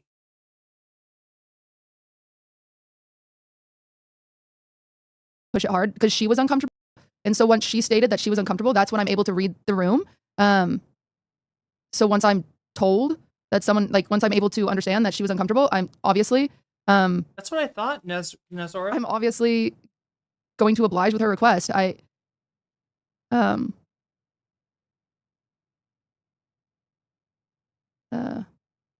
wasn't forcing... Vanilla said it was her idea in the response. People are saying it was Vanilla that said it. Yeah, I mean, I could have just misheard it. Anyone to delete the VODs. I didn't even realize at the time how poor my tone was, how poor my articulation was. I didn't know that. Vanilla said she was uncomfortable and she thought people were going to take clips out of context. She was. I also want to confirm, like, the clip that we saw of QTCinderella saying that, saying somebody's uploading my VOD on Twitter. Oh, well, tell them I'll sue, send them a cease and desist or something like that, right? She's just like casually ETHAN Klein, that if anybody was uploading this, she was gonna, come after them, ETHAN Klein style. There was some question about whether that was in relation to this VOD, to the VanillaMace, Katie conversation, or whether it was maybe something else. Like somebody mentioned music that she hadn't released, like the unreleased music that was on one of her VODs that she wanted to not just have out there. So I still am reserving judgment as far as how ETHAN Klein she's getting here. Correct. And she was correct in being uncomfortable, and I'm happy that she said something, and I'm happy that she was comfortable enough to ask for the VODs deleted, and I'm happy that we deleted the VODs because that's what she wanted. Yeah, it was Vanilla only by a second. She's throwing Vanilla under the bus. Yeah, I mean, like, that's what I got, is that, like, at least she was definitely, like, in favor of deleting the VODs, even if it was Vanilla that brought it up. It sounded like something that she might have been about to say anyway. Maybe Vanilla brought it up off camera and QT is the one who presented the idea. Yeah, I don't know. And then there's been a really big misconception about DMCA strikes. Since the VOD was deleted, Oh, okay. Maybe this is what we were asking. Since the VOD was deleted, I did a singing stream after. I've been wanting to do a singing stream. There we go. You can, if you watch me, you know that. And whenever I do singing streams, I delete the VOD because I'm embarrassed of my singing. And I started the singing stream, and I played some chat. I do singing streams too, or I have done them, and they are embarrassing, but I don't delete the VODs. Or I sang some of my unreleased music. I sang 3 of my unreleased songs, and then people were threatening to upload that. And so, yes, admittedly, I was on edge and I was being a bitch about that. And I recognize that even saying this now, that might happen. Interesting. Okay. Well, I don't know what to say here, right? I mean, there's every chance that, that was her real concern. God. But it's kind of convenient. Is it a little bit convenient? No, I think it was part of the same stream. Okay, so it was a part of the same stream. I don't know. Jury's out, I guess. Upload my unreleased songs. But I wanted to clear the record, and I was only thinking of my music being released. But I understand how that's being perceived now as QT is, copy striking anyone that posted the combo. I'm not. I've not sent out one copy strike. And even if you uploaded my music now, the irony of it is, chat, if we had the VOD, we'd be able to confirm that. And I'm really not trying. I don't want to present her in any way that's untrue. I don't want to decontextualize this. I don't want to, I'm not here to farm this. I'm here to get this right. So I've been involved in dramas. I've been taken out of context. I've been lied about. It doesn't feel good. I never want to do that to anybody else. So I'm trying to, kind of like hold space for you. Like maybe she wasn't trying to ETHAN Klein people. It did sound pretty ETHAN Klein in the clip. And like she said, she was mad about this situation already. But I guess it's possible that this was about her, music and not. But again, the thing that would give us the thing that would support what she's saying here is looking at the VOD. We could probably watch before and after that little clip that was taken. This is the problem, chat. When you delete a VOD, it's like all you have is the whatever clips people took, right? And yeah, if there are clips that people are clipping because they don't agree with you, it's gonna look bad. That's why I think Vanilla snaked her by making her delete it. I don't know if she was trying to snake her, but yeah, I do think that having and Vanilla definitely didn't make her delete the VOD, right? She wasn't pushing back on deleting the VOD. She might have had some questions about how to do it. But yeah, no, she's I mean, if it was Vanilla who initiated it, she was like right on board. So I don't know if I do anything. So that's it sucks that that's where it went. I have, you know, I even went into my mod Discord the second it happened, and I said, if you see anyone upload my music, let me know. That's what it was about. It was about my music that I've worked. Anyway. And then as for the blocking on Twitter,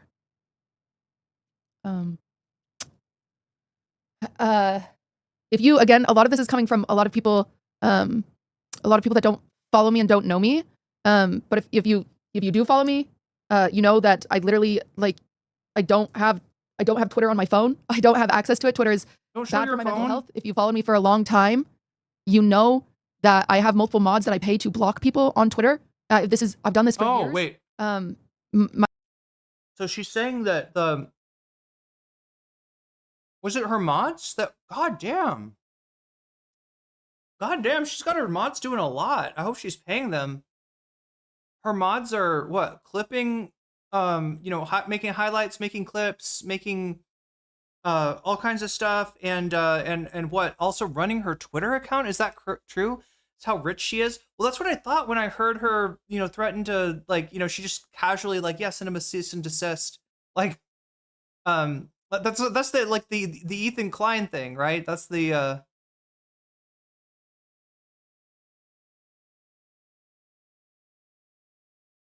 I do not think that's a correct thing to do. It's very dismissive towards people who do serious to get serious repercussions because they're autism. Or what? Oh, sorry, you're talking to Donald.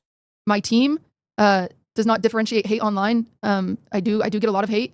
I don't look at it for my own mental health, but I have a whole team that blocks people. I assure you, it wasn't my intention to silence voices. Does the team block people, or does the team make her tweets? Yeah, we got the whole team.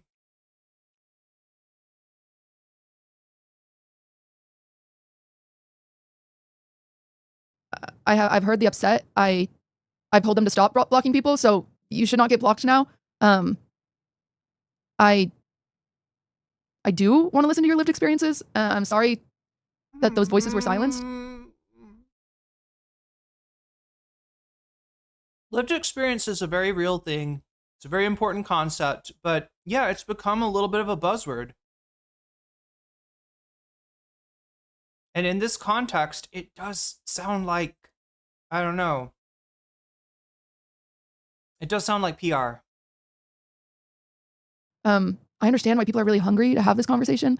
And you deserve an outlet. And I'm sorry it was put on deaf ears. I'm sorry that the balance between criticism and actual like feedback was thin. And yeah, my team banned you. I'm not gonna blame I'm not mad at my team for that. They were just doing their jobs. Oh no. I have told them to stop. You can share you know, I promise to continue to educate myself. I will never stop educating myself. Ever. Like, that's not something that I do.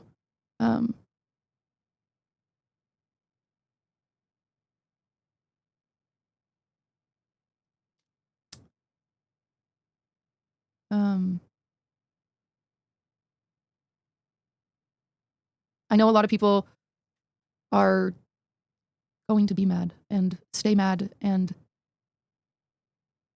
that's okay. I understand. Yeah, especially the hoes. They really do tend to stay mad. Definitely hose mad. Sorry. It's just like that. Stay mad. Maybe not the most artful term. Corners of the internet that I have never been a part of. I could never expect strangers to know my intention. But I'll always stand for building bridges. I will always stand for that. That doesn't mean people need to use them, but I hope to be a good role model. It's all I've ever worked on, so I hope to continue doing that and continue being a positive influence. Is all. But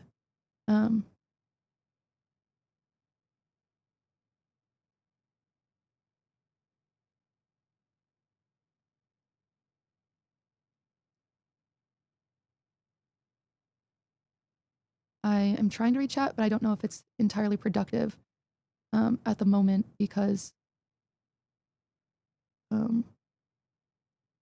Ooh, chat sounds rough. Chat sounds really rough. Yeah, people are definitely still mad. Again, Not there's just the multiple hoes. mad about the blocking and the cease and desist and the deleted VODs. I covered that. Feel free to watch it back. No one will be blocked on Twitter anymore, so feel free to post whatever. Again, I'm showing you. I don't have the app. I go to it on my phone. It's restricted. We do block and have always blocked people that were hateful. And I'm really sorry. I'm really sorry that you felt like, not you felt, that's not fair. I'm really sorry that by blocking criticism, I was silencing voices and stories. That wasn't my intention. I don't want to silence voices and stories. My PR team said that's bad. Okay, I don't know if there's any more of a productive conversation I can have right now. Because again, a lot of these people, a lot of people in chat right now aren't necessarily a part of my community, and but just know that I hope you come back and visit and see that my community is a safe space for everybody. But if you don't feel that way, I totally respect it. I totally respect it. So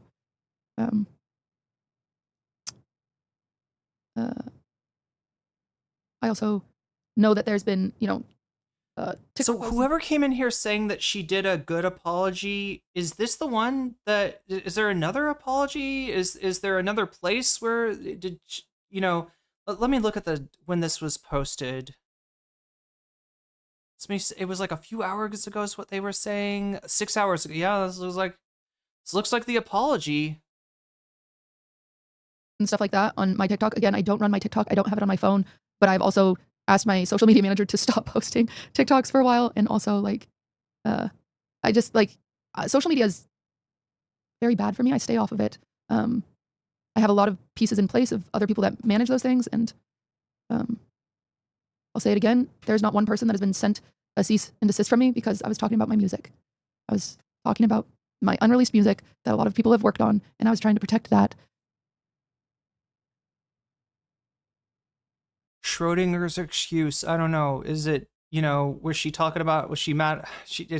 And without the VOD to watch it just before she said the thing about takedowns and just after, where she might have said something like, yeah, I'm not going to work on, I've worked too hard on this music to let it. And even then you don't know, it's convenient, right? It's convenient taking down the VOD that, that this happened, was it to protect the music or was it not? You leaked it though? Yes, to 2,000 people watching live, which is something I've done many times. I didn't leak it. I didn't leak my music to upload it onto YouTube or for other people to make money off of it.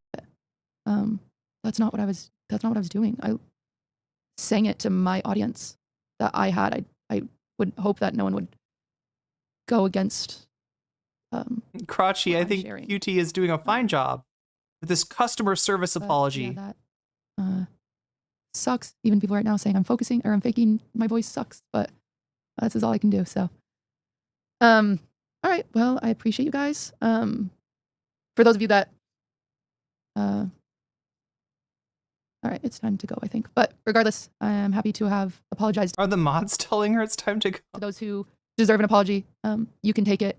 You don't have to take it. I understand. Look, I understand to some degree, I don't know, relying on mods for things like, this is not a good look, we should get off a stream now, or, like having that, a second set of eyes on things, right? I understand that, but God, I don't understand the idea of all my social media account is run by my social media team, and my mods are I don't know how to do any of the Twitch, I've never been in that kind of place. And it makes me feel like I'm not a real streamer because I'm not doing it at the level where I can understand so something like having an editor is really if you stream I don't know, if you stream 20-30 hours a week, it's really hard to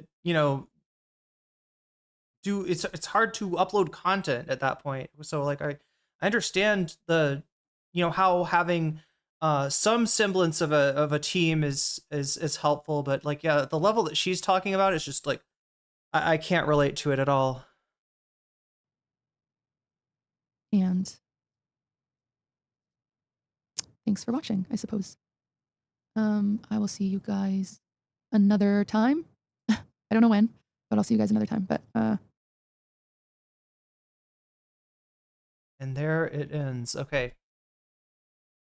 Well,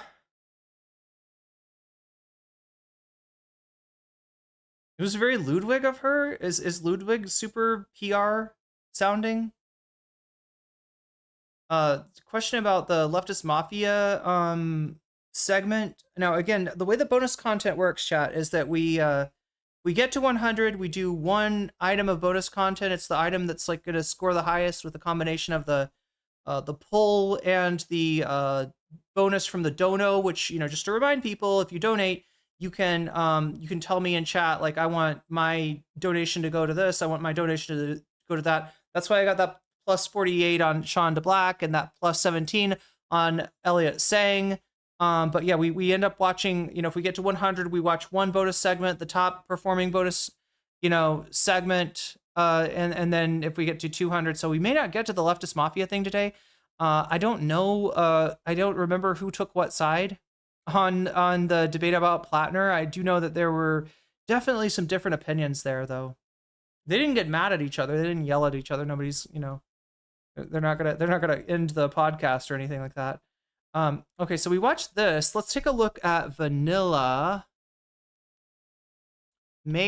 and see what VanillaMace's commentary on the situation was.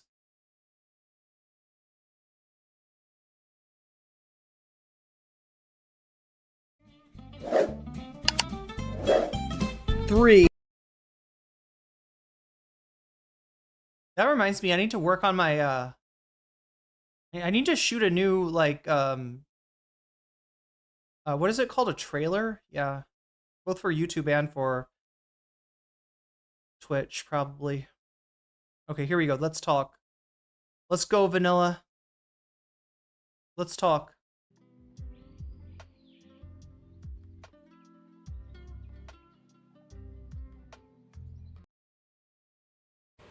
We somehow got on the topic of different from anything I've ever tasted before. I forgot what it was called, but it's pretty good. So don't mind me if I'm eating as I'm talking. Honestly, that's the hardest thing to do on stream, right? That's why I love doing react content, because, like, you know, when I'm reacting to a video, I can take a sip of tea without having dead air. But I do feel your pain, VanillaMace. Let's hope that your commentary, your apology, your whatever you're gonna offer here is goes better than QTCinderella's. But yeah, we have some stuff that we need to talk about. Also, the lighting kind of sucks. I have a migraine, so I don't have my big ring light on, so bear with me. No,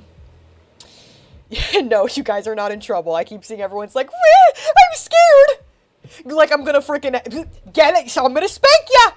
I'm not gonna spank you, okay? A little bit loud. I'm turning it down. This is not a you guys, okay, thing. Obviously, you know. It's better? This is just about everything that's been going on, just this month as a whole, and especially with Friday's stream. For those of you who don't know, actually, I don't know who the fuck doesn't know at this point, because it's all over TikTok and everything, and it's been living in my brain rent-free ever since it happened. I legitimately feel bad for VanillaMace. I do think she made some mistakes. I do think that she did normalizing that she really should have avoided doing. But I understand, like, as a human being, that's my tendency in a conversation too. Even when somebody says something I massively disagree with, like, I'm always afraid of just sitting there in silence and making them feel like, you know, I don't know, like. So I understand the impulse there. It's something you got to guard against on stream, and something that I've had to deal with. And sometimes I sit there and maybe, I mean, I hope at the very least I look a little bit uncomfortable. But yeah, sometimes, like with the Ninetales thing, you know, it just goes too far. If somebody's going to say, yeah, I think leftists should go on Nick Fuentes' streaming platform. I gotta disagree. And I'm not gonna concern myself with, does that make my guests look bad? Does that make my does like, am I gonna start a fight here? Yeah, I absolutely did start a fight. And me and Ninetales never talked after that. So, but I mean, I'm not gonna let somebody come on and say some nonsense. Now, what QT was saying was nothing like, like yay, cozy TV or whatever. It wasn't, it was more along the lines of like, hey, we don't want to, I don't know, talking to people who are bigoted maybe could make them, could pull them away from the bigotry and stuff like that. It's objectionable more, but not because of what she's saying, but because of the way she's sort of strawmanning her chat's concerns. So it's on a different level. So, Vanilla, I guess like somewhat normalizing that is more understandable, but no, it's not a good thing. And you can tell you can tell that she's like disappointed in herself, right? You could tell that with her, she's done some thinking about what this feels like to a community member. And that, this is not how she wants to run her community. There was a stream that me, Cutie, and Katie, we were playing some games, and we somehow got on the topic of just parasocial people, because Katie was talking about how her chat at this time of night always tells her, oh, you need to go to bed, you look so tired, and then the conversation kind of just like spun into something that it shouldn't have ever went to in the first place. It was just not a conversation that needed to happen on stream. And it was very like, it was just like an awkward, uncomfortable thing for everybody involved. And yeah, so that's basically like what happened. And if first and foremost, I would like to say that the idea of deleting the VOD was my idea, okay? And if you watch the full thing back, you will literally hear me say, can we just fucking delete this? Because I am not in the mental space right now to deal with just what I already know is going to come from this. Because I already knew that this was going to be a whole thing, obviously. So that was my idea. So I'm just going to let that be known once and for all. Also, after the fact too, if you were here for the live, after that conversation was had and we all like, went our separate ways, I started crying. I started crying, and it was not about necessarily what had happened, but, oh, I have a rogue eyelash, thank you.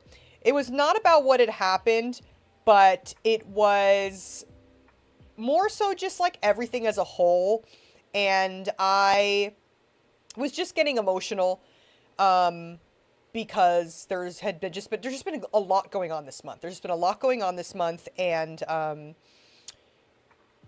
geez, this is a way longer conversation. That were said that I did not necessarily agree with or think that could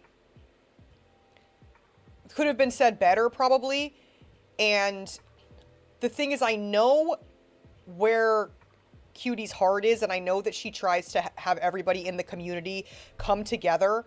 And, we have had conversations in private about this, and that's not something that you guys need to, like, know about. But, like, I'm not going to go into detail on that. And I just don't want anyone to think that all I'm going to say is that it's like, I'm trying to be like freaking PR Dre now. There are clips of me giving other people advice, literally saying, you are who you hang out with. And I've given people advice. People have been like, hey, my boyfriend, this XYZ,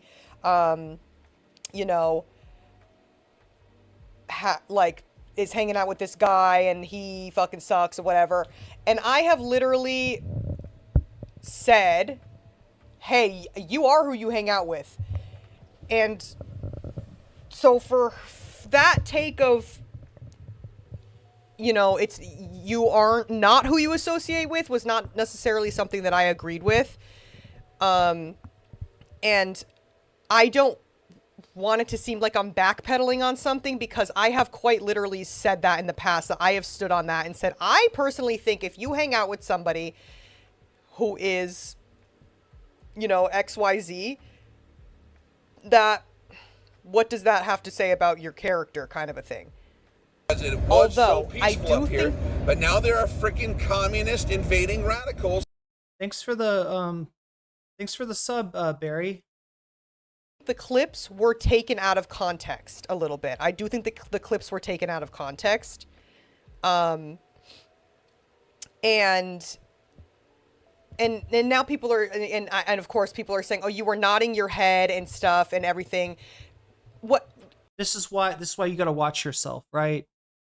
I said I do it too. VanillaMace's like reaction, somewhat understandable, but still not great. It's something I have to guard against, right? It's something I had to really, struggle, right? I mean, the first few times I did content with other people, I would just kind of listen and nod along to what they're saying. And I'm nodding along to being like, I understand what you're, I hear and understand what your meaning is. Not necessarily I agree with what you're saying, but yes, on stream, you nod your head and it looks like you agree, right? You try to normalize or understand or sympathize with somebody, it sounds like you're agreeing. And for an empathetic person, it's a very hard, almost like a knee-jerk response to kind of fight against, right?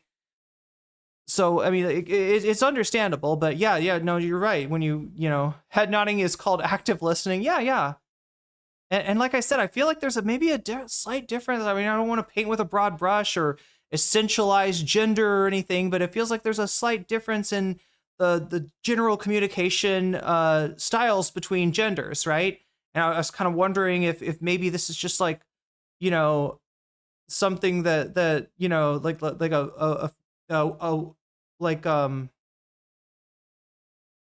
a communication style that women employ, or that maybe we're expected to be empathetic, be understanding, normalize comments like over under how long until Hasan shocks Kaya again, and not respond with something inappropriate, like I believe that Hasan's got the collar around another female dog.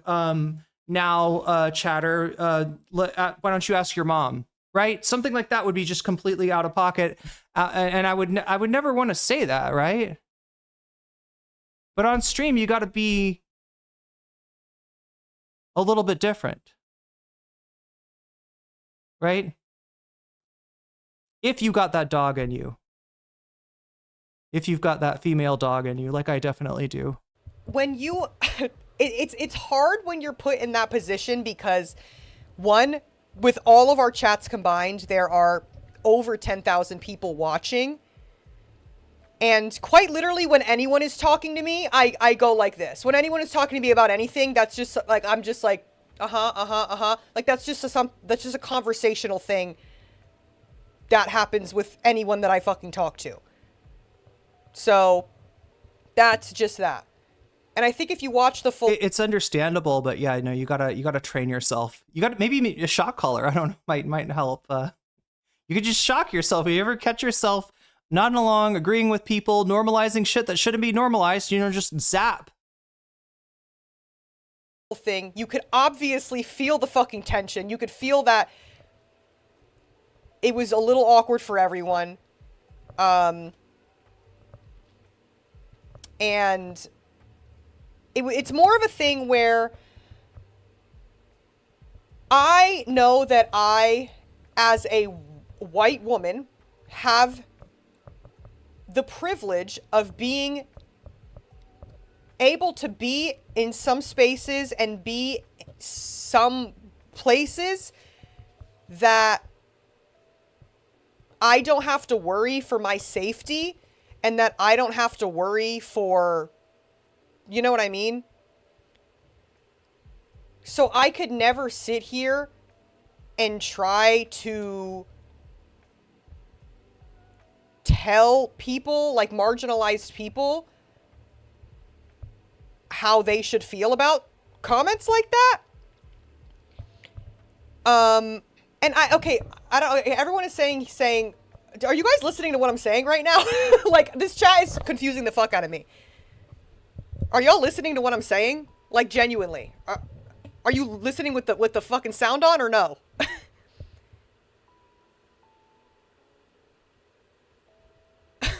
Like, what?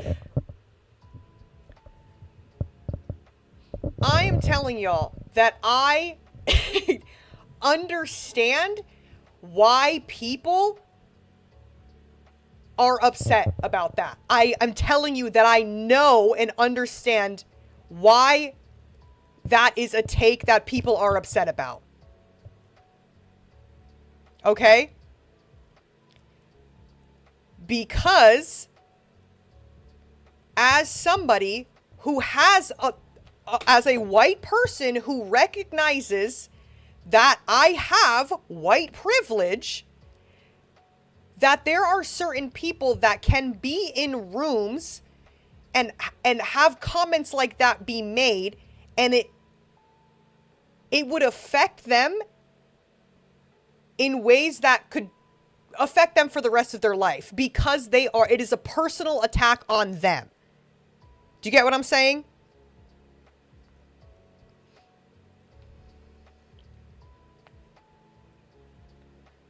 Marginalized groups of people cannot be in rooms where people are making these kinds of jokes and XYZ and whatever, and have it be something that can be excused or written off because it's something that could affect them for the rest of their lives, and it's stuff that they have to deal with constantly.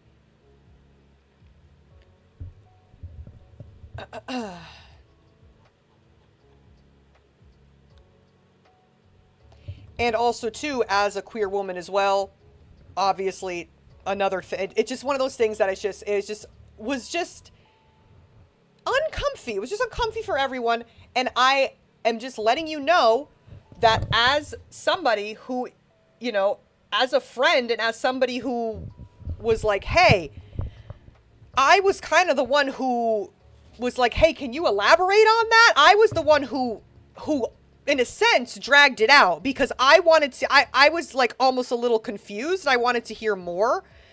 And so I was the one that was like, hey, my chat is like, you know, I wanted to hear more. And I just don't think that was obviously not something that helped anything.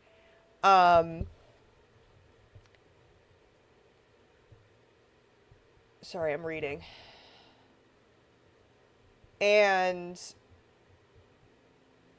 yeah, so how did this even start? The conversation? Okay, why did it have to be so public? That's another thing that I'm wondering as well. See, that's the thing. I don't know how it even like went down that road, or why it went down that road. And I don't think it should have, because I just don't think it was just not a conversation for stream. Simply, at the end of the day, it was just not a conversation for stream. And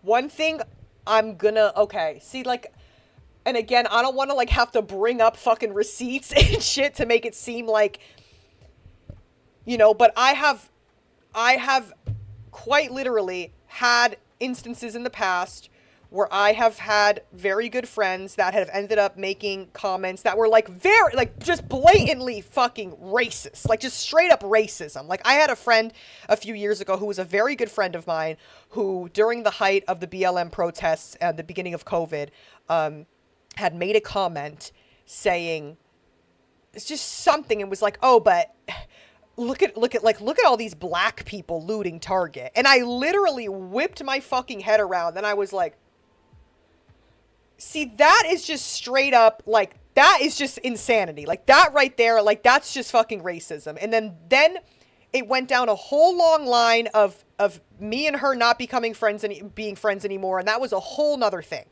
Because that was just straight up somebody just fucking being racist, like in front of all the mods in live chat, not in top chat by chance? Oh, good, good. We're good. Like to pride myself on, like, I have turned down bags because people that I do not agree with, their views and things that they stand for would be in that same room. Like, I don't do shit just for the fucking money. I don't do shit just for, like... Hold on. Don't know. Tyson Linwood donated $50. Hey, sorry to interrupt Vanilla, but can we please get the comments turned off? Mods, there are a lot of people in here strictly to hate, and it's not Tyson. helping. My mods know what they're doing, and people... That's why I'm letting people speak. I'm letting people speak. I'm letting people, say what they have to say, as long as it's not just like straight up fucking hate and not any sort of like constructive criticism. I'm letting people say what they have to say right now. But at the end of the day, I am somebody who believes that essentially you are who you associate with at the end of the day. That being said, in this space, there obviously are things and events where you're going to be in the same room as people that you don't always necessarily agree with all the time. So that's just a given.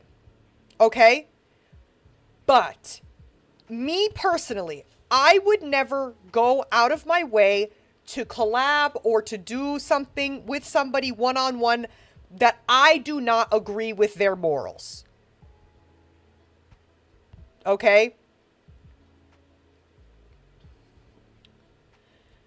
So, and I understand that a huge part of my community is marginalized people, and most of the people in my life are marginalized people.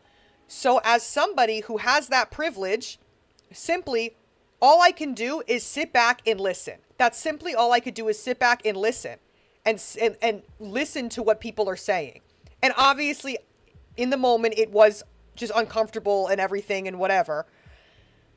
But I'm not sure what she means exactly. Does she think that if you're not marginalized, which we're all for the most part marginalized in some way, like intersectionality teaches that there are various axes of oppression / privilege.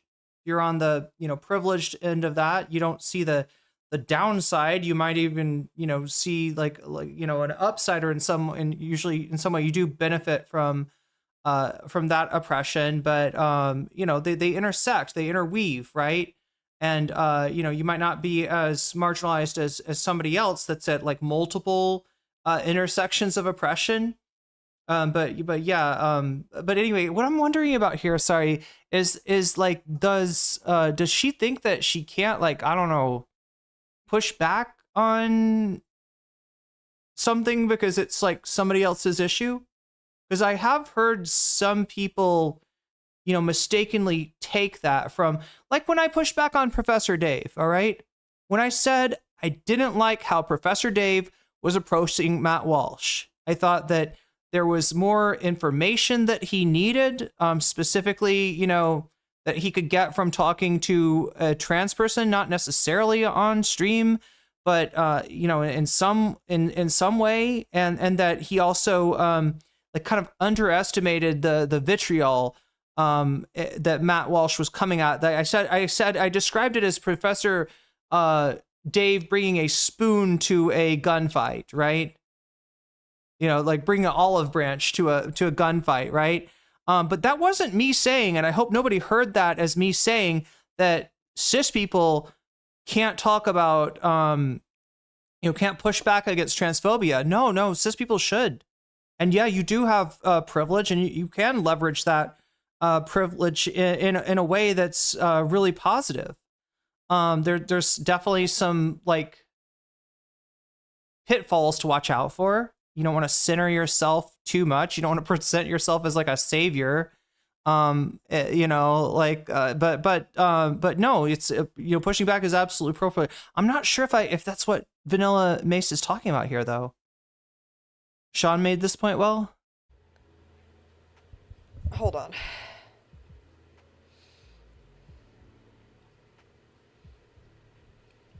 And I'm not throwing anybody under the fucking bus. I am not throwing her under the bus. See, that's the thing too. I am sure that VanillaMace is getting it from two sides right now. You know, there's probably people in her community that may be a little bit disappointed and let down, might be, you know, angry at her for you know, kind of normalizing what QTCinderella was saying. And there's I can tell right now she's responding to people who are you know, from the other side that are, and that I guess this is like probably the brunt of the pushback that she's dealing with is like you know, like gamers and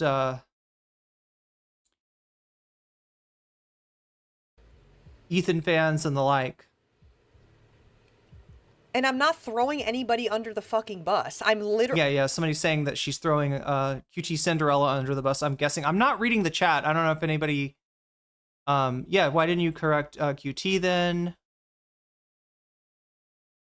But I think that the throwing somebody under the bus was in respect to QTCinderella. I am not throwing her under the bus. See, that's the thing too. Yeah. We had we've literally had a conversation, and I was like, legit, like, Cutie, as your friend, and she also is agreeing with me and saying, you know what, obviously the way that it came out was wrong, the tone of everything. that's the timing that you were responding to. She said, I'm not doing this for money, and then immediately a donation comes in. Was wrong, like everything was wrong, like the way that I said everything. So, and she plans on saying something. You know, Peter Coffin actually, in a video that they did way back in the day on Destiny, kind of made the point that stream alerts, I don't know, maybe undermine certain things that you're saying. I mean, obviously Destiny's not like a leftist or anything like that, but yeah, you kind of did a video, like Peter Coffin did a video parodying Destiny's stream. It wasn't great, but he, like, you know, the whole thing about the donos and the kind of how that looks to somebody that's not acclimated to watching stream is and that whenever she decides to do that, that's on her. But I'm speaking for me right now.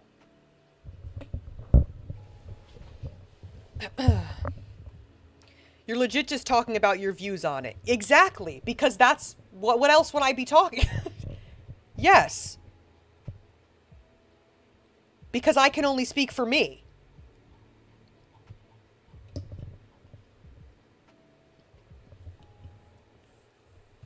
So with that being said, I am not going to be doing any collabs with anyone for a very long time. I just think Twitch is just in a very weird place right now. I'm not going to be doing collabs with anyone for a while. And I just kind of want to go back to just me and my chat. And with the exception of Minecraft with Julian. Yes, with the exception of Minecraft with Julian, because that's a little series that me and Julian do. But I just need a breather. I just need, I just need to just kind of have everything just be me and my chat, and just, that's it. And as far as, and I'm talking about for content, you know what I mean? Like, you're not going to see, yes, it doesn't matter who, and it's not like, it's nothing against anyone. It's just simply, I want to just go back to the shit that I used to do back when I first started streaming. That's it. That's all. That's simply all.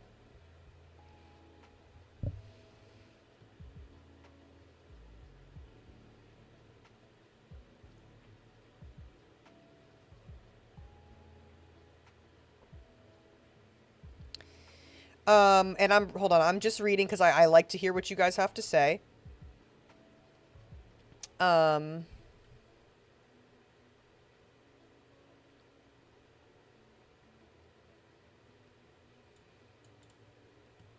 As a black woman, you are 3 white people sitting and coming from a space where you can speak this way. You were put in an uncomfortable situation in a very public setting, and that is unfortunate. But not taking a stance on it and saying no collabs with anyone is a way of being complicit and not speaking out on how it was uncomfortable for other identities.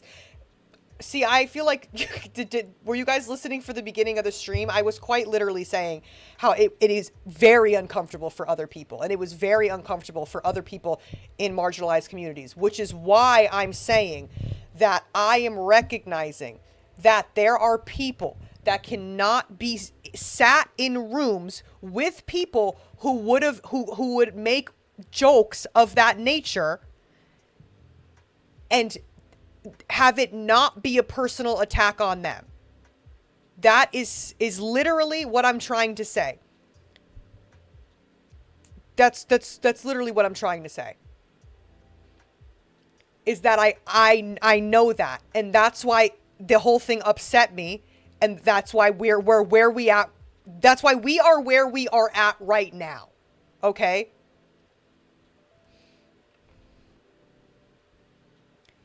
Because, yeah, listening years on, because there are plenty of marginalized people that cannot, that is stuff like that is not a joke, is what I'm trying to say, is that is stuff like that is not a joke at the end of the day.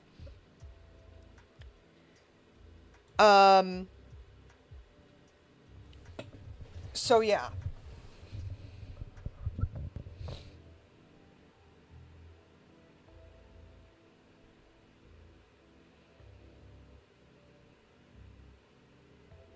I'm telling you, I am telling you right now that I did not agree with that, okay? I'm telling you right now that I did not agree with that.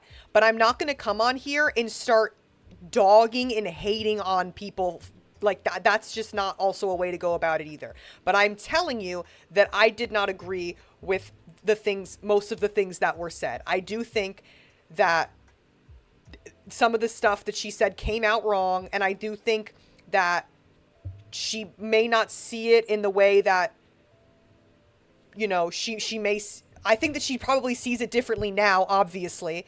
And that was kind of the conversation that we were having, is that, hey, sometimes you just need to listen to what people are saying and listen to the feedback that people are giving you. Simply.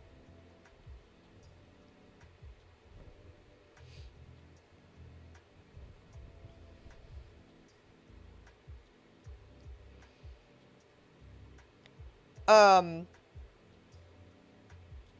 cat? So yeah. I'm just reading again. But yeah, I just think, again, it was something that just didn't need to be talked about. Again, it was my idea to delete the VODs, and it was not in the sense where I don't want people to know, like, that this was, like, something that was talked about, or not me in a way that I was, like, trying to, like, save her ass. It was quite literally, I am not in the headspace to just deal with what I already knew was gonna come from that. Like, I already knew, I was like, oh, brother, like, I already know how this is gonna go, and that's simply how it went. So that's the one thing that I'm gonna say, is that was my idea, to delete the fucking stream. So, no, I'm not saying it's all my fault. Are y'all like, oh my god, y'all literally like, what? It's like I say one thing and then y'all say a whole nother thing. Like, please, just listen to what I'm saying. Just listen to what I'm saying.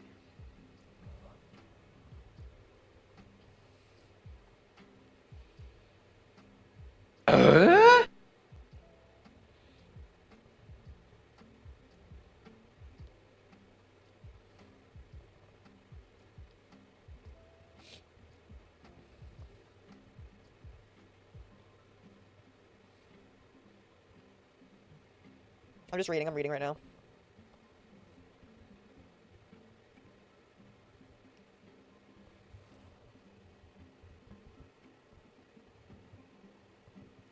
Just reading, just reading.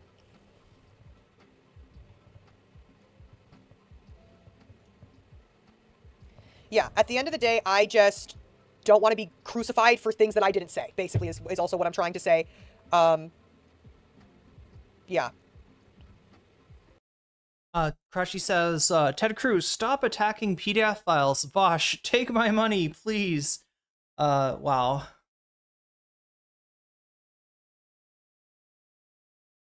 What did you say? My dono goes to leftist mafia. All right. That gets us one closer to possibly putting a butterfly in my what do we have? What does that like timer look like? Yeah, 48 minutes left. We need 9 more super chats to make that happen. So if you want to see the butterfly, we haven't seen the butterfly in a few days. If you want to see the butterfly, it is paywalled behind 9 teal super chats.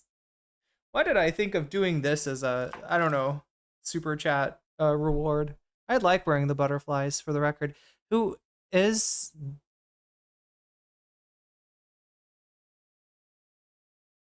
KY, are you named after the jelly? Or is your name like a reference to Kentucky, the great state of Kentucky? Are you a horse racing fan, KY? Or are you a jelly guy?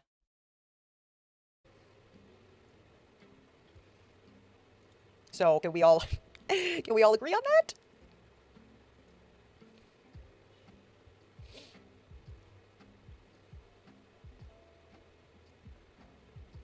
Just as long as you understand that jelly's not for eating, it's for other stuff. Love you, Mama, but what happened to you are who you associate with? That's quite literally what... KY or Astroglide? I guess a KY, maybe? I don't... Wait a minute.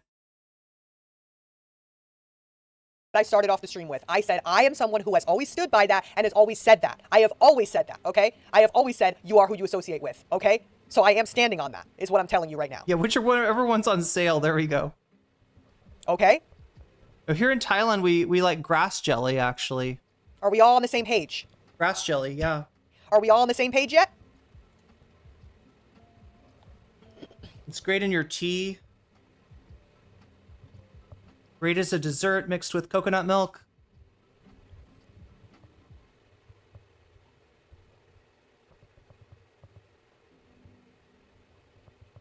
Mods, I don't know, I should warn you when somebody crashes out on Twitch. Sometimes they come back as a YouTube chatter. That might be what we're dealing with.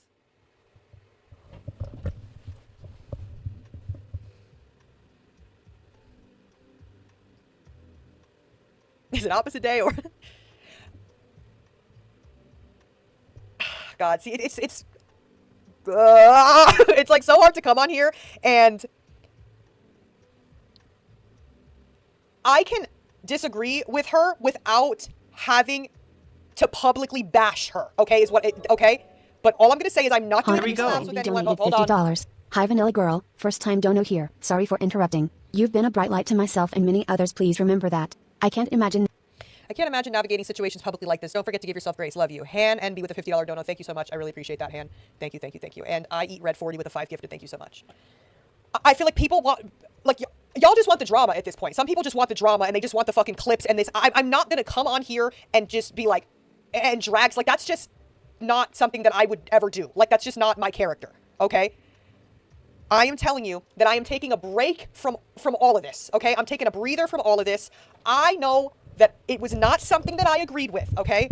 Obviously, y'all know where the hell I'm at. You know, like, what the fuck I am and what I stand for and everything. So I am taking the time and I am distancing myself, okay? I am distancing myself. Okay?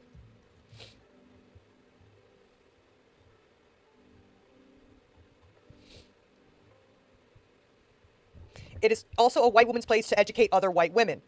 Quite literally, exactly. And that was kind of a conversation that was had privately. So...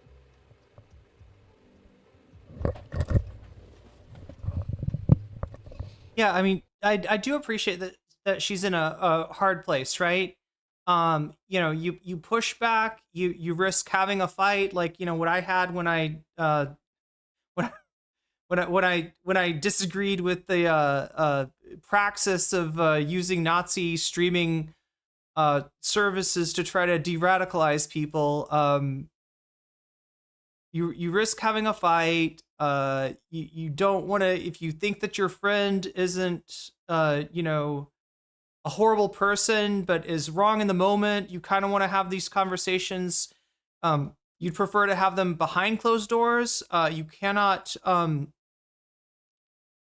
well, it's about to say you can't end stream. If you end stream, it's going to look really bad for QTCinderella, right? If you're like, I'm not comfortable with this, I will get back to you about maybe a rain check for this video game this video gaming section that you know, that we were going to do today. It's hard to do that. You almost hope that like like lightning strikes your router at that point, just to you get you out of that situation. Yeah, it's a tough situation to be in, but you gotta say something. You can only educate someone who wants to be educated. The other thing is she's not reading what QTCinderella is responding to, which I think was people bringing up FaZe Clan, right? QTCinderella not cutting off her dad, even though her dad is transphobic, is understandable. QTCinderella continuing to do content with a you know, a homophobe or a transphobe, not quite as understandable. You know that people in Kentucky are up to some kinky stuff if they make their own substance for it. Yeah, I tend to think it's repurposed Santorum. Like they process the Santorum into Kentucky jelly to recycle, because Kentucky they're really into recycling. It's probably made it from KFC leftover fat. Oh no. I just needed like a fucking, like, it literally just happened 2 days ago. I wanted to take a breather. I wanted to fucking process it. I watched it back myself. And yeah, it's just, I just am simply taking a break, taking a fucking break, taking a breather, taking a break. That's it. Just as far as like, I need to touch grass. I need to hang out with the people in my life that have been there before any of this happened, like before any of this fame or stream, like, that's it. I just need to go back to my fucking roots for a little bit. Okay? And I am going to be taking a break. I was going to take a break regardless. Because after my party, I was going to take a few days off anyway. But this is basically, I'm just kind of saying that I'm going to be taking a break starting after this. I'm not going to stream Tuesday. So I'm going to take at least a week off. Yeah, so just need to take a breather. Just need to take a breather. This month has been just freaking cuckoo bananas for a lot of people on Twitch, okay? It's been fucking cuckoo over here. I don't know what the hell's in the air this month. But no, the party is happening. I'm not canceling my party. My party's still gonna happen, and I know that the people that love me and fuck with me are gonna be there, and we're gonna turn up, and it's gonna be fun. But yes, basically that's all I'm saying, is that simply didn't agree with it. I was uncomfortable, obviously, as you could see in the clips. You know who I am, you know what I stand for. If you're someone who's been watching me, then you already fucking know. If you're a first-time fucking chatter and you're just joining off of clips that you've seen on TikTok and you don't know shit about me or fucking shit about shit, then of course I'm gonna assume that you're just gonna make the assumptions that you're going to make. But people who know me and know my character and know what the fuck I stand for know how I'm gonna go about this. So I am simply stepping back from everything, everyone. I'm gonna touch a little grass. Yes, I do, you know, like I said, I have turned down bags that you could put a down payment. Is the streamer a queer human? I believe so. On a fucking house, if it meant that somebody who I do not agree with their views is gonna be there, okay? Like, I have always stood on this shit, and I don't think I have to come on here every single day and remind people that for that to be like true or real, okay? And this, you know, and there's people that you know, there's a lot of creators that just don't really say much about shit because they just don't want to have to deal with stuff like this. But if it means that I could fucking help people and I could somehow like give back to communities that need the fucking help more than I do, like, whatever, I'll take the fucking blow to the fucking head. Like, I'll take the blow to the fucking head.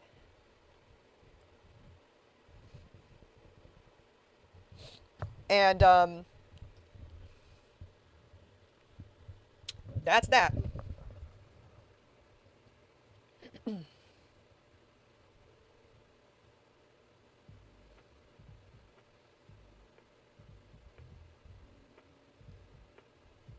That solution comes from a privileged place. I can't take a break from my race. I know your chat won't like this, but really look at how they respond. This space isn't safe. That's not your fault. But it is a site-wide issue that only creators like you can address.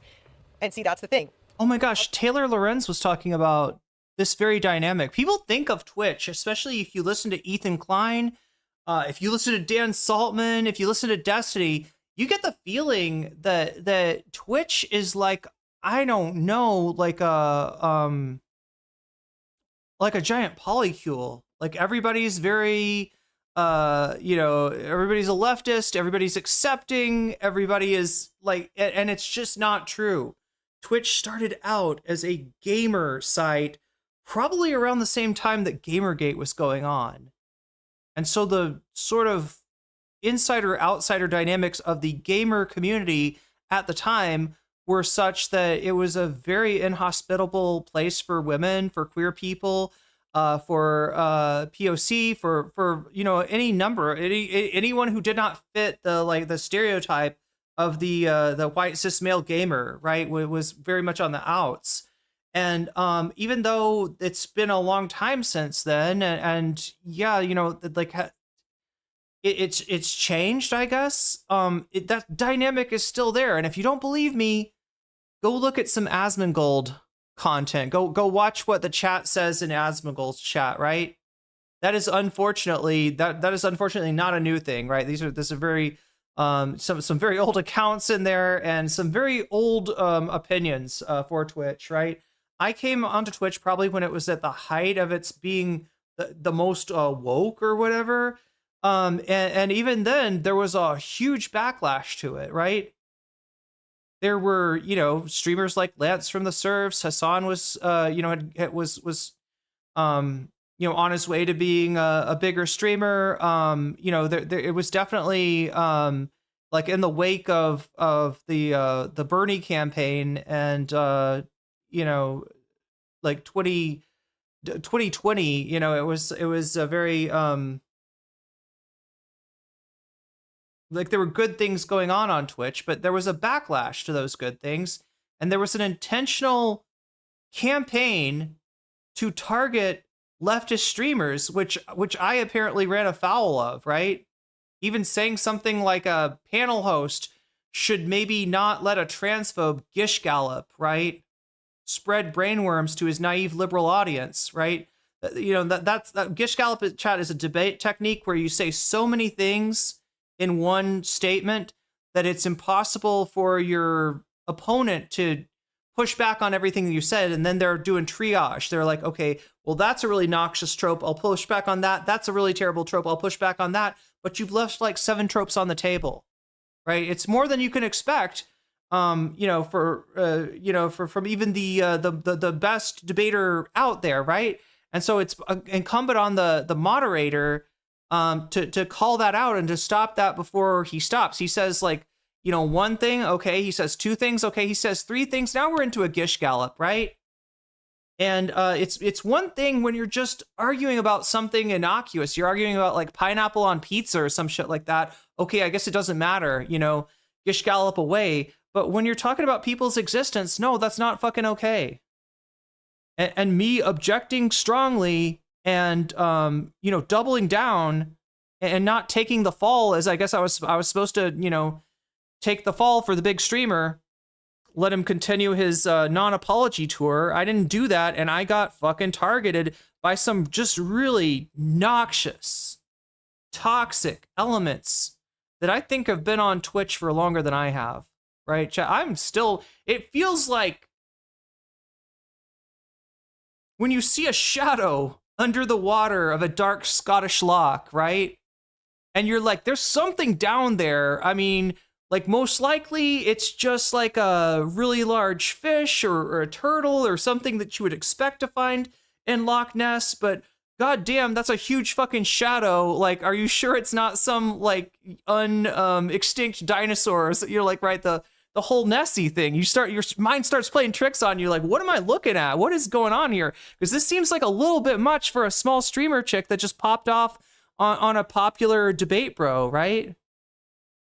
And chat, that fucking monster is still there, still down there. And unfortunately, VanillaMace will probably be dealing with that for a lot longer than she wants to. Of course, there's people that are here. There's how many? And you know, it's all for you know. Again, this is another person being canceled essentially for an apology, for doing the right thing, right? How many people are in here right now? Can I get a? It's 3 ducks in a Nessie outfit. There we go. I can't even tell, but I saw someone say like 13,000. My average is like 5K on a good day. So there's damn. Obviously a lot of people in here right now. That's pretty good. That don't normally watch me on a normal day. So I know there's a lot of people that are just coming from what they have seen like clips of and stuff. And yes, I know that it is a privilege that I could just say, you know what? I'm going to step back for a second. I'm agreeing. Okay. I am quite literally, I am telling you that. Okay. I know that you cannot take a break from your race, which is why I did not agree with some of the things that were said, because you would not be able to be in a room where people were making jokes like that. And it's something that you would feel comfortable with. Point blank fucking period. Okay. And I know that. And we all fucking know that. That's not rocket science. Okay. Also, but also, I am allowed to take a break. If I feel like, if I just want to take a break, I'm allowed to do that. Tyson Also donated that as well. $50. Keep your peace, Vanilla. We will happily wait for you to come back when you feel ready. The internet is wild at the moment. I really don't like it, but keep yourself safe. Sending Miso and Chai some love as well. Tyson with a $50 dono. Thank you, Tyson. I appreciate you always donoing in here. I really appreciate it. So yeah, for the record, you know, those clips of her nodding along, normalizing, seeming to agree with QTCinderella, those clips are going to be around for a long time, and I think that Vanilla understands that, right, and isn't begrudging anybody for being put off by that. But the real toxic hate that's going to follow her is coming from the other side. It's from people that are, you know, their concern is that QT and Vanilla apologizing makes FaZe Clan look bad. Makes it look like maybe they are really homophobic, which, you know, I don't know what to say other than be better. Kind of a cliche, but I do like to pride myself on somebody who I have had people, you know, come up to me in real life and tell me, like, your community has helped me so much, like, and stuff like that. So I do pride myself on my community of people that are normally here, and my normal community. I do pride myself on creating kind of like a safe space for people, and I do think that people do enjoy being here. That the people that are normally here, and that they feel safe with me, and that they feel safe talking and stuff, and you know, whatever. So.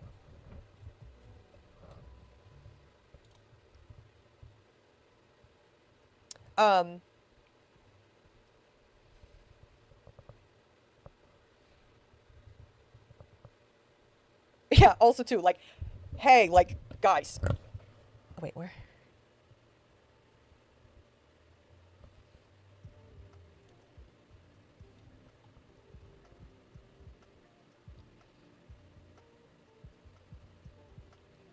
See, now someone said, what's the racist's name? I don't want to call, like, see, now we're losing the plot entirely.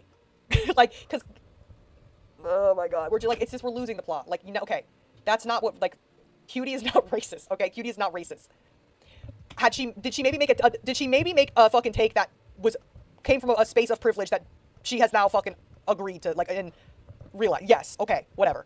But racist, like, see, now that's where y'all lose me, and it's like, we're just going off of, like, TikTok comments and shit.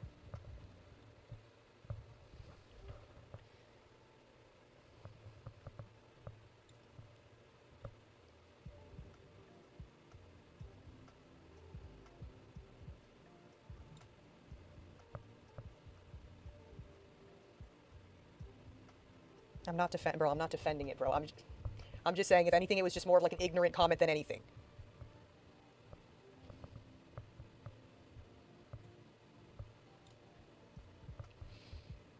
Did I just lose? Hello? Am I still here? Am I still here? My fucking Wi-Fi bars just went down. Can you see me? Am I back? Hello? Yes? Okay. Sorry, I lagged for a second. Vanilla, you should have prepped a script. I'm not gonna prep a script. I'm just gonna, like, say how I feel. Like, I don't know. Just to say, like, you should not prep a script in a situation like this, right? And I mean, this is, I don't know if there was a script to what Cutie said, but it did feel like you know, there was like buzzwords in there that like, I don't know, a PR person would tell you to say. And that actually does not come off as authentic. And you want to be real, you want to be honest, and you want to hear what people are saying.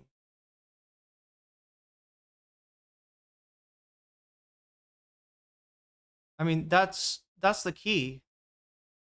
Like, I don't agree with it. I don't agree with it. I don't agree with it. I don't agree. How many times do I gotta say it? I don't agree with it.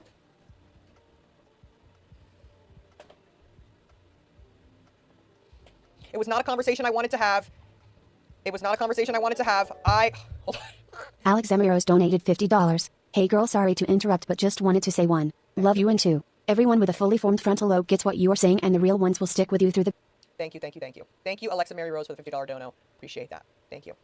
Thank you, thank you, thank you. Someone said, then why did you defend her on Friday? Got 28 minutes left to try to get 9 teal super chats. Can we muster those weird champs, chat? I wonder. What? Okay, the only thing that I remember that I could have maybe been taking last chance for the butterfly today. As being defensive was I was like saying how there's kind of like keyboard warriors who probably have like boyfriends that are MAGA supporters and like boyfriends' friends and people that are in there like but that are in this chat like blah blah blah blah. That was the one thing that I kind of was just like yeah because that's what I do in a normal conversation with anyone, whatever the fuck they're talking about. I'm listening. I'm listening. I'm actively listening to you. So yes, I'm nodding my head. Just because I'm nodding my head does not mean that I am agreeing with everything. Like, I'm simply listening and I'm just like, like, I'm taking in the information. That's just how I am. And if you ever see me talk to another fucking person, like, I'm just like, yeah. Like, that's just how that's just me, bro. I'm just. Yeah, in the Midwest, sometimes we say, yeah, no. Like, right? And that might be confusing. Yeah, no, totally. Like, right? But, like, yeah, no, let's use an example from Thai here, all right? Been taking Thai lessons. Some of you know about this. This is the visa that I've got, and I'm very serious about learning the Thai language as much as I can because, you know, I want to be able to actually speak. Oh, yeah, speaking of which, chat, look at this. Singa water. Now, this is going to be backwards for you, right? But if you look at this right here, oh my gosh, it's going to also be shiny for you. God damn it. Oh, it's not visible. Fuck me. I don't know how to make it like not shiny. Anyway, it says single water in English and in Thai. If you could read this right here, it says Nam Singa. Single water, right? I can now read that. I can now actually, yeah. Nam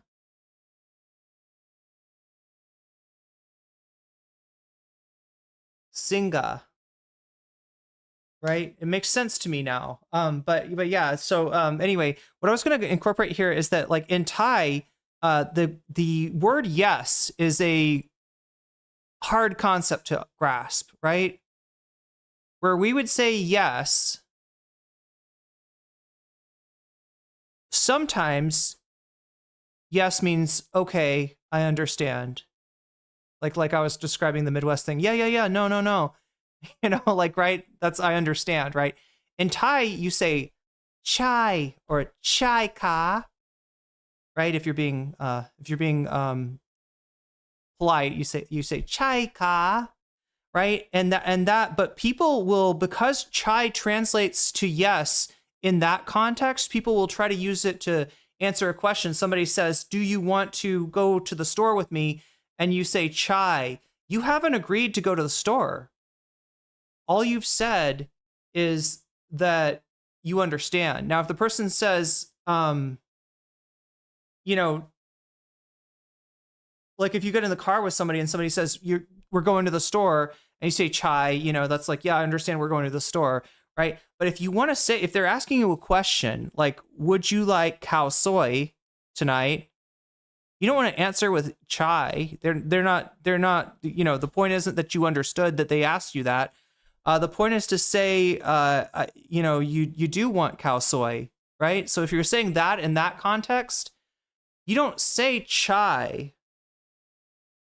You say want, do want, right? You say you basically say, you repeat back the verb to them, and that's how you say yes in that conversation. So yeah, her sort of like nodding along in her language is a statement of I hear and understand what you're saying. I'm not confused by it.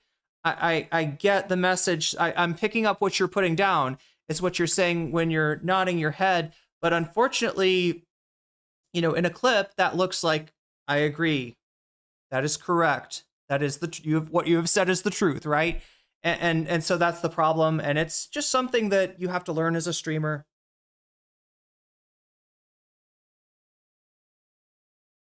That not everybody's, especially people watching you on a clip that haven't ever seen you before, are not going to take your nodding your head as what it means in your language, which is just like letting the other person know that you're listening and you understand what they've said. It's taken as agreement. So it's just a little. Indigenous Australians will often say yes when they mean no. It's a big issue in police interrogations, when they will often say yes just to get police to stop staring and talking. I was attentive. I was listening. So. Anon donated $50. Never watched you stream before, and thank you for addressing this and making LGBT voices be heard. Will be following from now on. Thank you, Anon. I appreciate that for the $50 donos. And that's what I'm saying. If you have been here, you have known that this has always been a safe space for LGBT people, for fucking people of color, like for any marginalized community. It's something that I've always stood by. Like, and I'm not sitting here trying to be like, oh, I've done this, but y'all, like, what the fuck, like, there's shit that I stand on and that I've made videos about. And stuff, there's been things that I've made videos about before any other creators were making videos about it. Because I felt like that was correct and that was right, and I don't give a fuck if I lose a brand deal or whatever. I don't give a fuck. Okay, that's what I'm saying. I don't give a damn if me saying out loud that I love trans people, I love people of color, I love this, I love that, XYZ. If that makes me lose a brand deal or whatever the fuck, like that's something that I never gave a fuck about, and I'm gonna stand on that, and y'all know that, bro. Like I just don't know how much I have to like say that. Vanilla, I'm trans and gay, and I've never felt unsafe in this chat. The comments were bad, but it was clear that you don't share those sentiments. Caesar goes, well, it wasn't safe during that stream, though. Yes. And this is your first day in my stream, because I could see your comments right here. And obviously it wasn't, which is why we're here talking about it.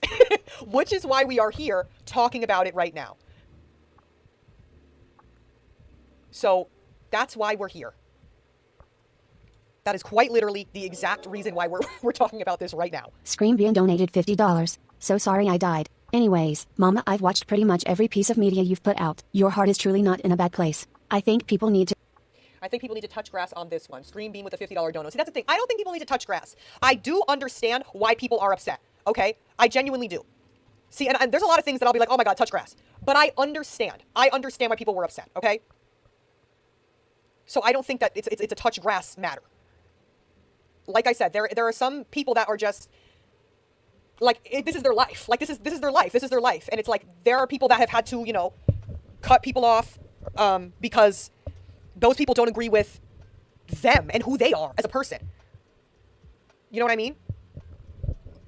And that's unfortunate. And I am somebody, and I'm acknowledging that I'm somebody that I am lucky that I am somebody who comes from a family that my parents, they're like, girl, whoever you end up marrying or whoever you end up with, as long as you're happy. And they know, and when I told them hey, I don't just like dudes, they were okay with that. And that's not the case with everyone, obviously. So there's things that I didn't have to go through that I understand. It's fucking terrible that people have to cut off their family members, people have to cut off friends, and people that they thought that they were going to be with for the rest of their lives, or just whatever, over them just being who they are. And I'm agreeing that I am in a position where I can simply be like, hey, I think we need to talk about this. And that's that.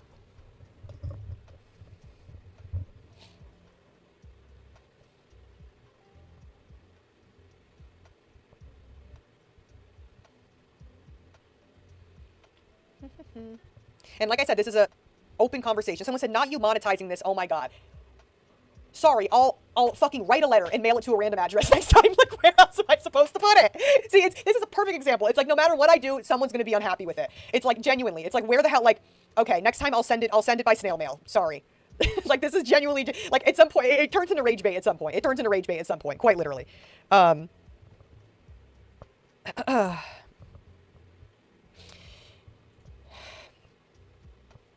pigeon. I'll send it by pigeon. And that's the thing, too. And I didn't even have to come on here and talk about it, because there's a lot of people that wouldn't. That would just be like, whatever. So I'm coming on here and telling y'all what's happening. That's what I'm doing right now. You can do it on IG and they bash you for not using a platform where you're more well known. Exactly, like exactly.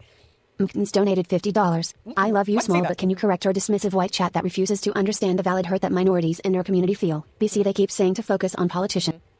Focus on politicians as if minorities haven't been out there protesting for 2+ years. I love you again. Madden's with the $50 dono. Thank you, Madden's, for the $50 dono. I love you so much, but can you correct your dismissive white chat that refuses to understand the valid hurt that minorities in your community feel? That was, again, quite literally why we came on here today. Quite literally why we came on here today.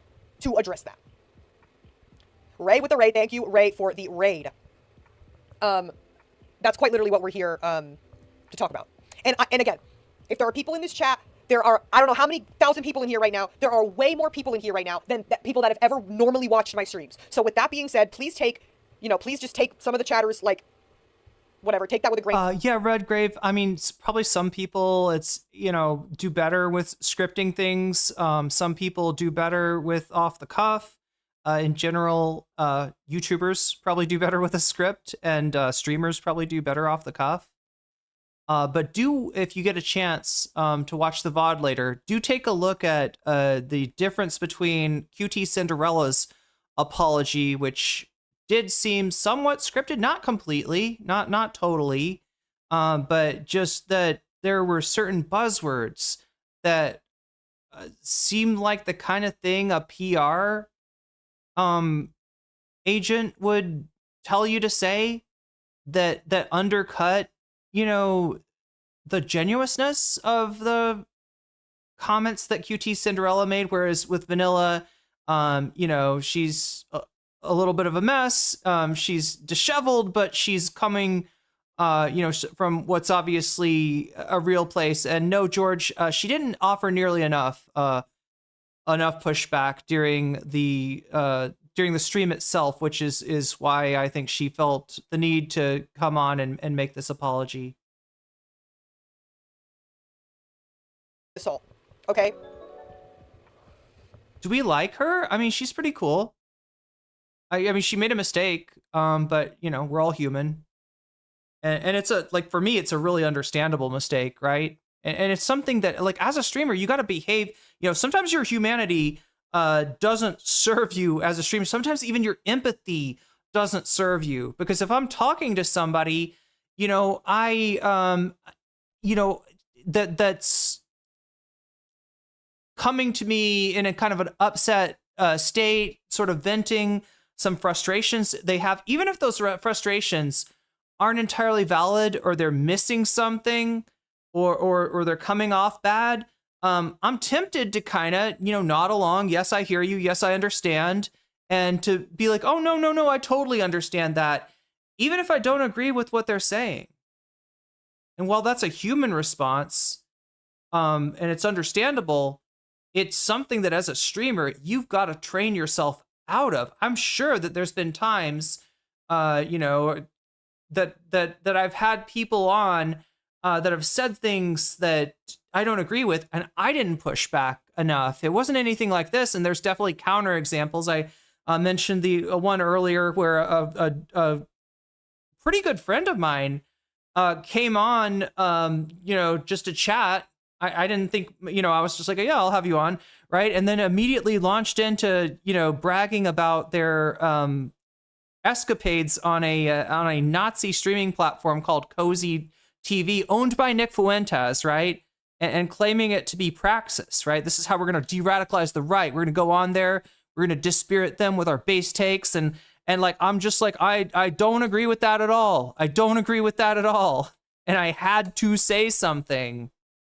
And people didn't like that, I was, being mean to a friend, right? There's some people that were, that really, didn't like, but because of, that this friend was saying something that I could not disagree with more, I had to I had to cut her off and say, no, I don't. I think this is a huge mistake. I think that's a bad idea. Here's why I think that's wrong. And it started a fight.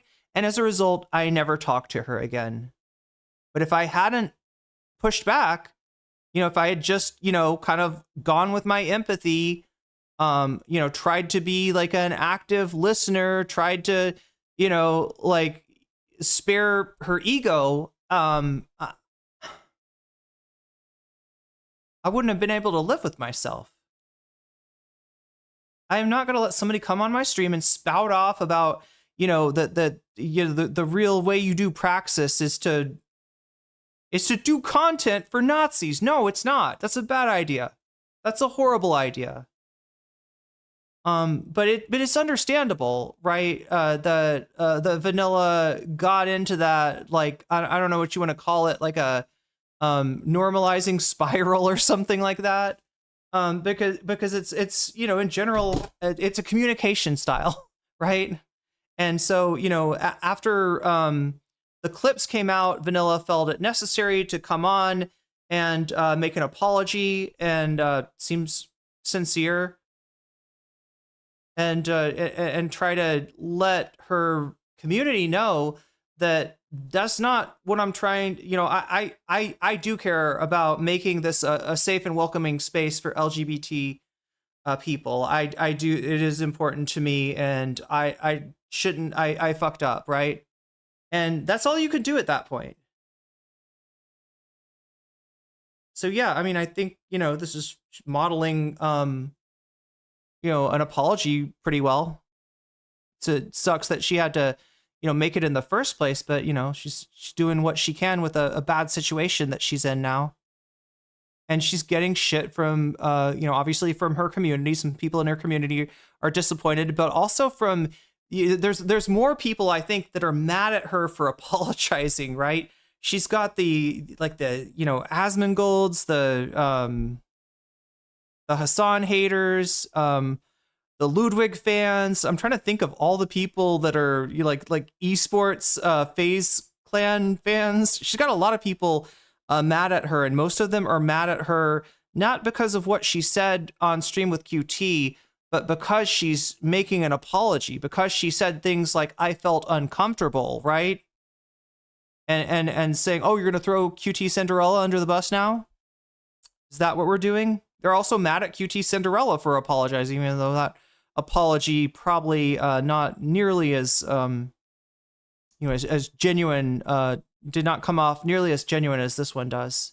Anon donated $50. Your passive aggressiveness towards this situation /chat and the Tupac that gave constructive criticism. Oh yeah. She roasted Ethan. Yeah, Ethan fans definitely do not like her. Nice to listen to. You're mad at people being upset. Wait, what? Was that $50 to yell? Huh?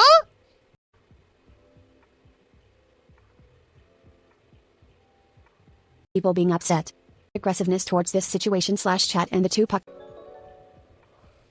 Anon donated $50. Your passive aggressiveness towards this situation /chat and the Tupac that gave constructive criticism is really not nice to listen to. You're mad at people being upset. Towards this situation /chat and the Tupac that gave constructive criticism is really. Sorry, the two something that gave constructive criticism? Anon donated $50. Your passive aggressiveness towards this situation /chat and the Tupac that gave constructive criticism is really not nice to listen to. You're mad at people being upset.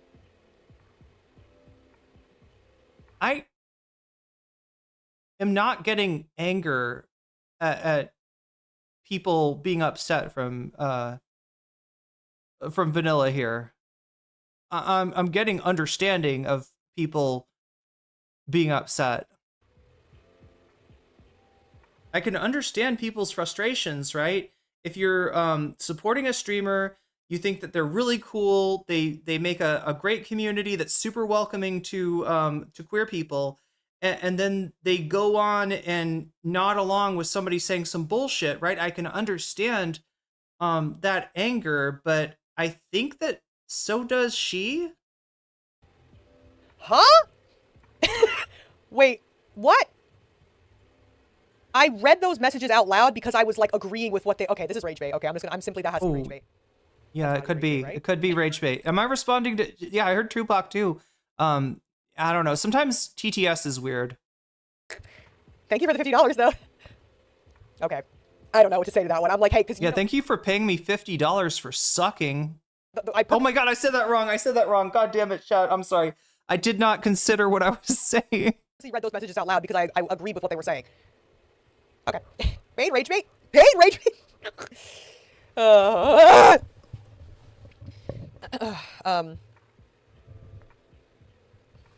out of 10 rage bait. Oh my goodness. But yes. But yes, pretty that can't be real. That can't be real. This was a charity stream. La la la la la la la la.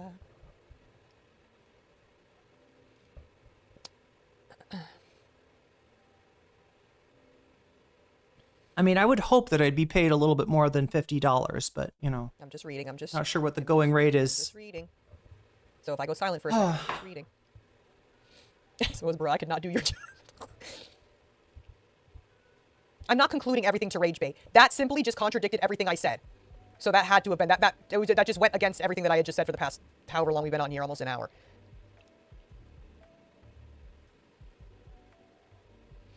Katie did touch on this briefly. Katie basically said, hey, y'all saw the stream on Friday. If you know me, you know I'm just trying to game and I'm just trying to chill. Biggie Cheese donated $50. Wrong time to ask, but did you catch any of the Bachelorette? Biggie Cheese with a $50 dono. No, I did not watch the Bachelorette. I still have to watch that back.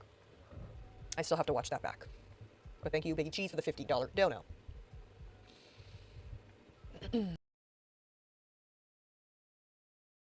Anybody in chat want to tell me what the Bachelorette is?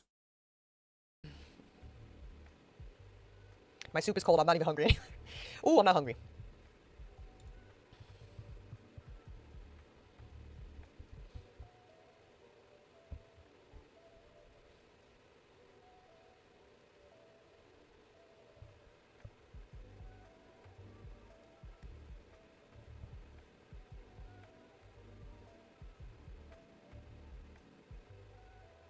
Nelly, you did the best you could, and it takes real strength to speak on it now. People forget how hard it is to react perfectly when your safety or perspective feels shaken. You're just trying to stay calm and get through it while viewers expect instant resolution. We've all had moments we wish we handled differently. You've always shown what you stand for and continue to learn and grow. Yes. Thank you. I do appreciate that.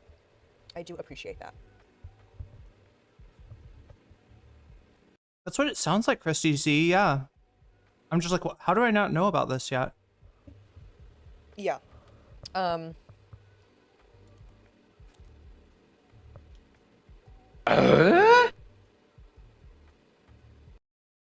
Megastar with the super chat. Get us one step closer to maybe some butterflies. Yeah, we lack butterflies. We make up for love, experience, and friendship. Yeah, and I need to make up with somehow figuring out how to get on stream earlier when people are actually awake. I think the butterfly goal is a lot easier to make when, you know, I don't have a bunch of dream characters in chat. No offense to any dream characters in chat. I love ya. It feels like you're more worried about defending yourself rather than reassuring the people who felt hurt or off-put by what happened. Again, I don't know when you got here or how long you've been watching, but that was basically what I was... Queerpop donated $50. Thank you for your stance on this. It is difficult to navigate a conversation you did consent or expect. It is so difficult to hear a shocking take from someone you associate with, let alone live, with Show Some Grace, Vanilla is an ally, y'all. Queer POC with a $50 dono, thank you. No, that's quite literally why, that's the conversation that I came on here to have, is that there are people that are not comfortable with that, and I am telling y'all that I know that. So, and I see that and I recognize that, and that's why we're talking about this all right now.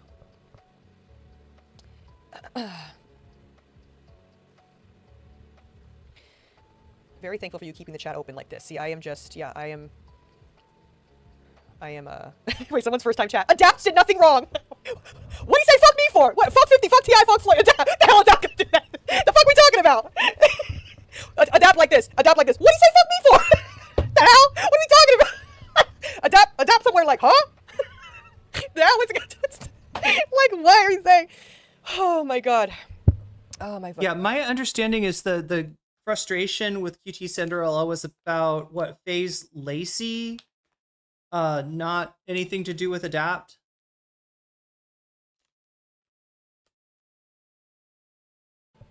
Oh my goodness, oh my goodness, oh my goodness. But I don't really, I don't claim to know the Face Clan. Oh, bruh. Yeah, simply I'm just trying to speak about a situation, you know, that affected a lot of people and actively affects people every day. And, that's it. That's what we're doing here, bruh. You're down to, I don't know, it looks like 4 minutes to try to get 8 super chats, if you can muster the weird champs. QueerPoc2 donated $50. I usually lurk your channel and have always felt safe here as a QueerPoc. You are always standing up for us and are very genuine. Some people just want to be mad at you, Ema. In my opinion, please. It's weird chat. I think to get a chat read out in my chat on TTS, it's 5. It is apparently 50 in VanillaMace's chat. That shows you how much bigger her community is. Take care, much love. Queer POC2 with the $50 dono again. Thank you so much. I do appreciate that. Thank you. Thank you. I appreciate that. Guys, my soup is right here. It's fine. I'm literally not hungry. I'm not hungry anymore. I'm just not hungry. It's okay. But thank you, Queer POC, for the $50 dono. I appreciate that.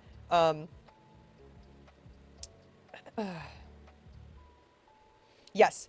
KCZHI, that's exactly what we've been talking about. It's the frustration that people are having is that it takes a privilege to say that you can be in the same room with people who make remarks like that, but in the reality it is not same for others. It's a very scary world that we live in, and that's where the frustration stems from. If that's pretty much what I have been saying, but if I did not put it that well, because sometimes it's hard for me to articulate myself, that's exactly, yes. So that's pretty much what I was saying before, is that there's people that cannot be put in that same room and cannot be put in positions like that, and just have it something that is like something that that person could like learn from or whatever. Like, it's just something that could be like dehumanizing for somebody.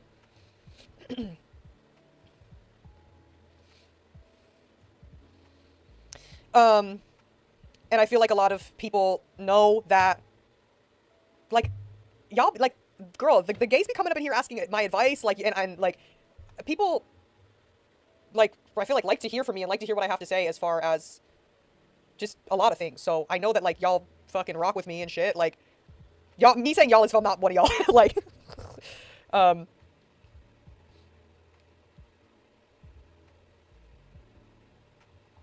I also don't think that every single conversation needs to be had on the internet. I think just out of like respect for people, like, I could have a private conversation with somebody and people don't need to know every single detail of that. Okay? So I'm telling you what I want to tell you. Rain Zero with the 10. Thank you, Rain Zero, with the 10 gifted. Thank you, Rain Zero, with the 10 gifted. Matkins donated $50. If you want to do a subathon or fundraiser for the Trevor Project or other queer/POC orgs, I'm down to donate, and I'm sure many others here would too. Let's be about it. You know what? Fuck it. Let's be about it. I have done Trevor Project streams in the past. I have done a stream where we did donate to Trevor Project for Suicide Awareness Day. We did do that. But fuck it. You know, if there's anything I could fucking do at this damn point, and this is not like, if I could do anything, bitch, I could put my money where my mouth is. I could put my money where my fucking mouth is. Like, let's stand on fucking business, bitch. Let's do it. Let's do it. There we go. It's a Trevor Project stream. So yeah, that is you know, she goes on for another hour and 40 minutes or so. I'm gonna call it there. If there's any clips that I need to be aware of, I guess let me know. But I think I'm assuming I covered most of the clips when I ran down Twitter. Okay, so with that, we got 2 more voices to chime in here today. And that would be Hasan Piker and ETHAN Klein. It's not just that there's no deterrent to this behavior, but it's... That's Cat Tinbarge. That's not who I'm looking for.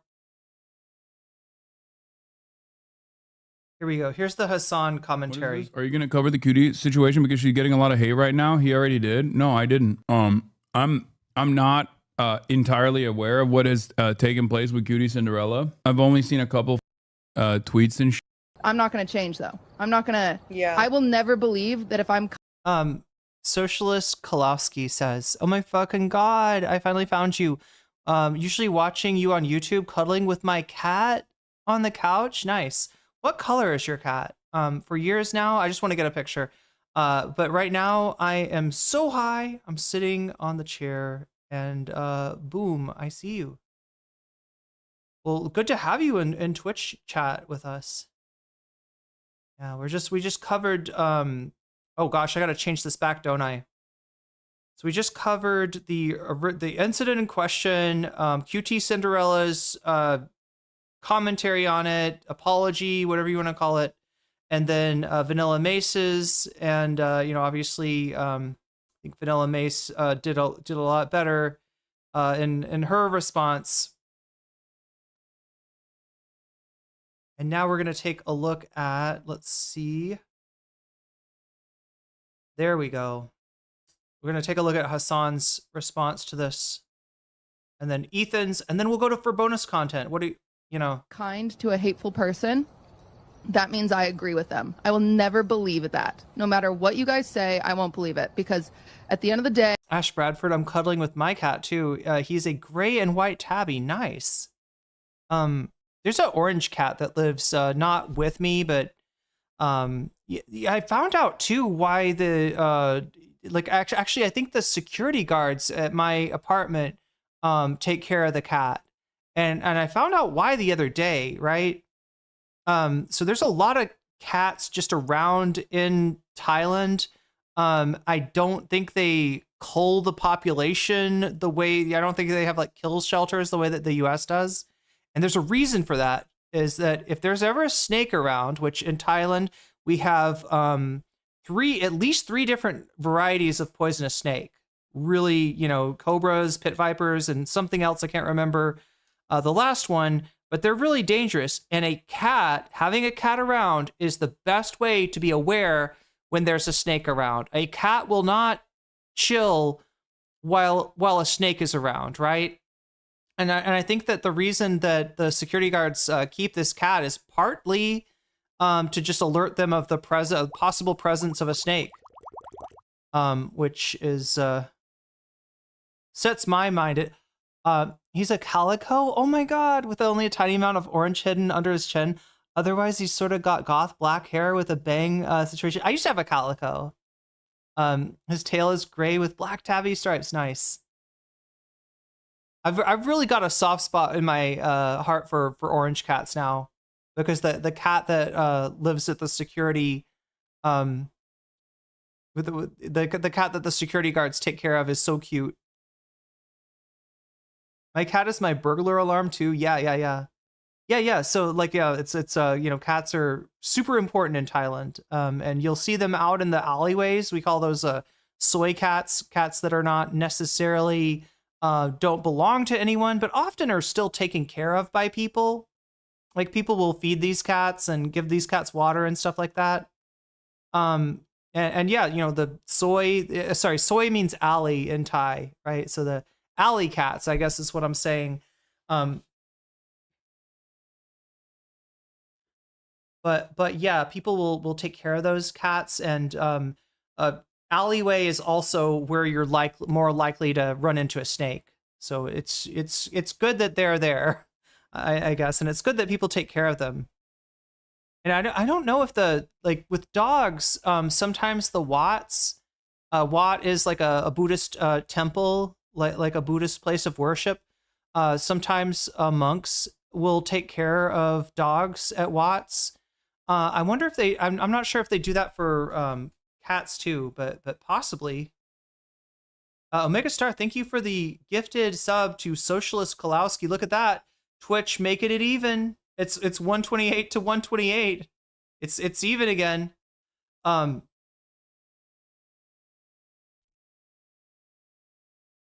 Kiki is the cat's name. Is that named after the delivery service by chance? Fairly sure is aware that we are talking about him. They always are. God, they know. Hey. My cat knew a number of English words. She definitely knew the word vet and the word bath, right? It was definitely, would react whenever anybody mentioned a veterinarian or a bath. I'm the great balancer, says Omega Star. You are. If I'm around a racist person, I'm just not racist. I'm not. Me, I am not. They are, yes. But how am I supposed to help them ever? By cutting them off? No. BCatK cuddling with my tabby to Ash Bradford said something here.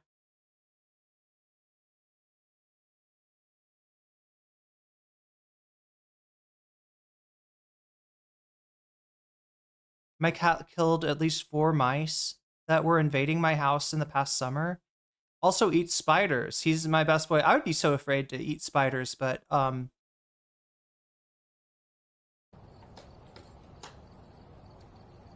like I get it. You guys can think in black and white, but that's not how it works over here. Cats eating birds. I speak to my cats in French so they know if I speak in French, I'm talking to them. That's adorable. Omega Star, my kitty Neko is a mackerel tabby cat. Nice. A mackerel? That's not how it works for me. It's not comfortable. This is my perfect example. It's like, okay, my late husband found out he responds to the name Kiki by yelling it loudly randomly one day. Oh, wow. So it's like that cat already had a name. I named him Bernard after Bernie Sanders. Yes, we are an impossibly weird couple. Possibly wholesome couple as well. With Lacey. Lacey makes some homophobic jokes sometimes that I am not comfortable with the homophobic jokes Lacey has made. Lacey knows that he can't make those jokes around me. That does not mean that I am homophobic. Believe it or not, everybody. Yes. Like, you are not who you associate with. Like, shut up. You're like, you don't build bridges by burning them. That's not how it works. Like, I've heard what a lot of people are saying, and I am sorry for the hurt that I've caused people. BCatK, Lila was like a gray, black, brown, tan tabby. Also have Guantanamo, and she's a diluted tortie. I'm really sorry. Like, again, if you don't want this apology, then it's not for you. And clearly you're not hurt, but I'm Oh no, Ghost ATW, my poor cat went after a wasp nest and got into the house, but he didn't know it would bite back and he got his little nose pinched. Ouch. Apologizing to people that I've hurt, and that's important to me. So if you're a part of the queer community. I mean, look, cats, people don't understand this, but cats actually have an advantage against snakes, right? If this was like a RPG, like the cats would be the element that snakes are weak to, right?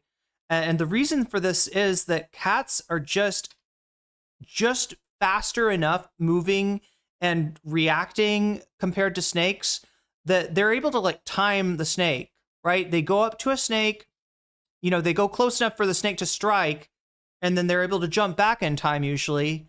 And then they sort of time the snake's movements. They're like saying, okay, I make this provocation, the snake strikes then. And so they'll use that timing to be able to strike the snake without the snake hitting them back. Now, sometimes they do get bit and they're a little bit resistant to poison. I mean, obviously a cat can get hurt by poison, but they just have like this weird advantage against snakes. And as anybody who's ever put a cucumber next to a cat knows, anything that looks like a snake around a cat is probably gonna be reacted to, right? The cats are very aware when a snake is around, even aware when something that looks like a snake is around. Cat I had when I was a teen used to murder garter snakes all the time. He really liked eating them. I'm very sad when he'd bring one back to the. I had dogs that would do that, like they would go after snakes. Very sad when he'd bring them to me as a gift. Yeah, they do that, don't they? They have one of the broadest hearing ranges of any mammals, great sense of smell, and a startle reflex. Yeah, cats are just like perfectly made. I mean, I guess like what meerkats and mongoose is probably a little bit more effective than a cat in a fight against a snake. But yeah, cats are just like, you would never think that either. You'd be like, no, I want to keep my cat the fuck away from snakes. But they have a strange power. Let's just put it that way. and I've hurt you, I am sorry. If you are a person of color who I have hurt, I am sorry. I am. I really am. I think the way I was wording things was very like irresponsible and wrong, and I'm sorry. I think as societal conditions worsen, people tend to look at imperfect allies and whatever their take is, no matter how bad it might be, right? People tend to look at imperfect allies as like the main enemy. I'm not one of those people. I never will be one of those people. Maybe because it's my privilege of being a white man, but I'm always going to be broadly understanding of people's background and some of the things that they say that come across as not so great, or especially in a moment of panic if they feel like the pressure is on and then they end up ballooning into a much larger issue. White man and rich, yeah. I mean, you already know I'm the enemy. I'm an LGBTQ foe, as I openly declare all the time. Bro, are you blaming society for Cutie's words? Well, one, I don't even know what she said. Well, I know Cutie. Okay, so yeah, there's gonna be a limit to the value of Hasan's commentary here, right? He hasn't seen the clip when he's responding to this, and it's probably on purpose. You know, he maybe knows QT well enough to know that she's not like, you know, got like, I don't know, like a homophobic intention or anything like that. And this is kind of a dangerous game to play here. When you are defending a take that you have not heard, that is a dangerous game. That is a dangerous game to play, but especially for somebody that is not exactly TikTok's favorite person right now, and for an understandable reason.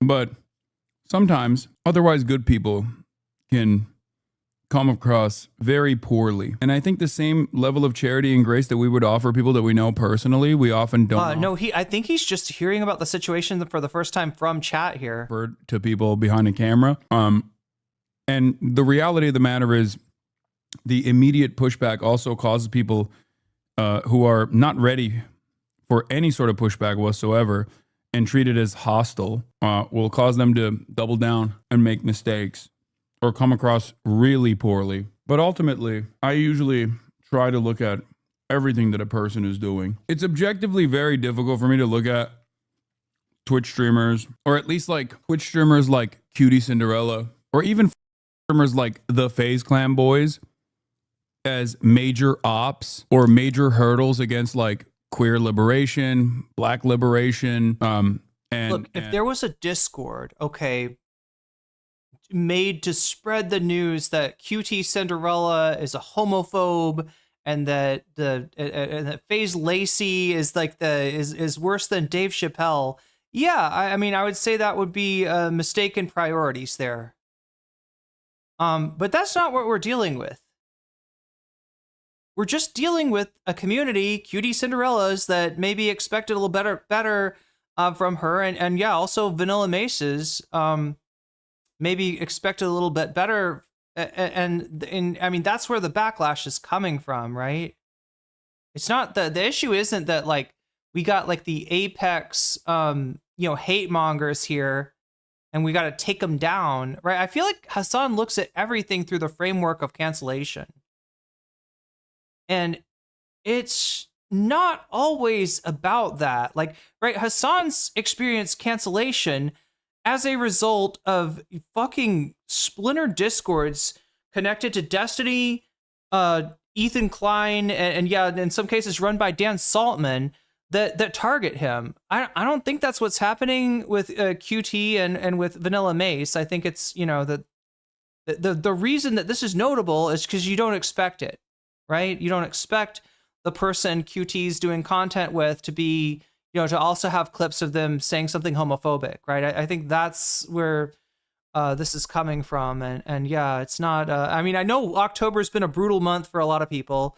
Hasan, not the least of these, but fear Hasan is getting out of touch. I don't want to say that in a way that,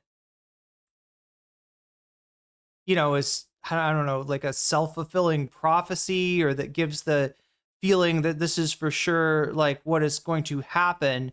But there's certain statements that he makes that about like the inside the community, outside the community dynamics that sometimes, you know, make me concerned. That, I mean, if you look at something like Destiny's community or Vosh's community, these are cults. These are, I mean, not as much as like Trump and MAGA are cults, but, you know, they're definitely like, you know, like minor cults of personality.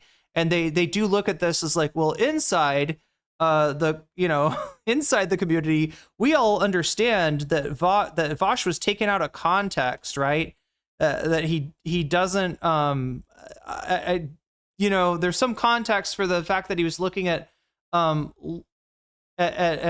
lolies and AI horses in the most inappropriate engagements with each other, the most inappropriate sexual congress with each other. Like, I don't know. That's a cult. That's a cult. You know, you normalize that shit, you are a cult. Congratulations, right?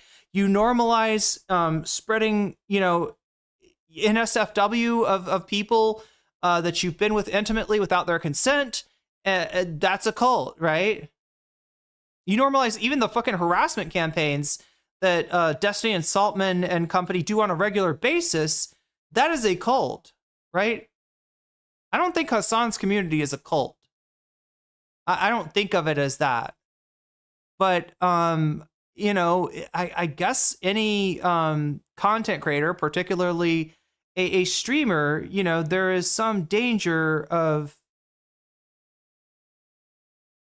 playing into those dynamics. So yeah, I don't think it's happening. I'm not, you know, saying it's going to happen, but there's some things that, like, it's like, I'm trying to remember, somebody proposed making like a sheet of like, you know, if you hear this criticism of Hasan, this is the pushback, right? And that worried me, because that's literally what Vosh does. That's literally, his community literally has a document that they pull from to defend him. And that, you know, the fact that Hasan reacted to that, like, yeah, sounds like a good idea. It's like, no, it's not a good idea. And the overall liberation of all peoples, when there are much more important targets out there that get no scrutiny whatsoever because they're not in the ally adjacent territory. And it's also doubly silly. Anybody else see a Labubu sometimes and you feel like you could plug an electrical cord into its eyes or ears or something? You know what I'm saying? Like the Labubu face look a little bit like an electrical socket to anyone else? When I consider my own position, someone, I wonder what would happen. Someone whose ops are in the American government, you know, someone who's trying to do the right thing every day, combating this administration's fascist policies, it comes across as like very narrow in its focus. I don't think every single person is a secret fascist, and I also don't think that it's a healthy attitude to hold. I do, however, think that it's difficult to get people on board with stuff, especially when the easiest type of jokes that you can do is often targeting those who are vulnerable and marginalized. And a lot of people lean into that. So I perhaps give even more grace to those who don't always lean into that when they could easily do that with not only no repercussions whatsoever, but with promotion associated with it. Because in this day and age, I feel like if you're going to be, you know, anti-queer, anti-immigrant, racist, white supremacist, there is a avenue. Yeah, and if the concern was that QTCinderella was harboring like anti-queer bigotry, right? Then yeah, that would be a good pushback on that, right? If she wanted to be anti-queer, she could probably be making a lot more money just outright doing it. Same thing.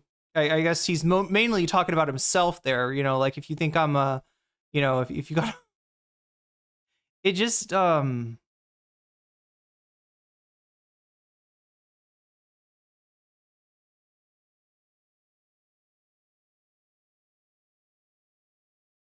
allies who do wrong things should be open enough to the right their wrongs. And ideally, you know, it never gets to the point of your chat being pissed off at you.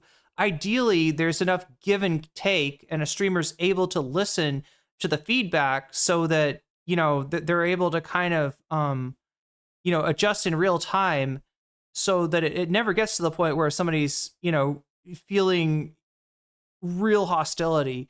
He's reversing to Jason, Jason the Ween. Is Hasan's main person he talks to in Faces Clan. Yeah, that's what I was trying to say earlier, is that, like, you know, like there people have some problems with like Lacey and some other members of FaZe Clan, but I don't think it necessarily applies to all of the all of the members. The bigots are sure as hell not afraid to say what they think now. True. But yeah, I don't think this is a little bit of a straw man, right? I don't think anybody is saying that QTCinderella is secretly, certainly not VanillaMace or secretly, you know, anti-queer. It's just a concern that, you know, if you're going to prioritize collabs with somebody who is homophobic over your chat being a welcoming place for queer people, then, you know, it's that's a mistake. That's not even like, it's the important part isn't even like whether it's indicative of harboring a secret bigotry, or even harboring a implicit bigotry that you're not aware of, right? I don't think that's what anyone's saying.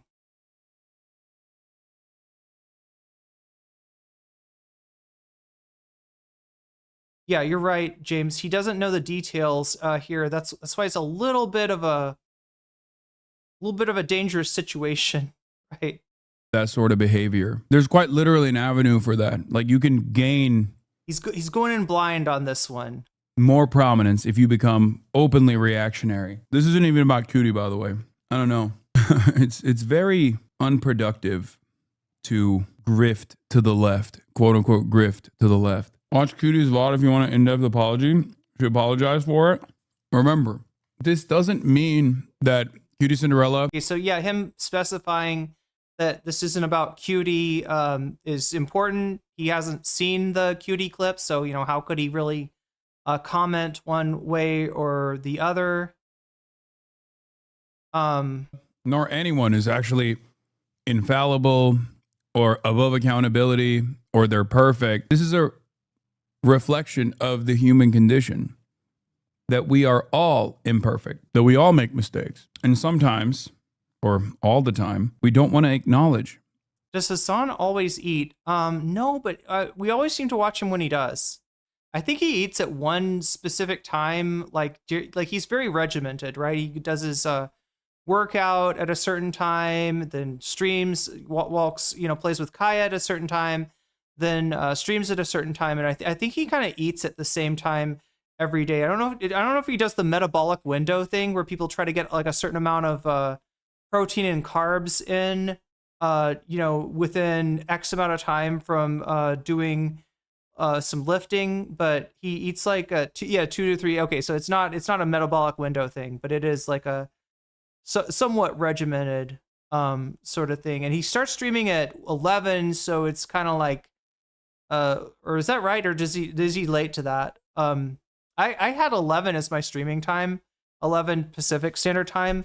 And I never quite made it. Like, I don't know, there's something about 11 o'clock it's like a hard, it's a hard time to be on time for somehow. That we made mistakes. Sometimes we can't see it. He does eat a lot. Do you think he eats more than I do? Because we're blinded by our own privilege. Oh, he's doing the intermittent. He's got like a limited. Okay, so that would be what makes it look like he eats a lot, right? He's got like a limited window of when he eats. It's like an intermittent fasting thing.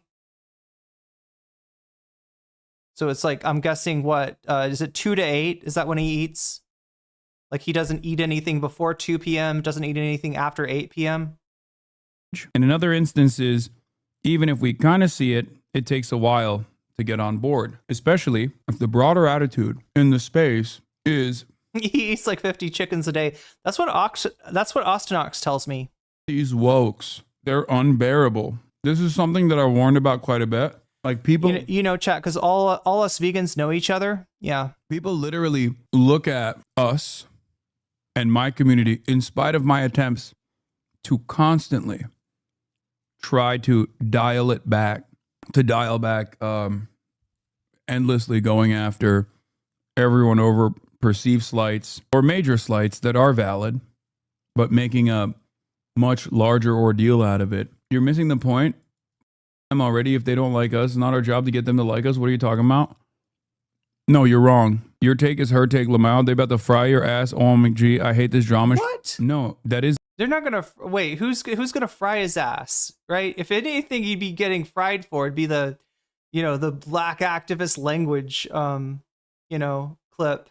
It's always been my job. No, that's you've completely missed the point. As a 19-month subscriber, if you think that that's not my job, why do you think I spend so much time talking about Zoran Mamdani, constantly having to navigate between talking about the Islamophobic attacks that he's receiving? I don't like the woke is horrible stuff he says, and I never know how much of that is him doing some sort of a vice signal to try to make a welcoming space for de-radicalization, and how much of that is like he fears cancellation, believes in carceral left as being a very real and negative force that that needs to be pushed back on for the good of the movement, right? I don't know how much is it like a real Vosh take and how much it's just like strategic. But yeah, it does kind of boil down at the end of the day, a lot of it, especially when he goes off on like standpoint theory or whatever, it does kind of boil down to punching left, which even if you think that there are, you know, people with,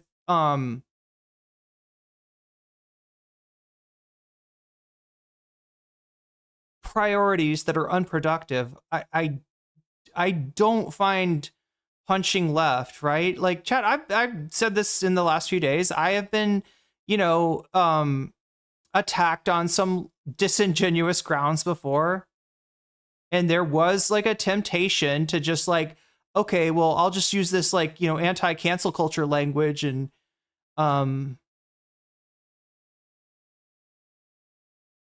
you know, kind of try to put my ops into a box of woke of the day or whatever. And there was definitely people, you know, like anti-woke or even conservative people that were like, come on, why are you putting up with this stuff? You know, it's just because you're I don't know, trying to like literally like radicalize me to the right because of it. But I didn't, you know, I didn't bite at the end of the day.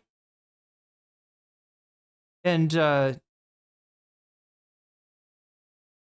still don't think it's productive. If I were to spend time talking about, you know, the marginal figures that have attacked me, and I don't mean marginal in the sense of marginalized. I just mean like they're not very important.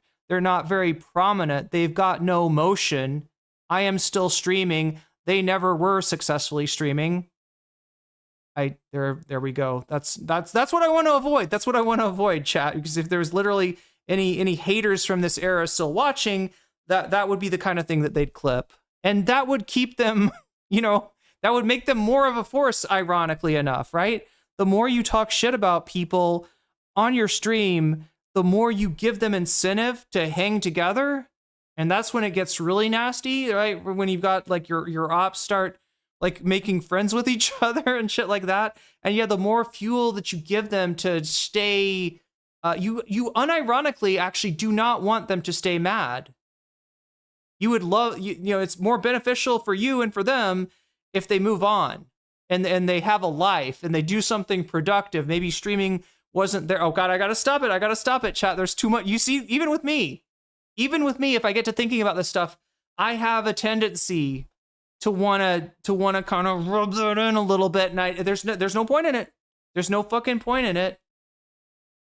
It is, you know, it's ego. It's ego from me, and it is catnip for obsessive haters, and I don't want to provide them with any catnip. I want them to be bored as fuck hating me. I want to make hating me the most boring thing that they've ever done so that they move the fuck on. And you know, you would think with the amount of haters Hasan has that he could, yeah, I mean, some of them aren't going to fuck off. Like, right? I'm not saying that you can get ETHAN Klein to fuck off, because it's literally the only traction he ever has is fuck Hasan. I'm not saying you can get a maniac like Dan fucking Saltman to move on. He will never move on. You cannot kill that which has no life. That which doesn't care about spending time with its wife and kids, living its life, but would rather spend all of its time in splinter discords, plotting the downfall of Hasan in a Wile E. Coyote-esque way. So, yeah. And then refusing to actually address it, because if he were to constantly talk about that, then he would come across as a spoiler. Sometimes you have to eat it. I do it every day. I'm just sick of these people and how we have to be nice. How about we say f them? Well, the problem is, I understand that. The problem, yeah, I would say eating it is probably your best bet, right? Problem is, if you say that, then we can't win them over. And if you want to make changes, you got to win them over, especially those in the margin. And now I've got the Weird Al song stuck in my head, chat. Thank you, Hasan. I would present the impact that even QTCinderella has had in a very positive manner with the likes of Jason the Ween, someone that you guys actually enjoy. Jason the Ween has an incredibly tolerant community, especially in comparison to the vibes and the overall attitudes that many have in that demographic. We were just talking about the alt-right. We were just talking about the far-right manosphere pipeline just a second ago. They'll always win if we keep up this mentality. That's the unfortunate reality. They don't have these sorts of hangups. Wait, sorry, you said this before. I didn't mean to ignore it. I'm confused. Hasan said, one, he is privileged to look past people's major flaws. Wait, privileged to be able to look past people's major flaws? And two, anyone who judges the same people do so out of privilege. The contradiction that I see with Hasan and his discussion of like his radical empathy towards people not yet on the left, and his scorn for the woke scolds and the purity testers and the standpoint theory adherents, the readers of root.com. You're lumping in a lot of people there, but okay. It's like the empathy seems to be backwards. And at the very least, if you want to be the empathetic guy, you know what I mean? If you want to rise above it all, then the thing to do would be to have empathy for, yeah, even people, you know, even people that you think are woke scolds. I hate that fucking word because I know exactly where it comes from. This is a Ben Shapiro addition to the lexicon, right? I hate it when Vosh uses it. I hate it when Hasan uses it.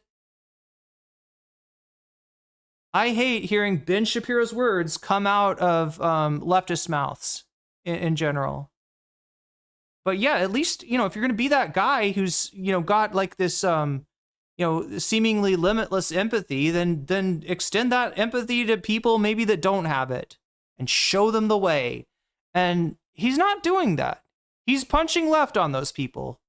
At best interpretation, like I said, it's a vice signal to try to make his community more, you know, welcoming to, you know, people that he wants to de-radicalize, teach, move further to the left. And worst case scenario, he's like internalized some of this anti-wokeness. They don't need to have these sorts of hangups because there is no protection that is required for any of the marginalized people. So it's a much easier ground for them to stand on, to constantly refill their numbers, constantly bring on more people onto their side. Whereas those of us who are on the left have a much more difficult undertaking. Privilege ass take, I love you, but be for real.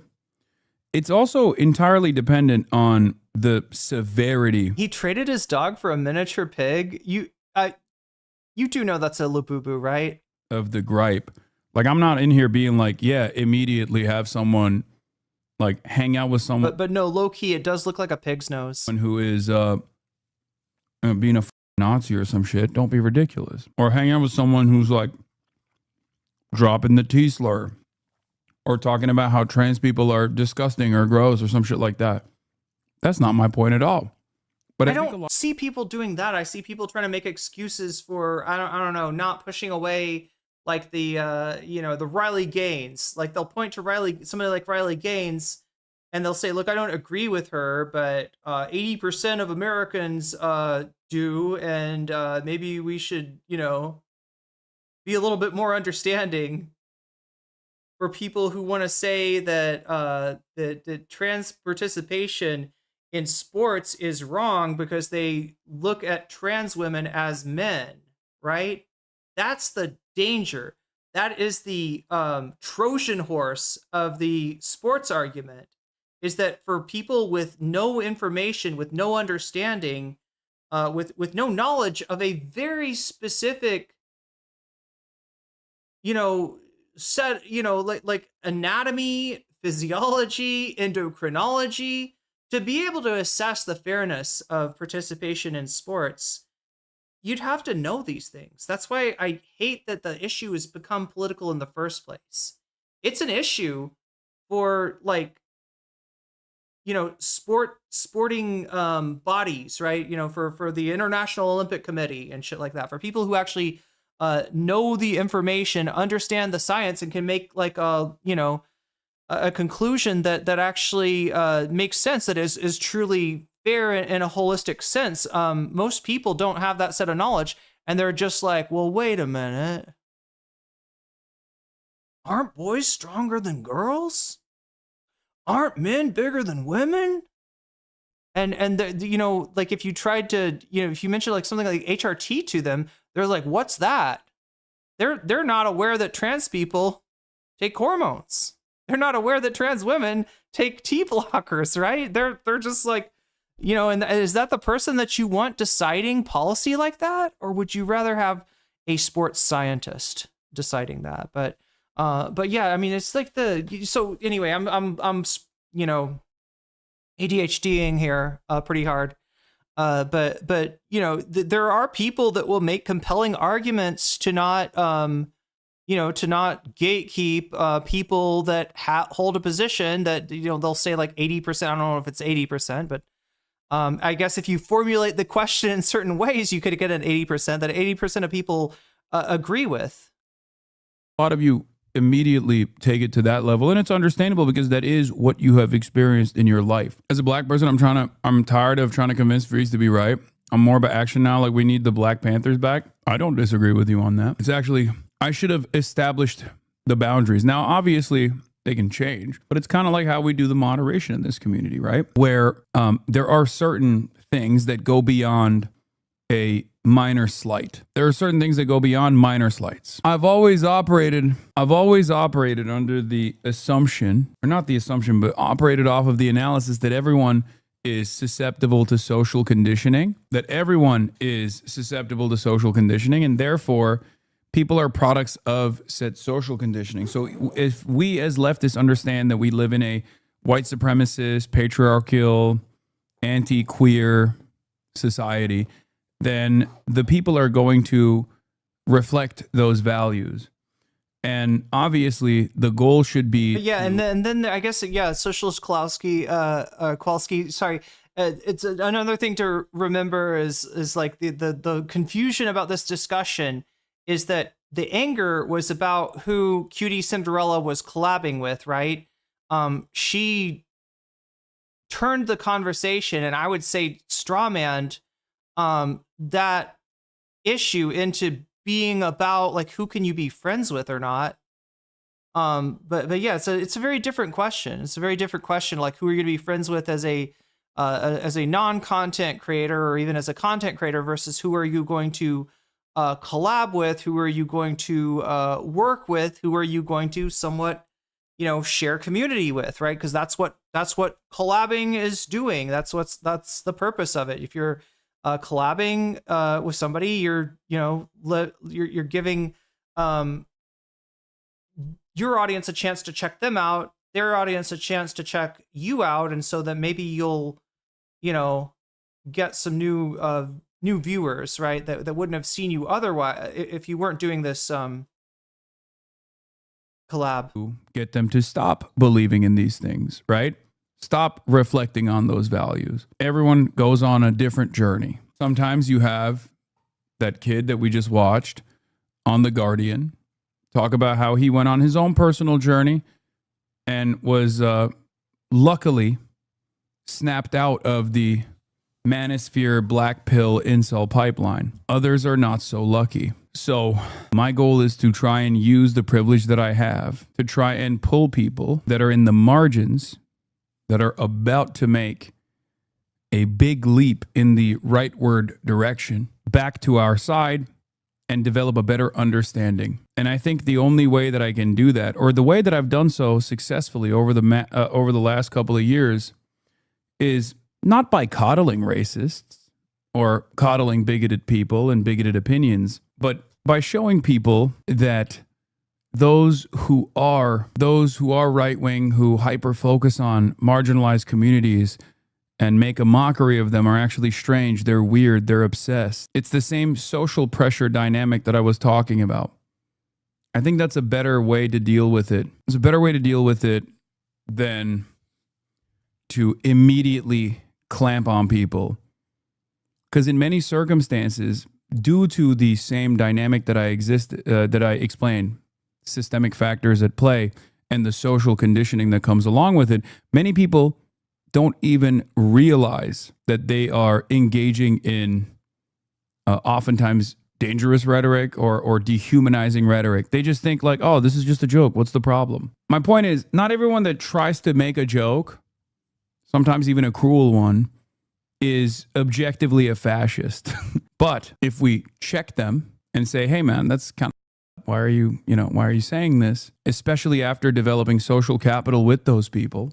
In my experience, that's a much more successful way, coming across not like a hall monitor, but instead as someone who can be more productive in changing their minds. Now, of course, as I always say, this is not something that I expect from people who are directly being marginalized in that moment. And I do understand why people get mad. I understand it. That can be their first step to finding them. Yeah, exactly. I think these broader initiatives of having normal relationships with people who are not like outwardly political content creators, for example, can also help many find communities like this one. It's been very effective. Anybody want to confirm what Cookie Pork is saying? Is the screen black on Twitch? Did we get shut down for being too based? Maybe tell Cookie, oh, you're good? Okay. Were you trolling me? If so, successful troll is successful. And it's been especially effective. If it wasn't, then the right wing and these like dip, incel, racist, transphobic people wouldn't be actively trying to make me into a toxic person that is irredeemable and even go after my friends who have nothing to do with politics at all. They do that so that I am isolated in general, because they realize that if I'm not isolated and I have normal relationships with these other communities, then their fan bases will be much more charitable to my worldview. And God forbid, maybe even change their... No, yeah, if I don't say this enough, anytime that there seems to be a issue with the sound, an issue with the video, any kind of issue at all, let me know. Because if you're seeing it, there's some chance that other people are too, and we can diagnose what's wrong that way. Their perspective. Cutie's problem is unrelated to you. Yeah, I mean, I'm not very familiar with what happened. I'm just talking about my own principles that I oftentimes repeat to an audience that doesn't want to hear it. That's not true, actually. Many of you do want to hear it. Some of you even recognize that you took advantage of that charitable tone that I took on for whatever perceived bigotry that you exhibited, and therefore became who you are now. I'll always point to Speed's growth and why I always present Speed as like a wonderful example of growth in general, even though the odds were absolutely stacked against. Is Hasan making this about himself? He hasn't seen the clip, so he's just giving his, I guess, general impression of I don't know, people you know, going out. I guess he's trying to say there's like misspent priorities, you know, it's like a kind of where he's going with this. That.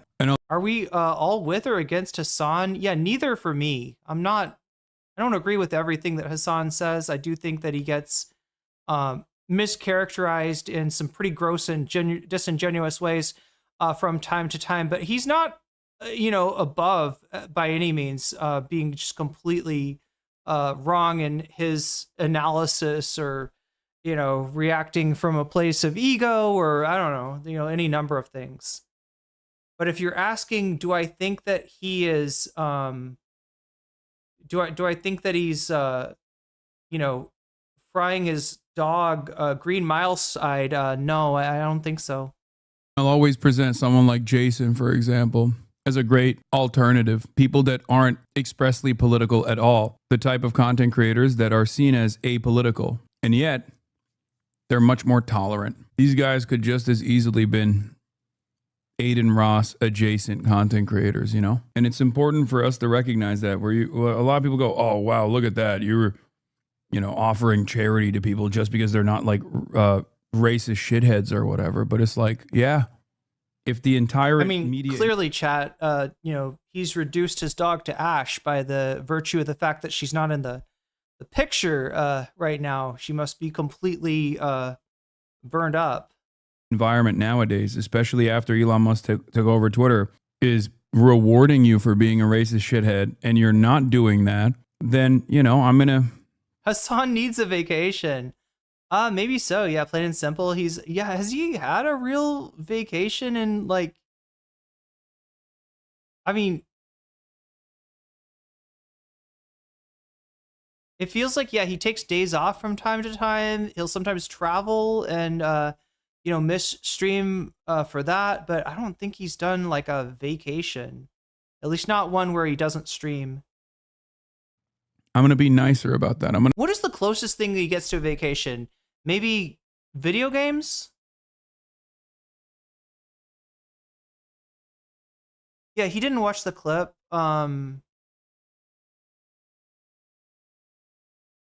Which can be a dangerous thing to comment on, but it seems like he tried to mainly focus on just general principles rather than making any statements about a clip that he hasn't seen. So probably smart. He was gone for like three days is the longest. Oh, wait, when was that? I think I remember that. Was that around some... He never streams games. Yeah, the gaming frogs are really hurting. My gaming frogs too.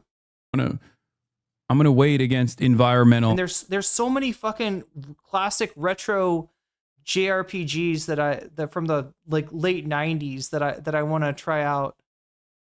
I was looking at some stuff about Persona 1 the other day, and I don't know, it almost seems like the plot's even crazier than Persona. I don't know. No, you don't get a crazier plot than Persona 2. Circumstances. We will get back to that at some point. And I do this to people who have declared me their enemy. He was wrong about Plattner. He was wrong about ETHAN Klein. He said that ETHAN Klein wasn't a bad guy, and it turns out no, he's kind of the worst. 90s JRPGs are so my bag. I got into like the Persona series, and then I started looking into more like of the Atlas catalog, and I found like the stuff that they did like in the what would have been like the Final Fantasy VII era. It seems pretty amazing. Persona 1 and 2, the final boss is Hitler. I think that's Persona 2 Innocent Sin, right? That has the Führer as the US version. It says Führer. The Japanese version it does say, and they put glasses on Hitler, like we wouldn't know. Oh no, I don't know who that mustached man is. That's why originally Persona 2 Innocent Sin was not available for the PlayStation in the US, because they were like, we can't have Hitler. We can't, not even as an enemy. Although I feel weren't there games that kind of like, I mean, maybe not Hitler, but they had some like I feel like I've seen a classic game that had, no, I think it looked like Hitler. What's the game where the guy has like a claw that he like shoots out and it grabs like a grappling hook? He shoots it out and it grabs onto things and he swings on it. I think that game has like Hitler as the final boss too. And that's like really old. That's like Super Famicom old. You know, people who have declared me to be their ops and shit too. Okay, so we're gonna try. I haven't done this in a while, chat. I don't know how long I'm gonna last, and also I gotta get to some stuff. Here. What am I looking for? Oh no, H3 I was like, what is his channel's name again? God damn, I don't know how much I'm gonna get through this, right? Chat. Ethan has been just all rage bait and no substance lately. Why is he shirtless? No. Everybody, Kate, No, I don't want to see this man take off his shirt. That was fuck.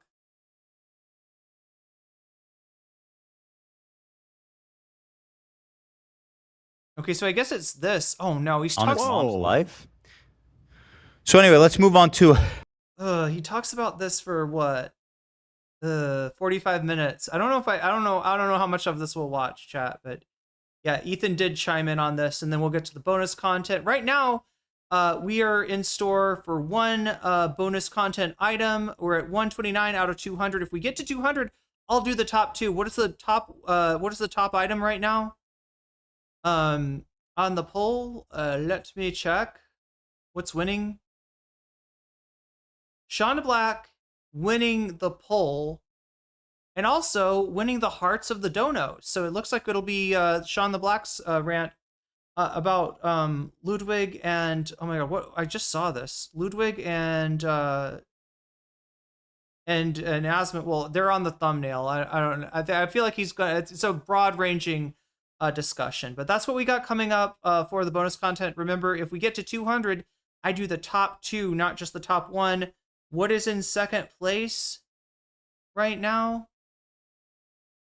It would be TYT goes after the majority report, but with the donos, it becomes Elliot Sang chiming in on the Hasan controversy. So if anybody's interested in that, we're about 70 points away from getting double bonus content today. It could still happen. It could still happen. 161 votes have been cast. If you haven't voted already, make sure to get your vote in.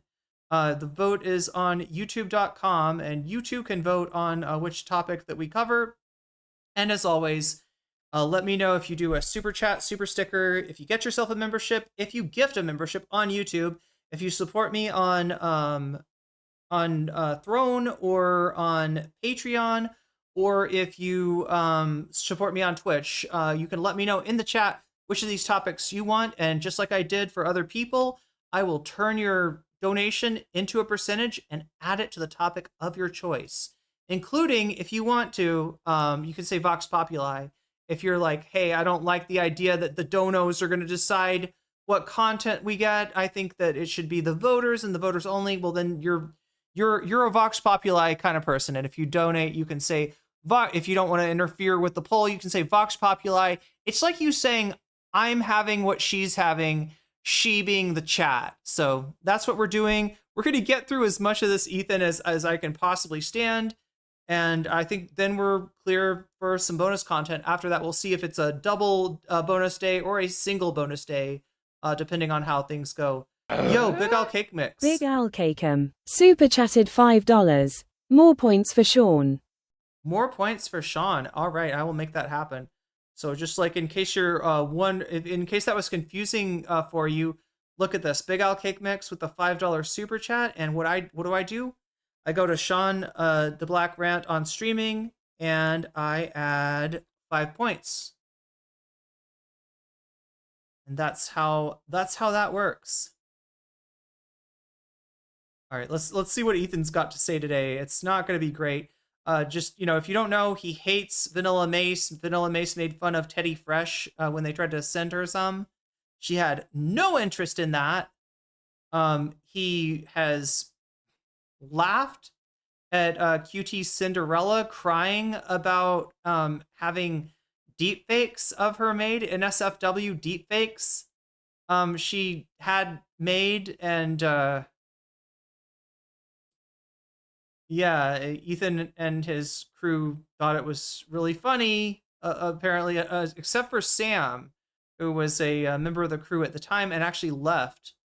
I mean, this is what makes, like, it's gotten so much more. Can we all agree that it's gotten so much more toxic since Sam left? So QTCinderella, Ludwig's girlfriend and a big creator herself, beloved by many. Cutie is getting shit for what she said in a stream with VanillaMace. Now, VanillaMace. People are just that's the problem. People are way too. People know her. You guys want to watch it from this POV?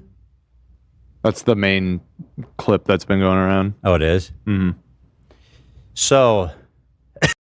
Beyond the Beyond, I've never heard of. Fantasy Star, is it Fantasy Star Online? I only know that name from the Deco song. You know what I'm talking about, Socialist Kowalski? That one song.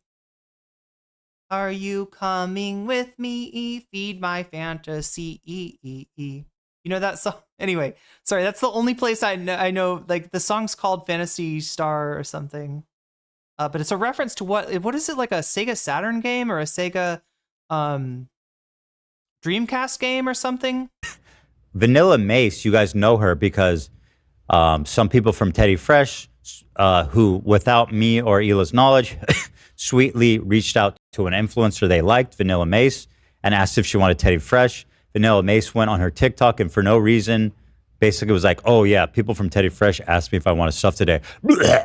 How about fucking no, Zionist? She talks like she didn't say that. She just said your clothes were ugly, bud.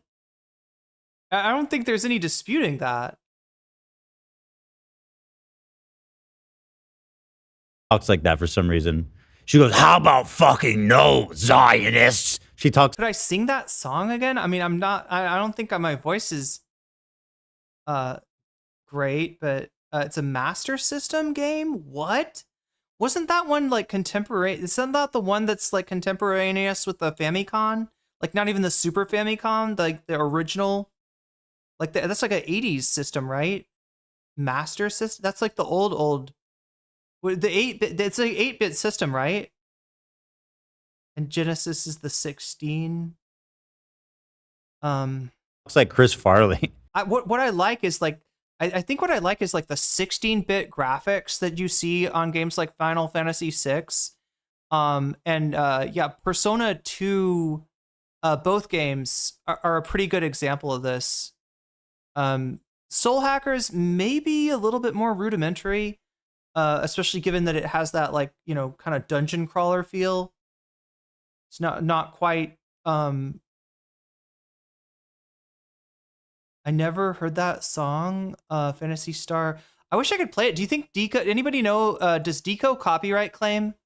Master System is the equivalent of the original of the NES, right? Yeah, like the 16-bit JRPGs are the best. Yeah, I feel like that's the sweet spot. I just really like some of the graphics on those.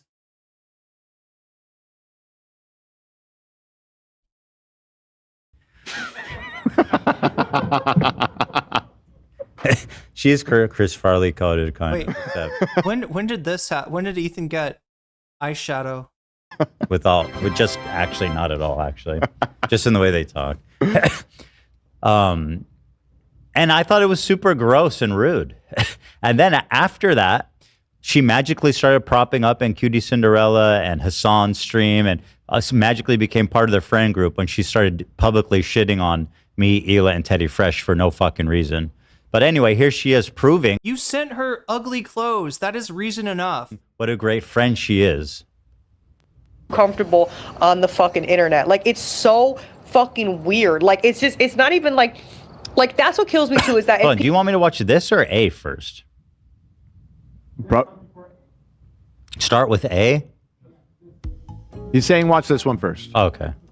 People will be mad at me. You know what we really need? What is it called? We need a mole. Right? Can you imagine if Dan Sverdlov was a mole? Can you imagine if Dan Sverdlov was just tired of Ethan's shit? He wanted to keep collecting his salary, but he didn't want to, you know, he felt bad about what he was a part of. Can you imagine? Dan Sverdlov has a chance to do the funniest thing ever, and I just don't know if he's up for it. But if you are, Dan, let me know, and we will rock. About something that is completely unrelated, and then they'll make it into something else, and then they'll be like, "Oh, an H3 mole," or even better, just planting the idea in Ethan's brain that there is a mole in his crew. Ethan looks like a cop trying to bust the gays at a circuit party. Nice. Oh, and like someone commented something on something like, they were like, "Oh, girl, you're eating," and then someone else like replied, who obviously is like mad about something fucking else or whatever, just doesn't like me. And she was like, "Well, she should be eating a salad too." I'm just like, girl, I'm like, why are we turning it into something that, like I'm just like, girl, like. For the record, chat, I love salads. What the fuck are we even like? It's just shit like that, and I'm like, y'all are too comfortable on this fucking internet. Like, simply, y'all are just too comfortable. This is my perfect example. It's like, okay, I collab with Lacey. Lacey makes. Oh, here's okay. So yeah. This is slightly before the clip that I got a hold of. I don't know. Wait, so where did this come from? I'm trying to figure out like how this discussion, because Vanilla said that she didn't like where the conversation went and was a little bit confused about how it even got there. Unrelated, and then they'll make it into something else, and then they'll be like, "Oh," and like someone commented something on. Okay, so she's talking about like a fat shaming comment, I guess, that she got. That's what prompts QTCinderella to talk about, you know, people being upset about her doing content with FaZe Lacey. Something like, they were like, "Oh, girl, you're eating," and then someone else like replied, who obviously is like mad about something fucking else or whatever, just doesn't like me. And she was like, "Well, she should be eating a salad too." I'm just like, girl, I'm like, why are we turning it into something that, like I'm just like, girl, like what the fuck are we even like? Chat, I do have some salad rolls, right? But they're like the ones with I got them with tempeh, and like I don't know, like it feels. Oh my gosh, I'm so sorry. It feels like a little too much food somehow. Like, it's just shit like that, and I'm like, y'all are too comfortable on this fucking internet. Like, simply, y'all are just too comfortable. This is my perfect example. It's like, okay, I collab with Lacey. Lacey makes some homophobic jokes sometimes that I am not comfortable with the homophobic jokes Lacey has made. Lacey knows that he can't make those jokes around me. That does not mean that I am homophobic. Believe it or not, everybody. What is a salad roll? Do you know what rice paper is, or like a wide rice noodle? Like, so you take salad, and you know, in this case tempeh, which is like a fermented, it's like an Indonesian fermented soy dish, right? And you roll it in you roll it in some rice paper. Rice paper is kind of amazing because all you got to do is take a little bit of like warm water and then just put the rice paper down in it and then turn it over, and it's like ready to go. I think you can also maybe, are they clear? Yeah, they kind of look like clear egg rolls. Yeah, that's kind of what they look like. There's no eggs in them, but they do look a little bit, like clear spring rolls kind of is what they look like. Yeah, it's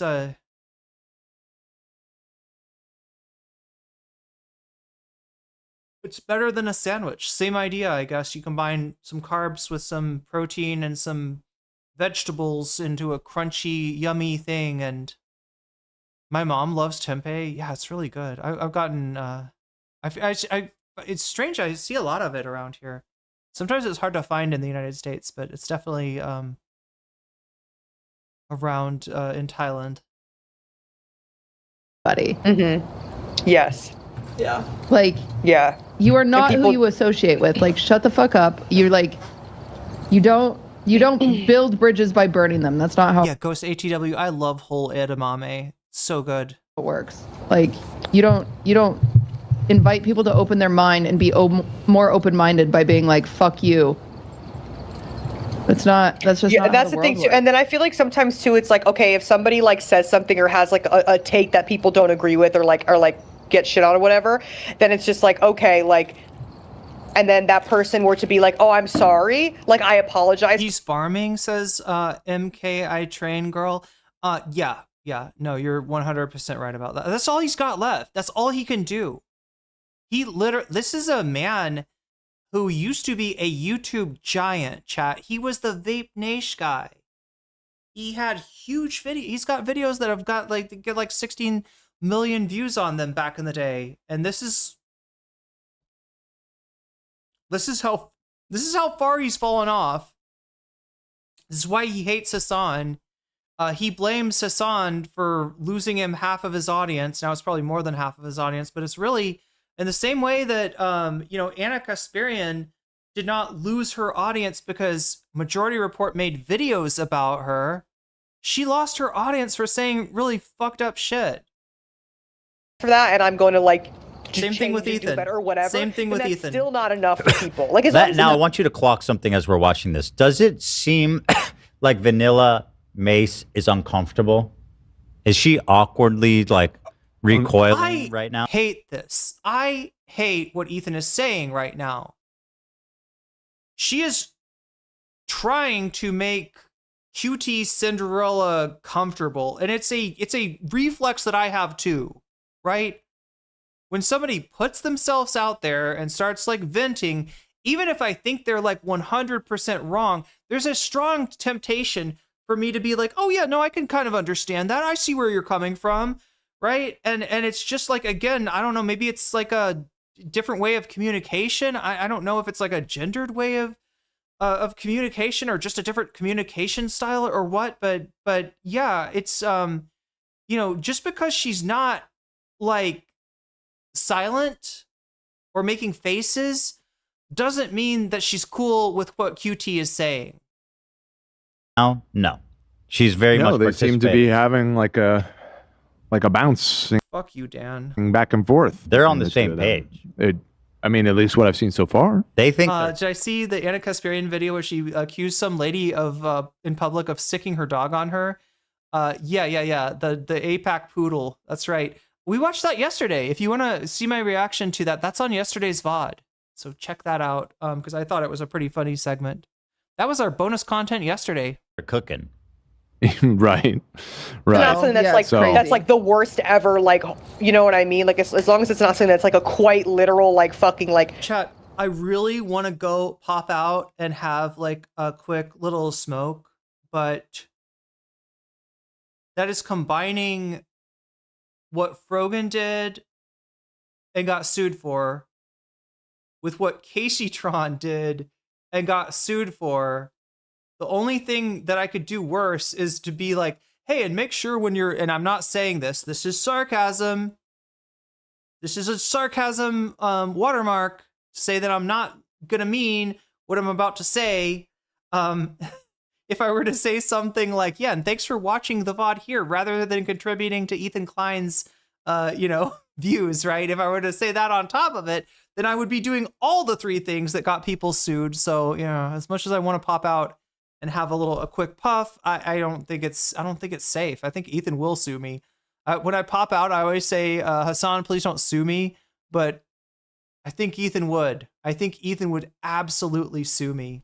I mean, if he was aware, I don't know. Maybe not though. Maybe I'm just not like, right. Maybe I gotta be one of the women on the internet that incels hate. I don't think enough incels know about me or hate me, right? I think I've got to do more anti homath videos before I get that status. So maybe I wouldn't get sued.